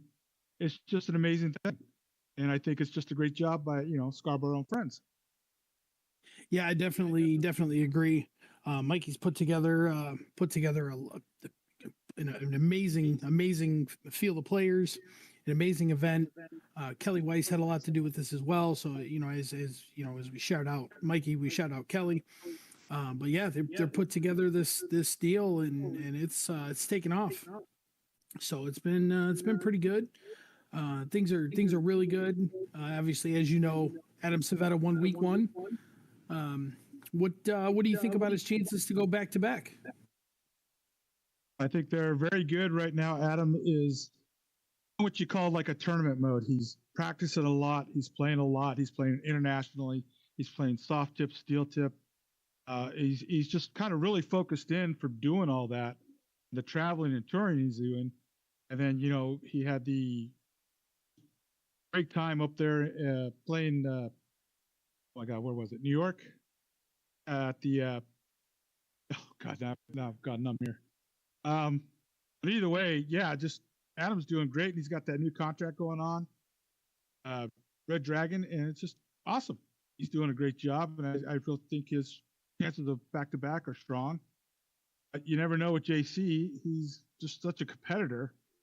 he practices himself all the time. Maybe not as much steel tip as he used to play, but definitely in the soft tip. And it should be an interesting match if he gets past Trainer and Adam gets past Scarboro, who's just playing phenomenal himself right now. It should be an interesting match between him and T. Yeah, for sure. I definitely agree.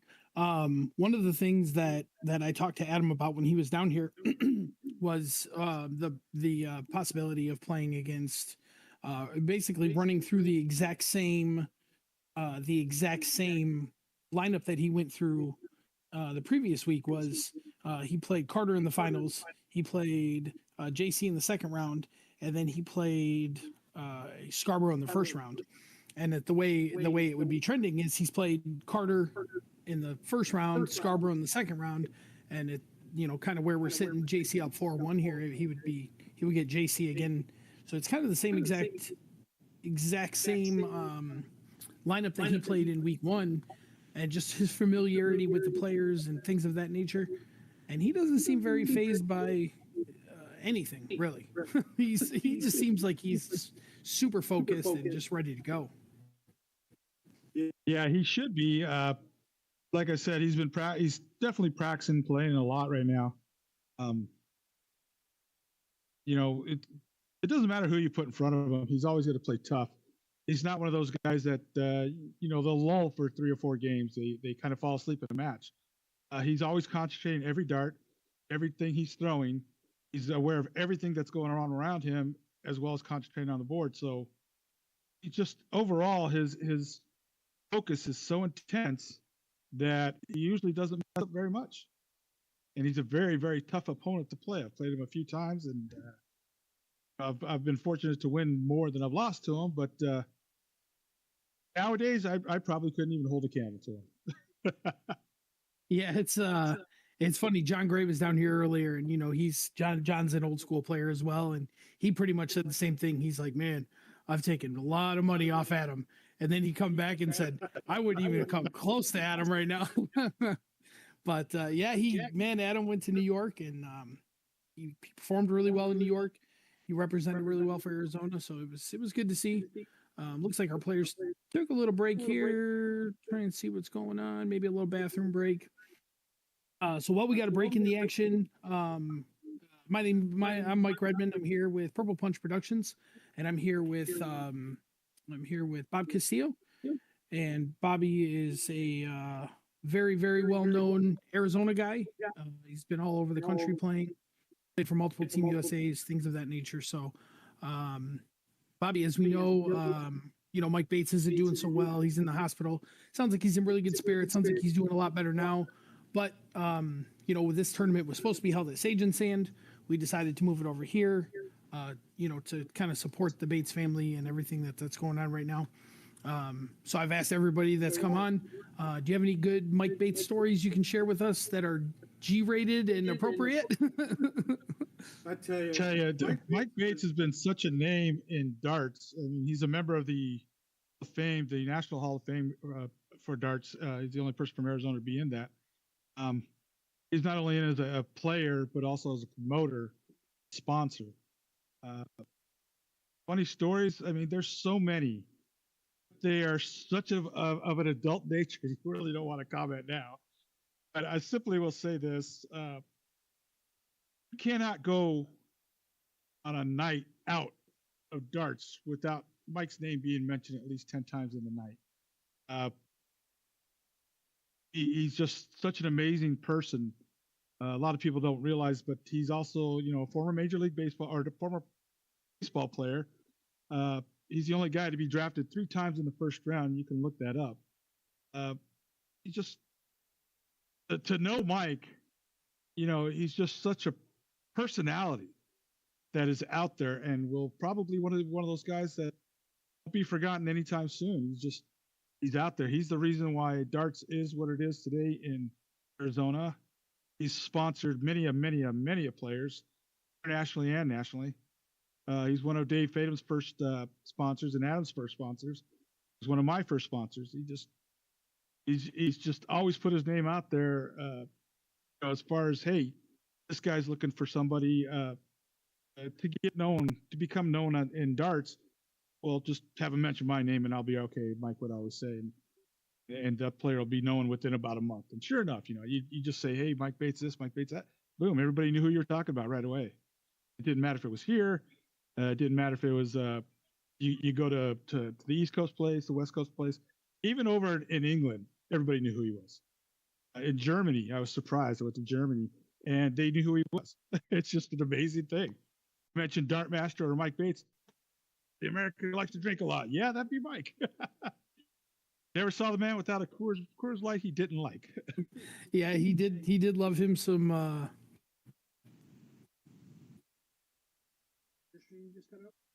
Yeah. Gone dark.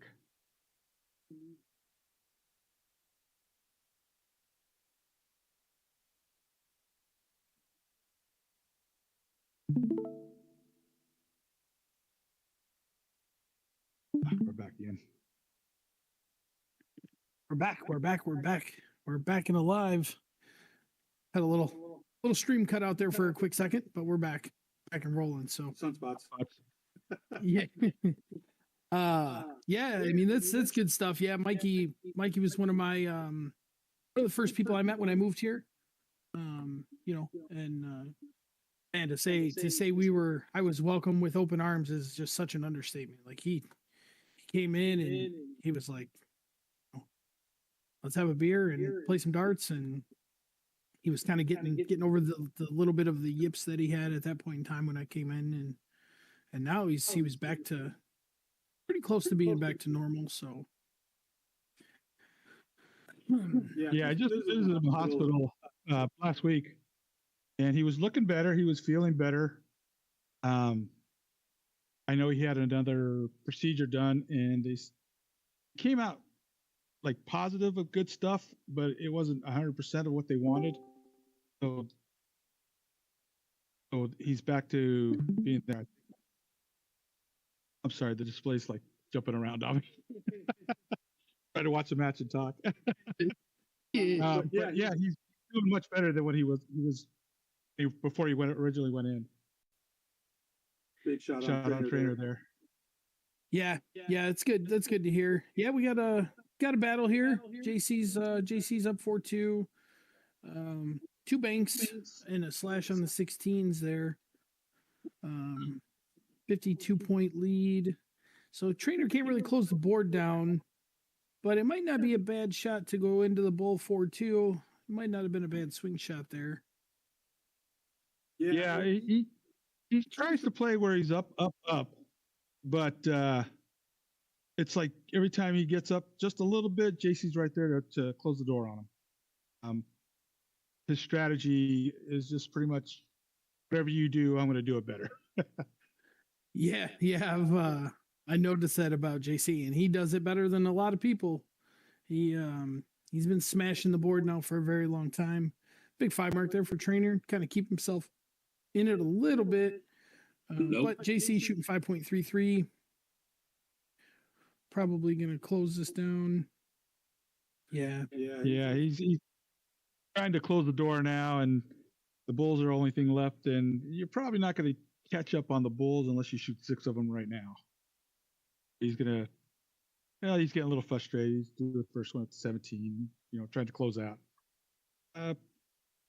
For a player like trainer, it's frustrating. You work, and you come here with the best of thoughts. I'm going to put out my best product on this display, and sometimes you don't. You lose concentration or you get tired. But he's giving it a shot. He's not quitting. He's not backing down. He's going to give it his best shot every time. Are you there? Is this me? Scotty Burnett. Scotty Burnett. What's up, buddy? How are you doing, man? I'll be honest, I've been better. I'm struggling with technology these days, it would appear. I hear you, buddy. I hear you there. Scotty, welcome in, man. So those of you guys that don't know, Scotty Burnett just jumped in. Purple Punch Productions, Mike Redmond, and then Bobby Castillo sitting right across from me. And Scotty Burnett just jumped in. Scotty, what's going on, man? How's the weather out there? So it's like Arizona, which is not cool at all. we're apparently we're Come on, man, setting. it's only 120 out here. Yeah, we're supposed to be on some like crazy 14 or 15 day streak of over 15 days in a row of over 100, and it's not fun. 3 or 4 months. Oh man, awesome. Well, I definitely appreciate you jumping in and joining us for some good darts out here. Thanks, man. Yeah, I'm happy to be here. I love seeing these guys play. I might not be out there as much as I used to, but I'm absolutely following a lot, probably a lot more than a lot of people would realize. However, then sometimes I do comment on everything, so maybe you do realize. But yeah, it's great seeing these kinds of averages, man. This is awesome. Yeah, it's definitely a welcome sight to see guys like JC and Adam Seveta take this invitation and come out here and put on just show after show after show. Is my audio okay? I'm getting a little tiny bit of reverb. Yeah, yours is good. It's just because Bobby and I are sitting real close together. I always sit close to Bobby too when I see him. You just can't help it. Well, I have that magnetic personality, I guess. You do, brother. It's awesome. It's awesome to see JC, man, with getting his eye fixed and stuff too, man. I thought that guy was going to have a minute where he would dip, and he just seems to be shooting amazing. Yeah, and when he had that cover over his eye, he just really, backed down and focused on what he was doing. He was working on his technique when he couldn't see the board. And then once he was able to see the board again, it was like he was just that much better. Yeah, didn't he just have a procedure recently too, wasn't it? He had a cataract surgery, but before that, he had a detached retina surgery. I'm not sure how he detached it.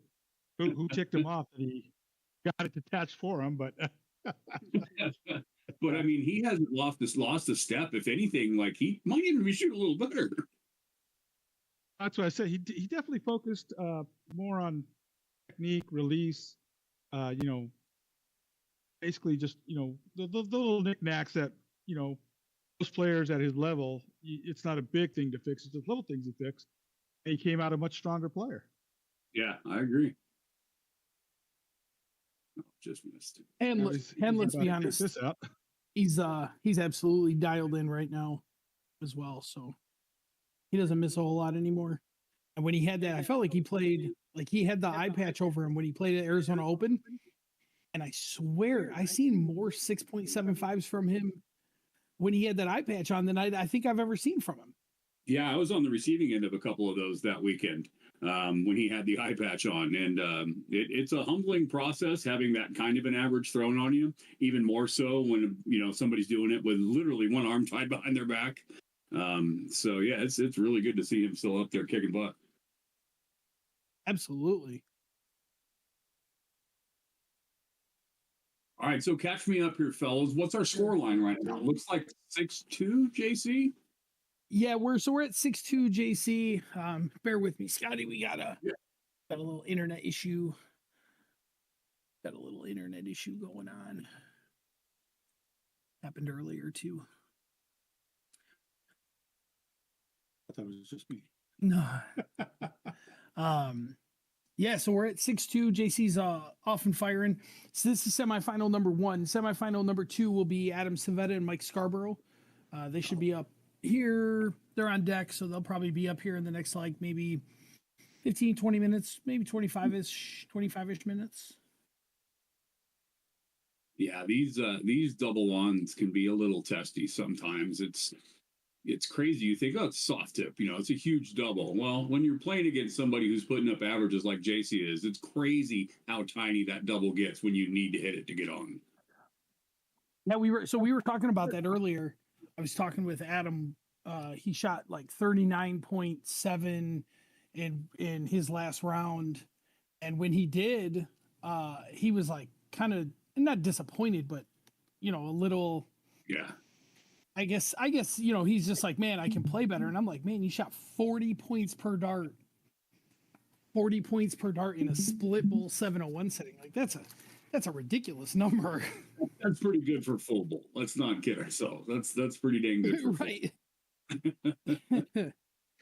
But it's I mean, honestly, that shows the devotion that these guys have that are like, that are cresting that their top form or getting close to figuring out what their top form is.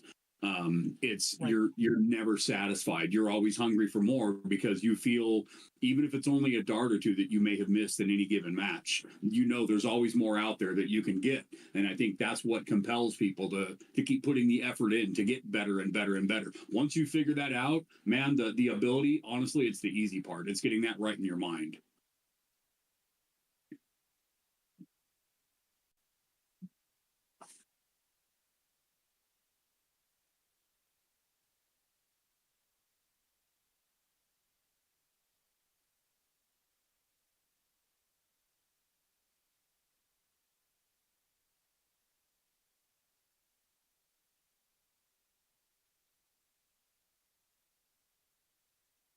Just making it look easy.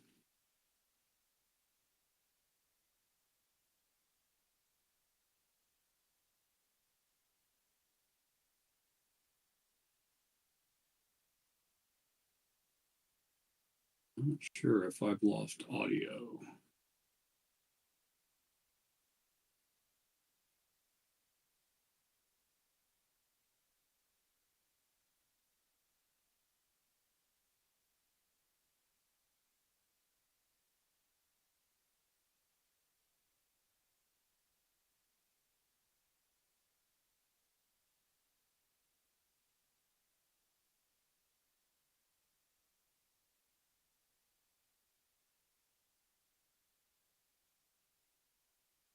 I am not hearing anybody else. Am I still coming through for you guys?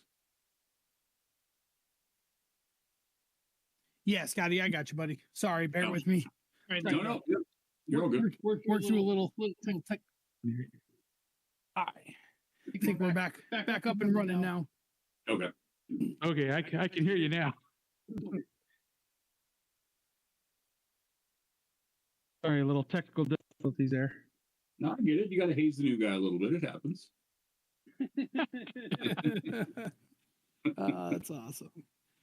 Oh man, JC putting it down right now, up 8-2, right? Looks like that.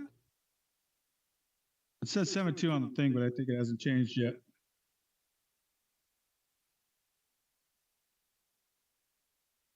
You're starting out strong with a nice 6 mark, but you can see in his face and his throw, he's just he's a little discouraged.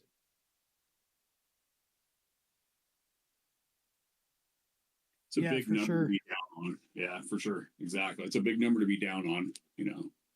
Definitely changes your mindset a bit. You just got to play. You got to play through it. It's hard when you got a guy like JC just steamrolling, and it doesn't seem to be letting up. You know what I mean? Snowball effect kind of gets you. That's why I said in the. Oh, go ahead. You're good. Oh, I'm sorry. I was going to say that's why I said sometimes you get players that on a long stretch like this where you could be possibly playing 17 games. It's sometimes a lull. They'll fall asleep in the middle of a match is what I call it. But he doesn't let up. He's concentrating every dart and he just keeps going and going. It's real hard to catch up when you get behind like 3, 4, 5 legs. It is, and especially when you feel like at times that you're, pretty much doing everything you can. If you kind of feel like you're giving it all the gas that you have on that particular occasion, and your opponent just seems to be like one level, better than you at every round. But I'll tell you, it's kind of like the crafty veteran perspective. I can't tell you how many matches I've won being down just a truckload of games because, like you said, people get into cruise control. They make a small mental mistake, which then steamrolls into several mental mistakes. And man, as long as you're still showing that you're not flinching whatsoever, take the 10-2 loss. That's going to happen a lot in this situation. But that said, as long as you always show that you're trying, you never know, man. You got to take that opportunity when it arises. And and he's not far off this leg. He's right there with it. That's for sure. Yeah, Trainer's been playing pretty well. He played pretty well in round one.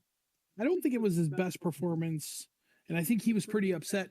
But again, a win is a win, right? If you get a win, your performance can always improve. But you know, if you lose, you're not you're not performing at all. So, he played pretty well. Again, I think he was a little bit lower than his performance would have wanted to be, but solid overall, I would say.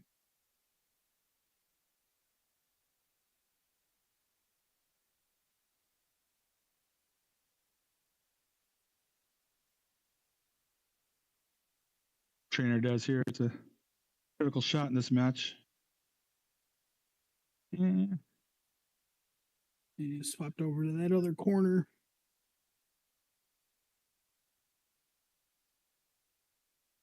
Yeah, JC's just too focused right now. He's just he's on it. Yeah, he's not going to miss much. That's one of my favorite combinations, and especially soft tip darts, is the trip 16, trip 15 bull. Whether you hit the double or single, it's just something about that because you know your opponent's at the end of their game, and it's so defeating at times. And you see somebody's look like, did you have to hit both of those triples? I've been on the receiving of that way too many times.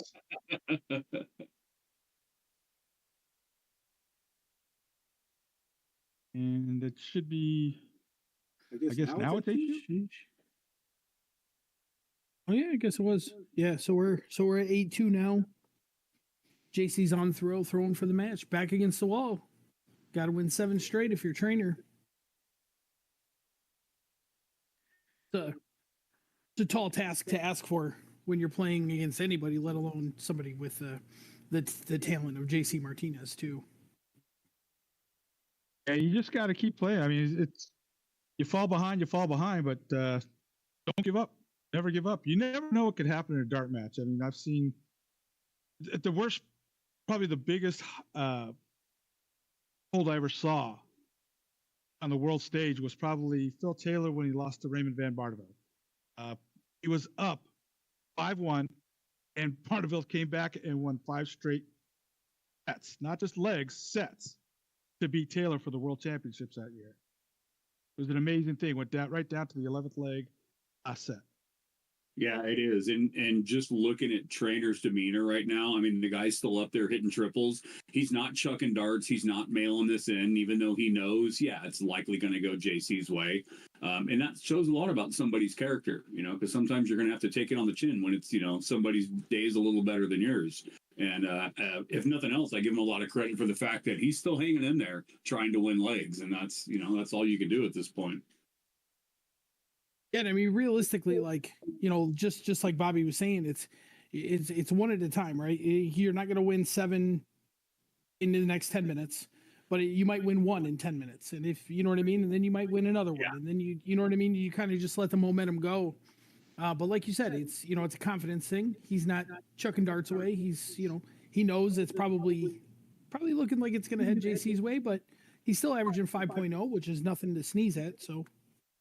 Well, you alluded to it. Definitely not giving up.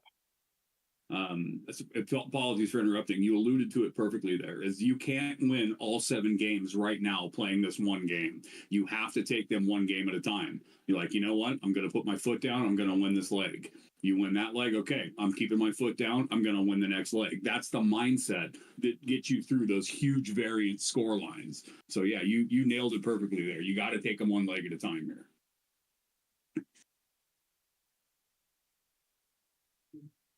But also realistically, it is the way the scoreline is looking right now. This is probably it.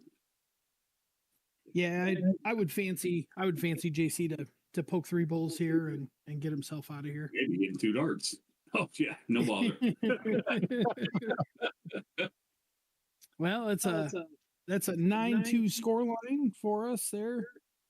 JC advancing on to the finals, and he will get the winner of this next semifinal between Adam Seveta and Mike Scarboro. I think that'll be a really, really good match. Those guys are on the game, and I'm looking forward to watching that one. Yeah, agreed. In fact, Adam was one of the guys teasing me how hot it's been here in Sacramento, and he showed me the temperatures in the greater Phoenix area. And I said, "Well, Adam, you choose to live in a desert. I live in a valley, so there's a huge difference between your temperatures and mine, there, sir." It was pretty funny. Wait a minute, we're in the valley here. It's still 120. Well, mine isn't Death Valley. I actually have altitude here, so we shouldn't be this hot. I say Arizona's the only place you can go from dry heat, 120 degrees, drive 100 miles, and you're 1,500 feet above sea level, and you're in snow. Then you're buried in snow. Yeah, That's true. That is very, very true. Oh, that's good. Yeah, I love Arizona. Well, As long as it's only in February, I love Arizona. Arizona Open once a year, right? That's correct. Yes, they have that at the perfect time. You definitely got to come back for that tournament. Yeah. Awesome. Well, Scotty, I didn't get a chance to talk you in or anything. Kind of just popped up. I wasn't ready for it, but let us know. I mean, we're here, obviously, Purple Punch Productions. We're here live at Bullshooters. I'm here with Bobby Castillo sitting across from me, and then Scotty Burnett joining us remote. Scotty, let us know a little bit about yourself. Let us know who your sponsors are, that sort of stuff. And since I didn't get a chance to bring you in properly. No worries. And that actually just kind of goes to speak to my character. I am a bit of a bully. I'm a loudmouth. When I want to inject myself into a conversation, I'm usually fairly good at that. Usually talk a little bit better than I can throw these days. But no, I had many great sponsorships when I was actively playing. Was sponsored by Shot Darts. Was sponsored by L Style. Sponsored by Darts Live. Enjoyed many aspects of both soft tip and steel tip, traveling all around the world. Won the North American, which oddly the PDC doesn't consider me, a North American champion. They're only going with this current iteration of the North American when they say like who's won the North American. And I tell you, it was very funny when John Part was, he's obviously a very prominent PDC commentator these days. Still chucks some pretty good darts from now and then. And he's being asked, so John, he's a two-time PDC North American Open champion. How far do you really think? And now she was saying this to John Part, who was in fact a two-time North American Open champion in the PDC, but not in this current iteration. Anyways, it's not sour grapes. It's all in good fun. I understand that they're going with their current format and how they're running their world events, which they're doing really amazing things here in the States these days, which I think is showing because you have guys like you with the Purple Punch promotions or production, going out there and filming, Mike putting on this amazing display with the talent, the local talent here. It really is showing that darts is on an upswing. While I might not quite have the game that I had at one point in my career, I still play a little bit, and now it's just more about getting out when my wife allows me to.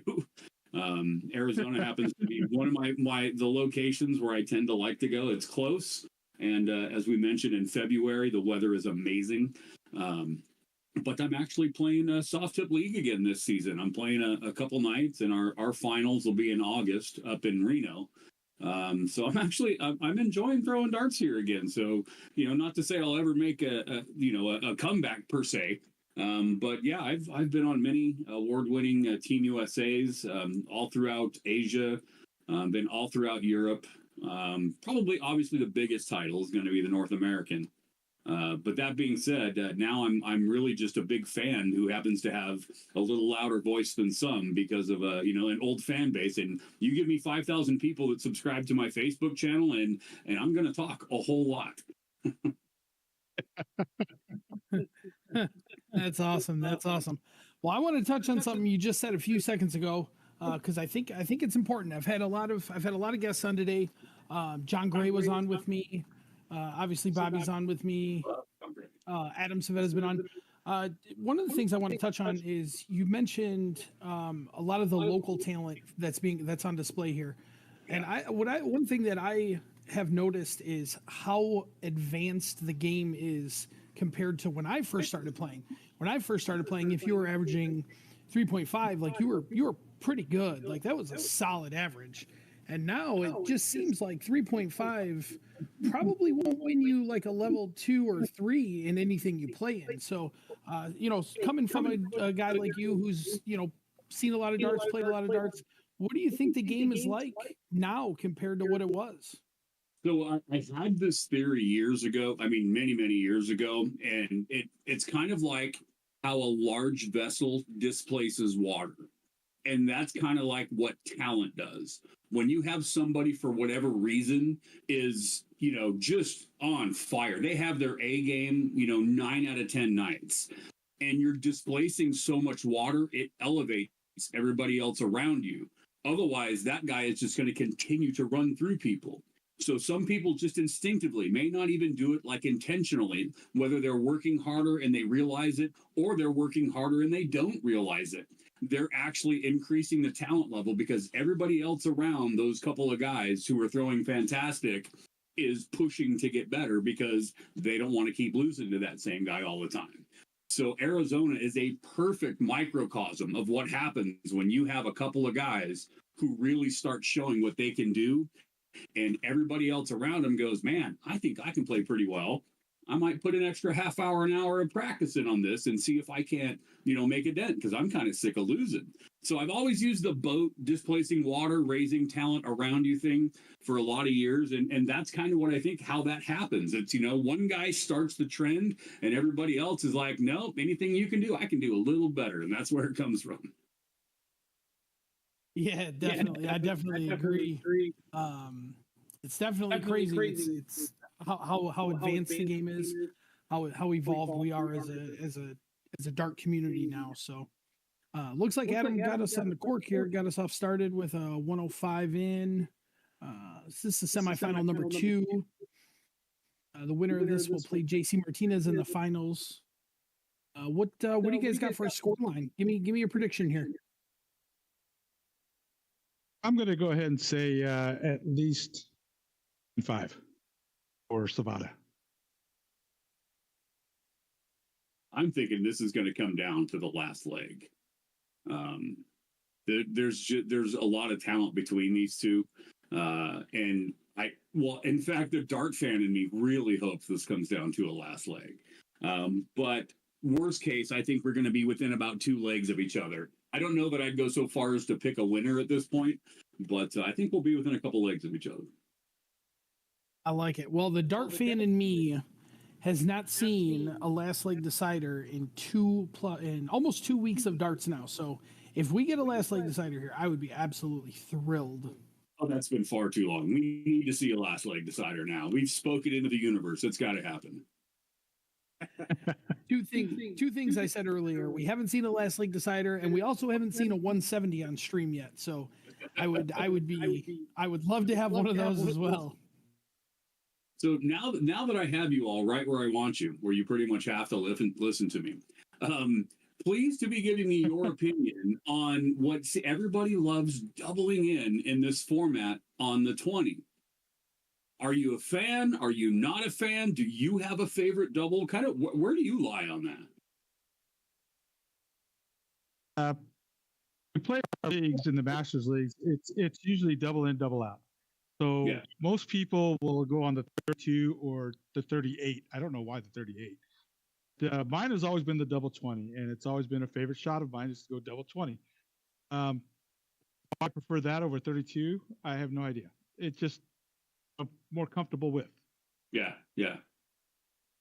And there's obviously something to be said for 40 over 38 or 32, because I haven't actually done the math, but more often than not, you're not throwing perfect darts all the way through. So I always tended to kind of be a little left. I like double 14 for the on. I noticed when I was playing my best, my misses tended to be a little higher and a little lower as opposed to a little left and right. and I felt I had a little bit of an advantage, kind of aiming right at the line between the double 14 and the double 11. Another fantastic player from California, Chris White, had the exact same theory as me. However, he preferred the double 13. And I see a lot of people struggle on the double 20 and then usually end up coming down to the double 16. Even in the double 16, there's some high-low missing in there, which gives you, I think, a little easier opportunity. So I always ask when I'm watching matches that have a double on, because it's interesting to me people's perspective on that.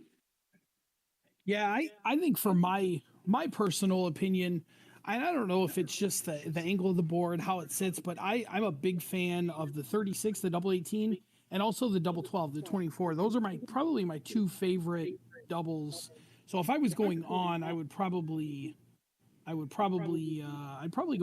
double 18, mainly because nobody misses double 4, right? Yeah, right. Exactly. Yeah. Wow. Okay. So this cricket is getting off here quick.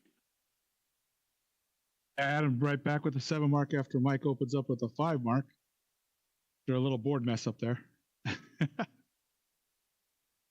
Scotty, what do you think of Scarborough's strategy? I'm sure you've played him quite a few times. He's got a different cricket strategy as he plows in a 9 mark there.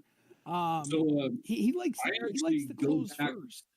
I go back farther than Mike. I go back to his father as well, which Bobby, I know you know much better than I did because I wasn't from Arizona, but Marty as well. So I've known Mike since he was a wee teenager playing in the youth leagues.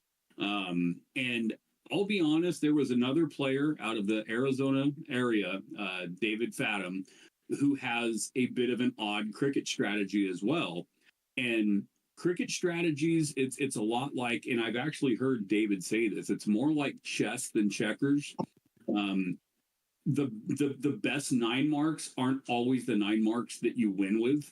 And jumping numbers and applying pressure where your opponent doesn't necessarily expect it to come from can sometimes take them out of like a good headspace where they feel like they're throwing well. And if you kind of throw a little bit of a strange strategy that someone isn't expecting, I think you can, I don't want to say steal legs, but you can definitely make somebody think a lot more than they expected to. And sometimes that can result in a win. So I enjoy the quote unquote odd strategies in cricket. For sure, and I think Dave Fathom is the perfect example. When John Gray and I was on here earlier, him and I were speaking about that strategy, and we were just talking about Fathom and about how he'll start. He might start 20, he might go 2015 bull or 2017 15, when he doesn't really need any of it, but it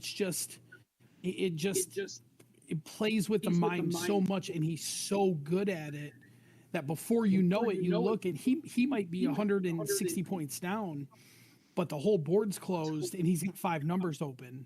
Yeah. And he's really only a couple of triples away. Adam really got away with one there, going at that double 20, and then Mike let him off. But that's absolutely correct. And that David taught me that very on. Him and I traveled pretty extensively all around the world, playing a lot of doubles together. And while I think he sometimes takes it to another level that I'm not super comfortable with, there's no denying that strategy can absolutely pay off, but you got to believe in it. Like, you 100% have to commit to it. You can't kind of try it and then go, I think I'm going back to regular, just point and close. No, you have to commit. Yeah, I agree. Adam leaves a game shot here for Mike Scarborough, which that was surprising. It was. There was a little. I'm a little confused. I was going to say that he left it open. Yeah, I'm still confused why he started 16 as well. I probably would have shot the bull there to get the point lead, no matter what, and then maybe shoot. I don't know. It's interesting. That's Scarborough for you. No, exactly. And that honestly kind of, it's everybody has their own comfort level, especially when it comes to cricket. 0-1. While, it can showcase talent, it's also monotonous and it's repetitive. Cricket, you can be a little weird. You can be different, and that's all good. Yeah, about what you were saying about Mike's dad. When I worked, at UPS, I used to deliver to Marty's house all the time, and I would always go there for lunch breaks and would sit there and play in the AC with Mikey. And even Nice. back then, as he was just a little kid, he could still play a pretty good game back then. And then it was great to watch him grow up. Yeah, for sure. Become the player he is. Yeah, it was fun watching him too in his youth, and then we got to actually reconnect in person again because I'd taken a lot of years off. So to see him in Arizona earlier this year, it was also really cool to see him again. So reconnecting in person, so it's awesome. It's been really fun to watch him in the last few years. But yeah, the talent was there for him. From his he was probably, I don't know, 12, 13 maybe the first time I met him. So yeah, it's fun to see how well he's progressed. Well, we got Mr. Seveta dialed in here, averaging 6.0, which shouldn't really surprise anybody, I don't think, as he hits a big 7 mark to just increase that average. So, but I think I get the vibe that these are the kind of games that Mike wants to play. These kind of low scoring, grind them out, throw one big shot and win the game type of game, as opposed to, running it up to, as he case in point, he picks 18, they're down 22 points and headed to the bowl. Different shot. Yeah, it's a different. I wouldn't say it's a bad shot. It's definitely a different shot. But if Adam makes a small mistake here, maybe that pays off. Well, he filled up that 16 with his third dart, so that was definitely not a small mistake. Adam learned his lesson. Yeah, because last game he went bull. So if he goes bull, even if he gets a double, Mike's got game shot there. So again, I think you said it best. It's a different shot, right? Yeah, not bad, different. And if you think of it this way, and I'm not saying that one player is better than the other, but if you have somebody who's consistently averaging a little higher than you are, the best thing you can do, in my opinion, is shorten the game. The longer you make that game, those averages are going to come into play. If you can shorten that game and put your opponent in positions where maybe he can't point, maybe he has to throw it close, and that abbreviates the game, and that possibly gives you a cleaner shot at a win by, the longer these rounds go, the higher his average is probably going to get, or he's going to maintain that higher average, So it's a decent strategy. Yeah, definitely. I learned that firsthand from Jeremiah Millar in Michigan. He taught me that.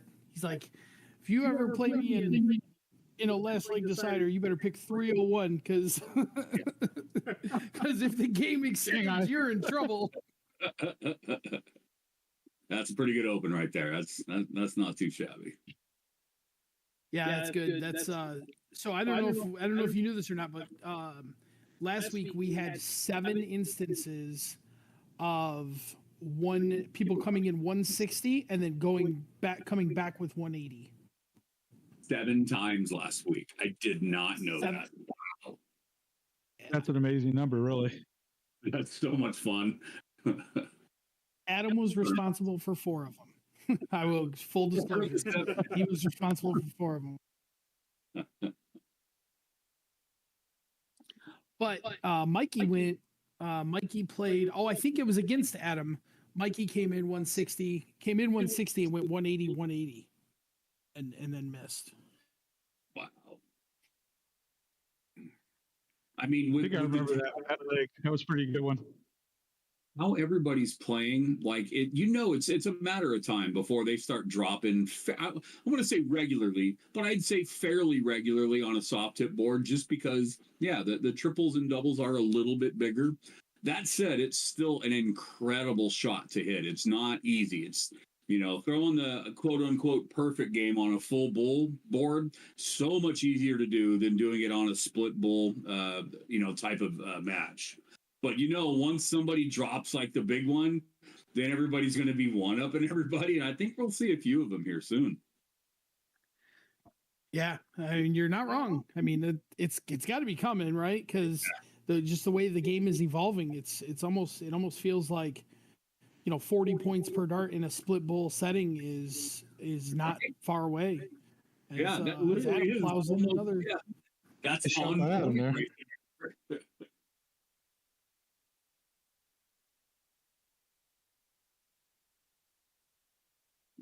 Adam averaging 48.33. Holy cow. I'm looking at the screen here, and I'm like, I know I'm getting old because I can't see those numbers even with my glasses on. You're like, is that an 8 after the 4 or is that a 0? There's no way it can be an 8. I can't even see the 4.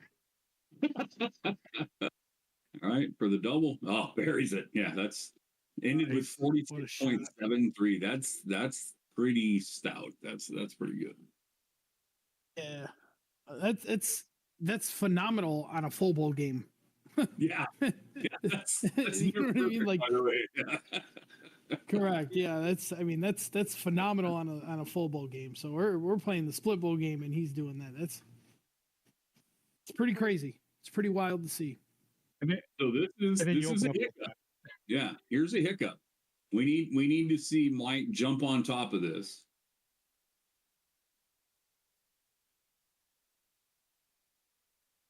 There he goes.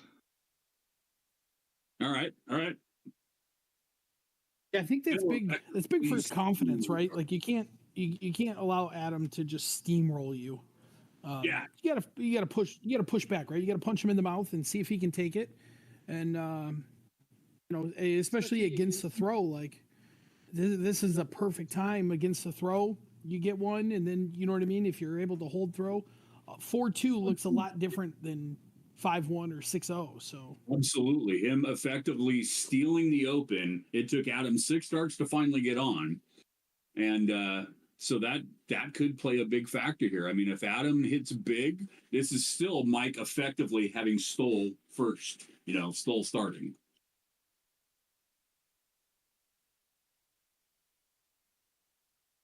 as Adam just plows into 140. As if to say, Scotty don't know what he's talking about. That guy's an idiot.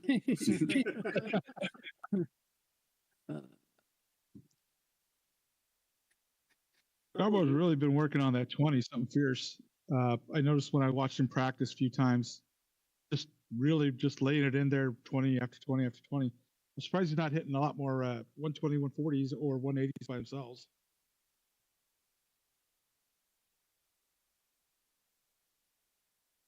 Makes you wonder if the moment has any factor in that, being that it is the semi.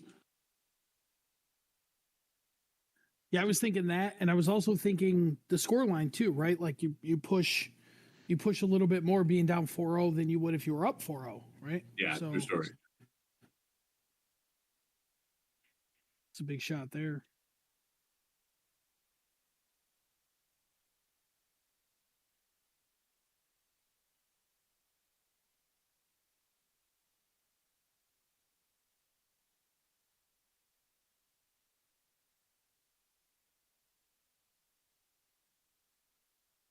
Solid. Gets off with the flight there. Yeah. Solid ton there.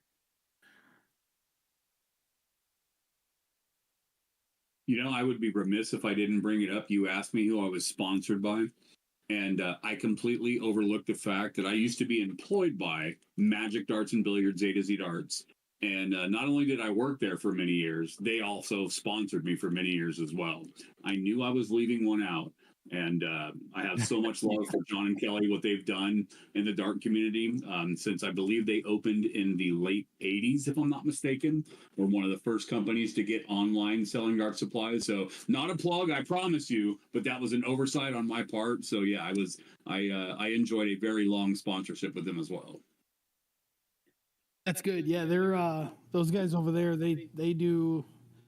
Again, like you said, not a plug. Yeah. As Mikey gets a rip at 105 here. Oh man, a little high. But yeah, I've done a lot of ordering through those guys myself personally. So, and they do it right. They're doing some good stuff. So yeah, I've seen a lot of companies that are, you can tell that they're putting back into the game, and it's, there's several. There's not just like one or two that used to be. Now there's like several companies that are out there. So that's fantastic to see as well. All right, Mike gets on the board. All right, here we go. One at a time, baby. One at a time. Not too shabby for an average either. 36.89 on a split bowl. Yeah, we'll take it. We'll take it. While we're A win's a win. Yeah. Right. While we're waiting for these to get kicked off, I just want to remind everybody. It looks like we got about 62 viewers. Give us a like, give us a share. Purple Punch Productions on YouTube and on Facebook. My name's Mike Redman. I'm here with Bobby Castillo sitting right across from me, and I have Scotty Burnett patching in from home. And we're bringing you the Arizona Premier League week number 2, semifinal number 2, Mike Scarboro and Adam Seveta. It's opening by Mike there. Yeah, and that's I mean, 5 marks still a 5 mark, but in this situation, this really kind of might loosen Mike up just a little bit so he can maybe try to grab another leg here. And like you were mentioning earlier, it's 4-2 looks a heck of a lot better than 4-0 or 5-0 or. And that's fantastic darts there. I like how he went 17. That's awesome.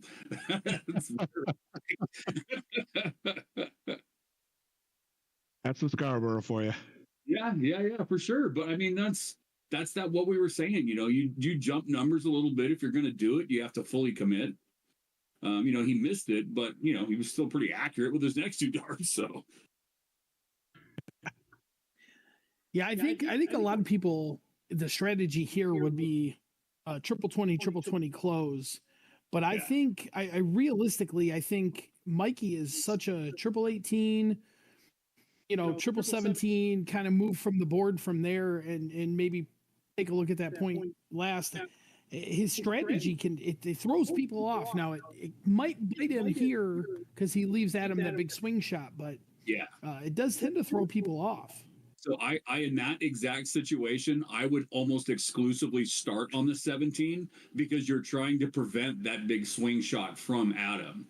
I don't want to give too many secrets away because I might have a game or 2 left in my tank, but that's kind of the goal when you're in those situations is because you don't want to leave your opponent 3 darts to effectively take take starting back over in the leg. And I mean, that's a pretty good block there. But now Adam's wide open on the 16s. It's kind of always been my strategy is you want to take the darts out of somebody's hands. Yes. Mike seems to want to give you the 3 darts to beat them. I've always been of the belief of I don't want you to have any darts. I want to take those darts out of your hands. You shooting what I want you to shoot to control you in how you play. Yeah, if I can dictate what you're shooting, I'm gonna win more often than not, and that's that mindset, and that was a pretty good cover over there, the 16 and the 15. Adam now has to load these bulls up. Hey, Scotty, we were talking earlier about good times to come to Arizona, and you were talking about February being a good time. There's a Monster Bash tournament coming in November. November's not a bad time to come to Arizona either. That is a very good point. I'm going to have to clear that with basically the person that controls all the finances and my poor dart decisions these days. She left me so many years where I could literally travel to any tournament, to any country that I wanted to. And then, went on a bit of a losing streak. And she said, "So you're pretty much done." And I said, "Yes, dear. I expected this was coming at some point." And so now I clear everything with Kim. No, she's amazing. All I got to do is tell her like, "Hey, I want to go to this tournament. Like, do you want to go?" And she'd be like, "Nope, go enjoy yourself, have fun." So yeah, that one might have to hit the calendar. Awesome. 4 mark on the bull there. Yeah, that's a big 4 bull by Adam. Yeah, definitely. And for everybody out there, whoa, what a shot from Mikey here. Double bull. There it is. Bull first. Okay. Yeah. That's like very Scarborough. Yeah. And for everybody listening out there, Monster Bash, November 1st through the 3rd, here in Phoenix, Arizona. Hopefully we see everybody out here.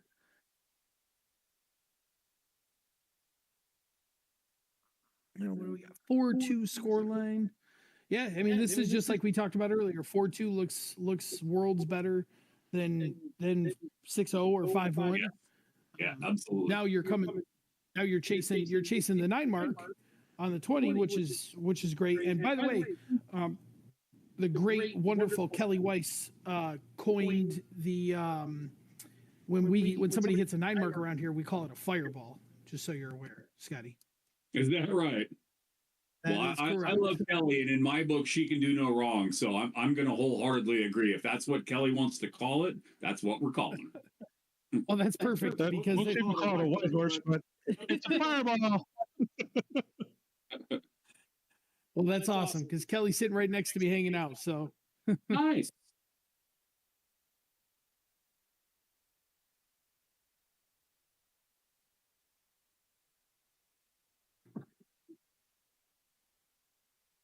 Yeah, even that last triple really wasn't getting it done there. This has kind of been an off leg for Mike. we got my man Kicks jumping back on to say what's up to you, Scotty. I know that guy too. What's up, Scotty B? Kicks? How you doing, man? Good to hear from you, brother. Doing good, man. Me too. How's it going? Yeah, man. It's Hey, you gotta. I'm feeling like I'm in Arizona, bro. It's so hot here in Sacramento. Yeah, not that hot, but sure. It's 114 today. That doesn't happen here in Sacramento. Oh wow. So Yeah, somebody's it's good to hear pissed from off you, bro. sitting over there, right? Yeah. Yeah, Adam is just showing what's up right now. He's showing that he can take a couple losses and still get it going. Yeah, he's back dialed in.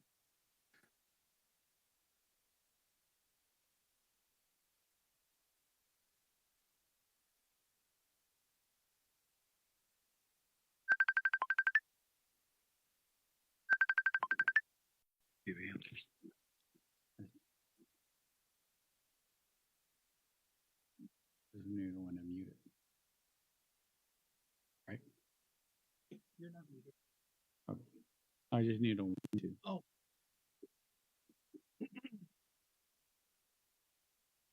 So Scotty, you gonna come out for the Wild West? Yeah, I don't know. There's only a couple that I really want to leave for. And AZ Open is one of my favorites. I've heard that there's a monster tournament coming up in November. Wild West, isn't that in a couple months here? Yeah, it's in August. Yeah, that's still a little too hot for me. Are you scared? You're already living in it.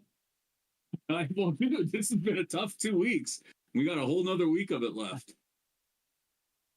We still got 2 months good to go. Dude. Yeah, but you guys, to be fair, you intentionally live in the desert. I do not. Yeah.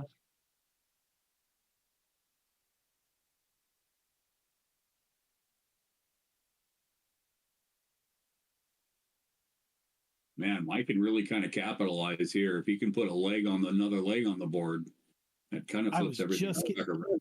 I was just getting ready to say that same thing. Like, man, oh man, this is a pretty good opportunity for Mikey to put a big shot in and draw himself close. 90's probably not what he was looking for. He's probably going to be a little disappointed in that, depending on how much punishment Adam gives him here.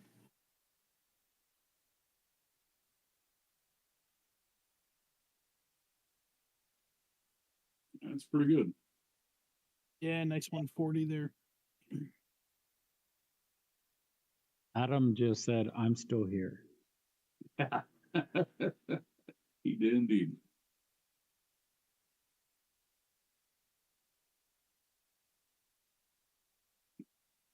Good answer there. And this is where I was talking with you, Redmond, earlier when I said about the split bull one, when I would take a lot of players as partners doing what they're doing right now over the cricket strategy or just cricket stats. Because there's a lot of players that cannot do this being a solid cricket average player opposed to split bull. I agree with what you're saying. For me, I like the math part of it. So like when I see Mike go to the board with 303, down 5-2, Adam Seveta's coming up behind you. Like for me, the steel tip kicks in and I'm like, okay, this has to be 133 on the 19s because You wanna that's go what 19, leaves you yeah. out, right? Yeah. So like Yeah. when I see him go 20, I'm like, man, you kind of cut yourself short on giving yourself a chance to win the game, I think. But alas, here we are. That's a pretty good Nice. shot. 142 on I would- the double. an argument against that, I would say, Adam's is gonna that take it it's out. a little easier. You don't see that as often, those big shots and soft tip that might prevent, somebody from taking that going the on the 303, hoping for the 133 to live to leave the big out, because you're not seeing a lot of those outs taken. Even though it's odd, you would think you would see more because it is soft tip. But I think people are more relying on their ability to hit that big triple 20 than it is to hit that 170 out if they do happen to hit the 133 on the 19.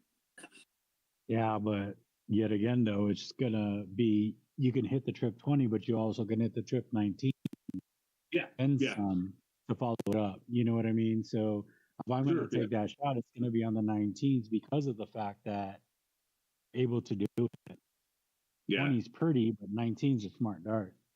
It is. It's absolutely the smarter dart. But I think what you're seeing is a lot of people aren't taking that shot. Maybe not necessarily because they don't know it. They're just a little overly confident in their ability to hit the triple 20. So I know Adam has steel tip experience. So I know, these guys, they know that that's probably the correct setup shot. But we're not really seeing, well, at least I haven't seen so far yet in this series, where you're hitting those big, triple, double outs where it's actually becoming a factor. Because people are relying a little bit more on their scoring ability on that big trip 20.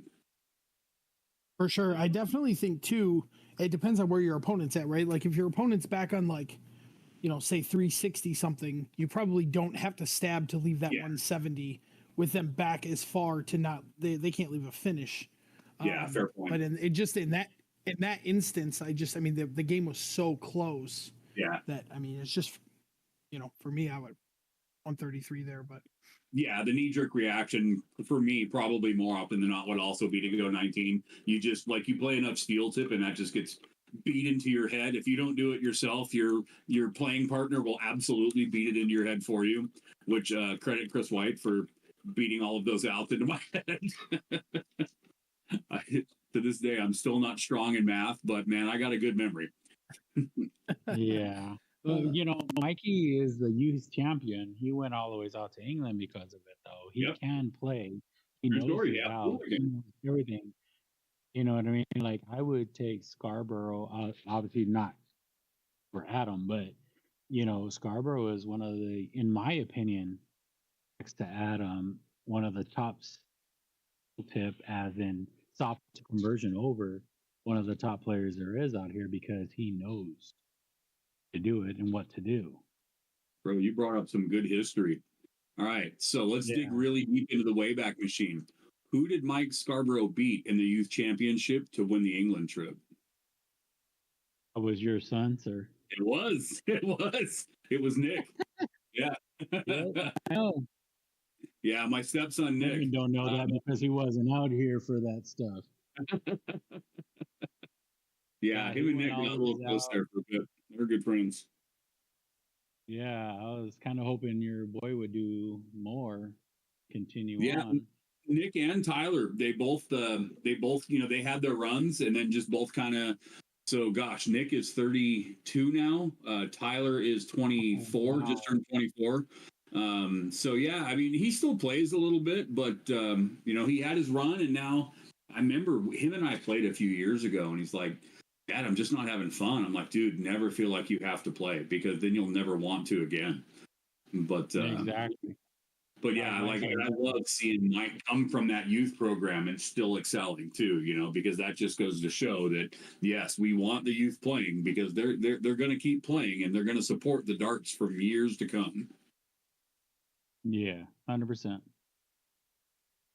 Tyler is the one I was thinking about. I forgot about Nick. Yeah, my stepson Nick was a few years older than Tyler. That was back when the Connecticut tournament was going in Stamford. Yeah, that's when I went out there in 2010, I think, or 2009. I went out there.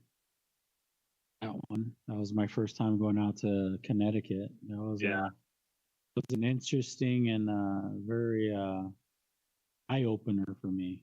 Yeah, there is some talent that was out there, that's for sure, man. That was the I did kind of I miss like the East West Challenge and stuff that came along with the 501 Nationals. That was always kind of fun. You know, everybody separated wearing the two different color shirts, and you know, it was fun. It was Mine good was time. red. I had the red one. Yep. West Coast guys always had the red, even though I like blue better. You kind of pigeonholed into having to wear red. Yep. I just went up there and said, "Hey, I'm Kix from Arizona." Like, oh, okay, yeah, we got your shirt ready for you. Yeah. Uh, I had to suck it in a little, but yeah, good thing that they made it a little bigger.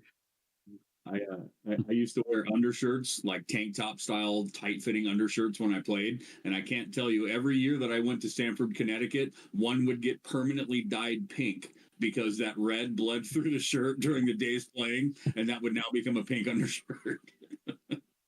Oh wow. Yeah, so Mike coming back here a little bit, man, showing signs of life. Oh, come on, Mikey. It's just the strategy he plays. It's just hit it is freaking golden. When you miss it, I'm like, what are you doing? You know, I played with him. He got me back into playing again. Go to play with anybody, but his strategy is like, oh, come on, man, just do a little strategy every once in a while. You can do it. It is absolutely one of those mindsets where you have to be on it in order for it to be effective. And that's kind of the downside of any strategy outside of, you know, make sure you're a triple plus ahead in points and then maybe a close. Yeah, you really have to be throwing well to make those work. Yeah. Adam's having no part of it. You know, they had that I forgot. I want to say it's probably about a year, almost 2 years ago, when they had that $2,000 challenge here, and this is when Adam started to peak. Yeah. And I just told everyone, I was like, you know what? I put amount of money that Adam's gonna win it, like with no stress, no nothing. Yeah.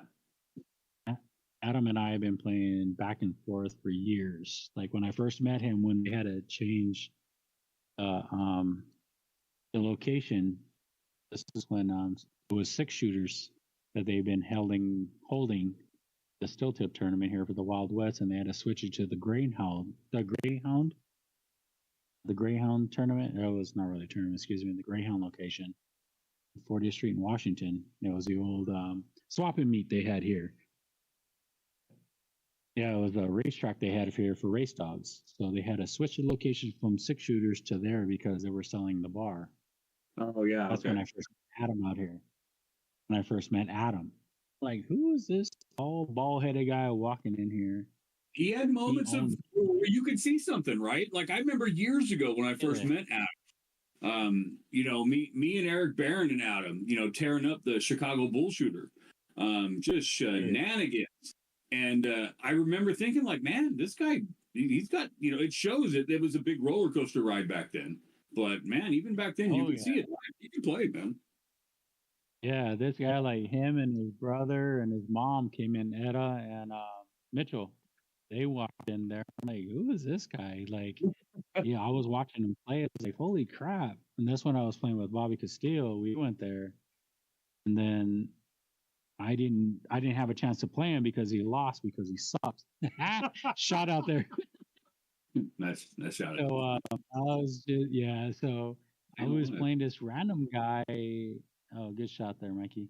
I was playing this random guy, and he started off with the Bulls every time, bullseye in cricket. He just went bullseye. He didn't even worry about any other cricket number. That's wild. So Bobby Castillo and I ended up taking first and second, which is crazy. Like we ended up playing doubles together, and Adam was like lights out. But when he got to, did you take him out, Bobby? Bobby Castillo took him out. I was like, good thing he didn't get to me. But yeah, no, it just like Adam. When I first met him, saw him, I'm like, dude, you have potential a lot. It was just insane. And ever since then, we just clicked and we're good friends now. Well, I named my son after him. He was born last week. That's awesome. Yeah, thank Even you. with Yep. the Cassie and Adam. talent like that, I mean, you still have to learn how to win. You can be good at moments, but that's kind of the hard part is figuring how to win on a consistent basis. So, but yeah, There that's you go, awesome. Mikey. He won one. Yeah. I was a little nervous in that leg. I didn't know if he was going to come back and pull it off. Yeah. That's the thing with Scarboro. You can never underestimate that ball headed guy. Well, it blew me away Oh, because he had a shot to go 16-16 and then bullseye for points. And then he hit the single 16, shot at the bullseye, missed the bullseye for point. And I'm like, man, I still think I would have probably pointed first there. Yeah. Yeah. Like I said, Everybody's different. it's just Mikey, he wants to make you think on what he might or might not do when Yeah. you're going to say, oh, no, he's going to do this. He's not going to do it. I think we should let Redmond back in because he's like, I'm just sitting here looking pretty. No, you're good. You're good. Hey, I do want to ask you guys. Back on point here. I do want to ask you guys. When Nick DeShera was on earlier, we were talking about different openings, different cricket strategies, stuff like that. And it was right as JC threw a white horse, and Nick had made mention that the white horse was probably one of the weaker of the 9-mark opens as opposed to like 920s or something like that. So give me your guys' thoughts on that. Yeah, I would say I wholeheartedly agree. The trip 20, trip 19, trip 18, it's not a strong open. And when you have, both players are throwing about equal averages, either loading the 19s, 2 trip 20s and a trip 18, 2 trip 20s and a trip 19. I mean, to be honest, even a trip 20, trip 19, trip 17 is a better open than going the 18 route, in my opinion. Just because now you're pigeonholing your opponent, you got to throw at 18s. Most people aren't real crazy about throwing at 18s.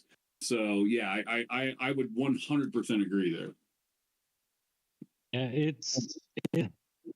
in my opinion, it all is going to be depending on how you feel at that particular time. Especially, you're going to be up 2 legs on the person.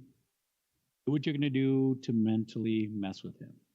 Yeah. But don't get me wrong, 9-mark's a 9-mark. It's just depending on how you're going to do it. If you go 2018-19 or 2019-18 and the person opens up with a 9-mark on the 17 to bully you, you have 3 triple numbers that are going to be a lot higher than his. I'll get shot at him. That's going to overcome it. If you're on that particular, hey, I'm on my rider and like I'm on my horse right now and we're just stomping you, no matter what happens, it's gonna take a toll on your opponent. Yeah, what's fun is if somebody does like hit the 3 trip 17s after you open the 2019-18, it's fun to throw your next dart should be at the 17 and take the 102 point being down 102 points because now they're fairly Oh yeah, I would go 17, 16, 15 white horse again if I'm able to. Yeah, that's gonna mentally screw them so bad. It's demoralizing to somebody.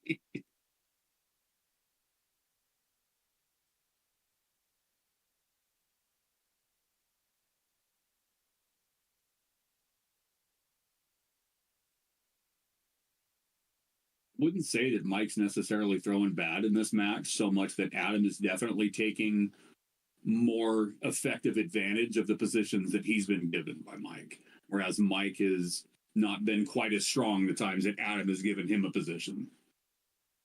Yeah, for sure. I mean, Mike's playing pretty good. Probably not up to his standards, but I still think, he's averaging a 50 in this leg. It feels like he's probably been up there for the entire time, but yet he's down 8-3. So yeah, average wise, I don't think he's like far off from what he would kind of hope to see his average to be at the end of the match. I think that ultimately just comes down to, you know, who took better advantage of the times that their opponent gave them a, you know, a big position shot to take a game away. Yeah, that was kind of a throwaway dart for Adam there. I think he's pretty much mailed this one in, kind of like, hey, I get to start the next game. I'm gonna be up 8-4. Excuse me. I haven't streamed for a while. I don't have a cough button, so I have apologies.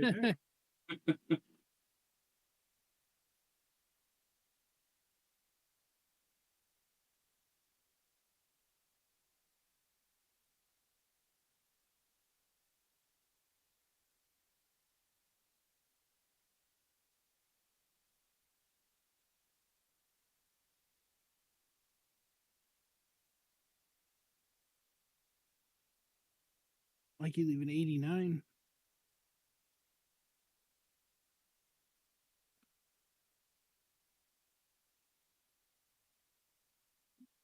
It's almost like he's not even fighting at this point. He's just basically telling Mike, like, man, get this leg off the board. So Yeah, it's he kind of was on the checkout mode. Yeah, I don't think I would have went 20 there either. yeah, I know the popular shot probably 20 for Bull, but yeah, with him back at 365, and you know, there's just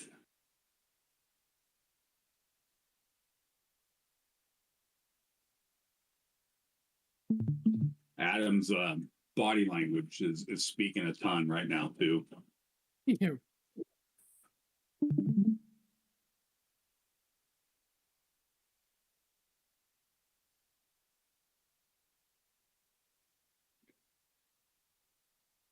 Mikey cleaning up that 40 there.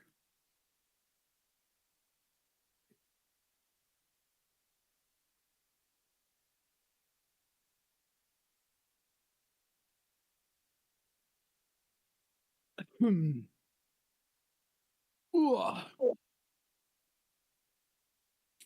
Well, Adam on throw to lock this match up, and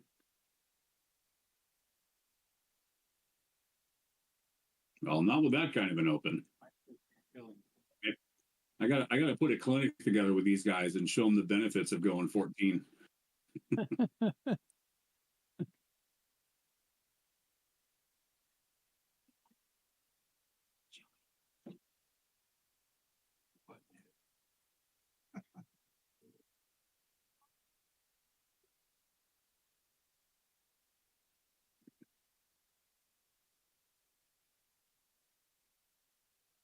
That looks like a good one in the background back there.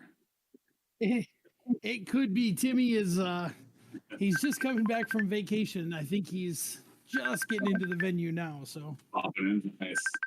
I haven't seen him in a while. Him or his brother, for that matter, long time.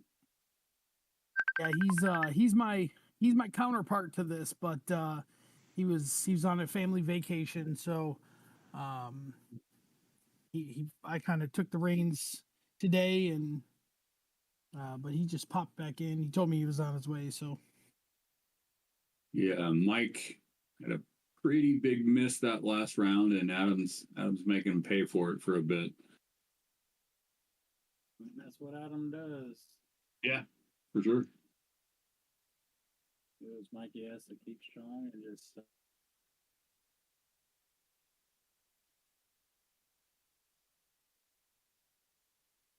Great shot, Mike. Yeah, fantastic shot.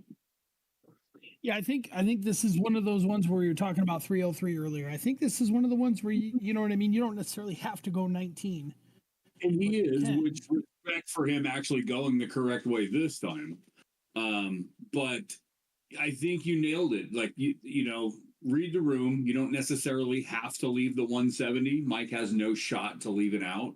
So maybe you rely a little more on your scoring power on that 20 that he's been, you know, showing how well he can hit.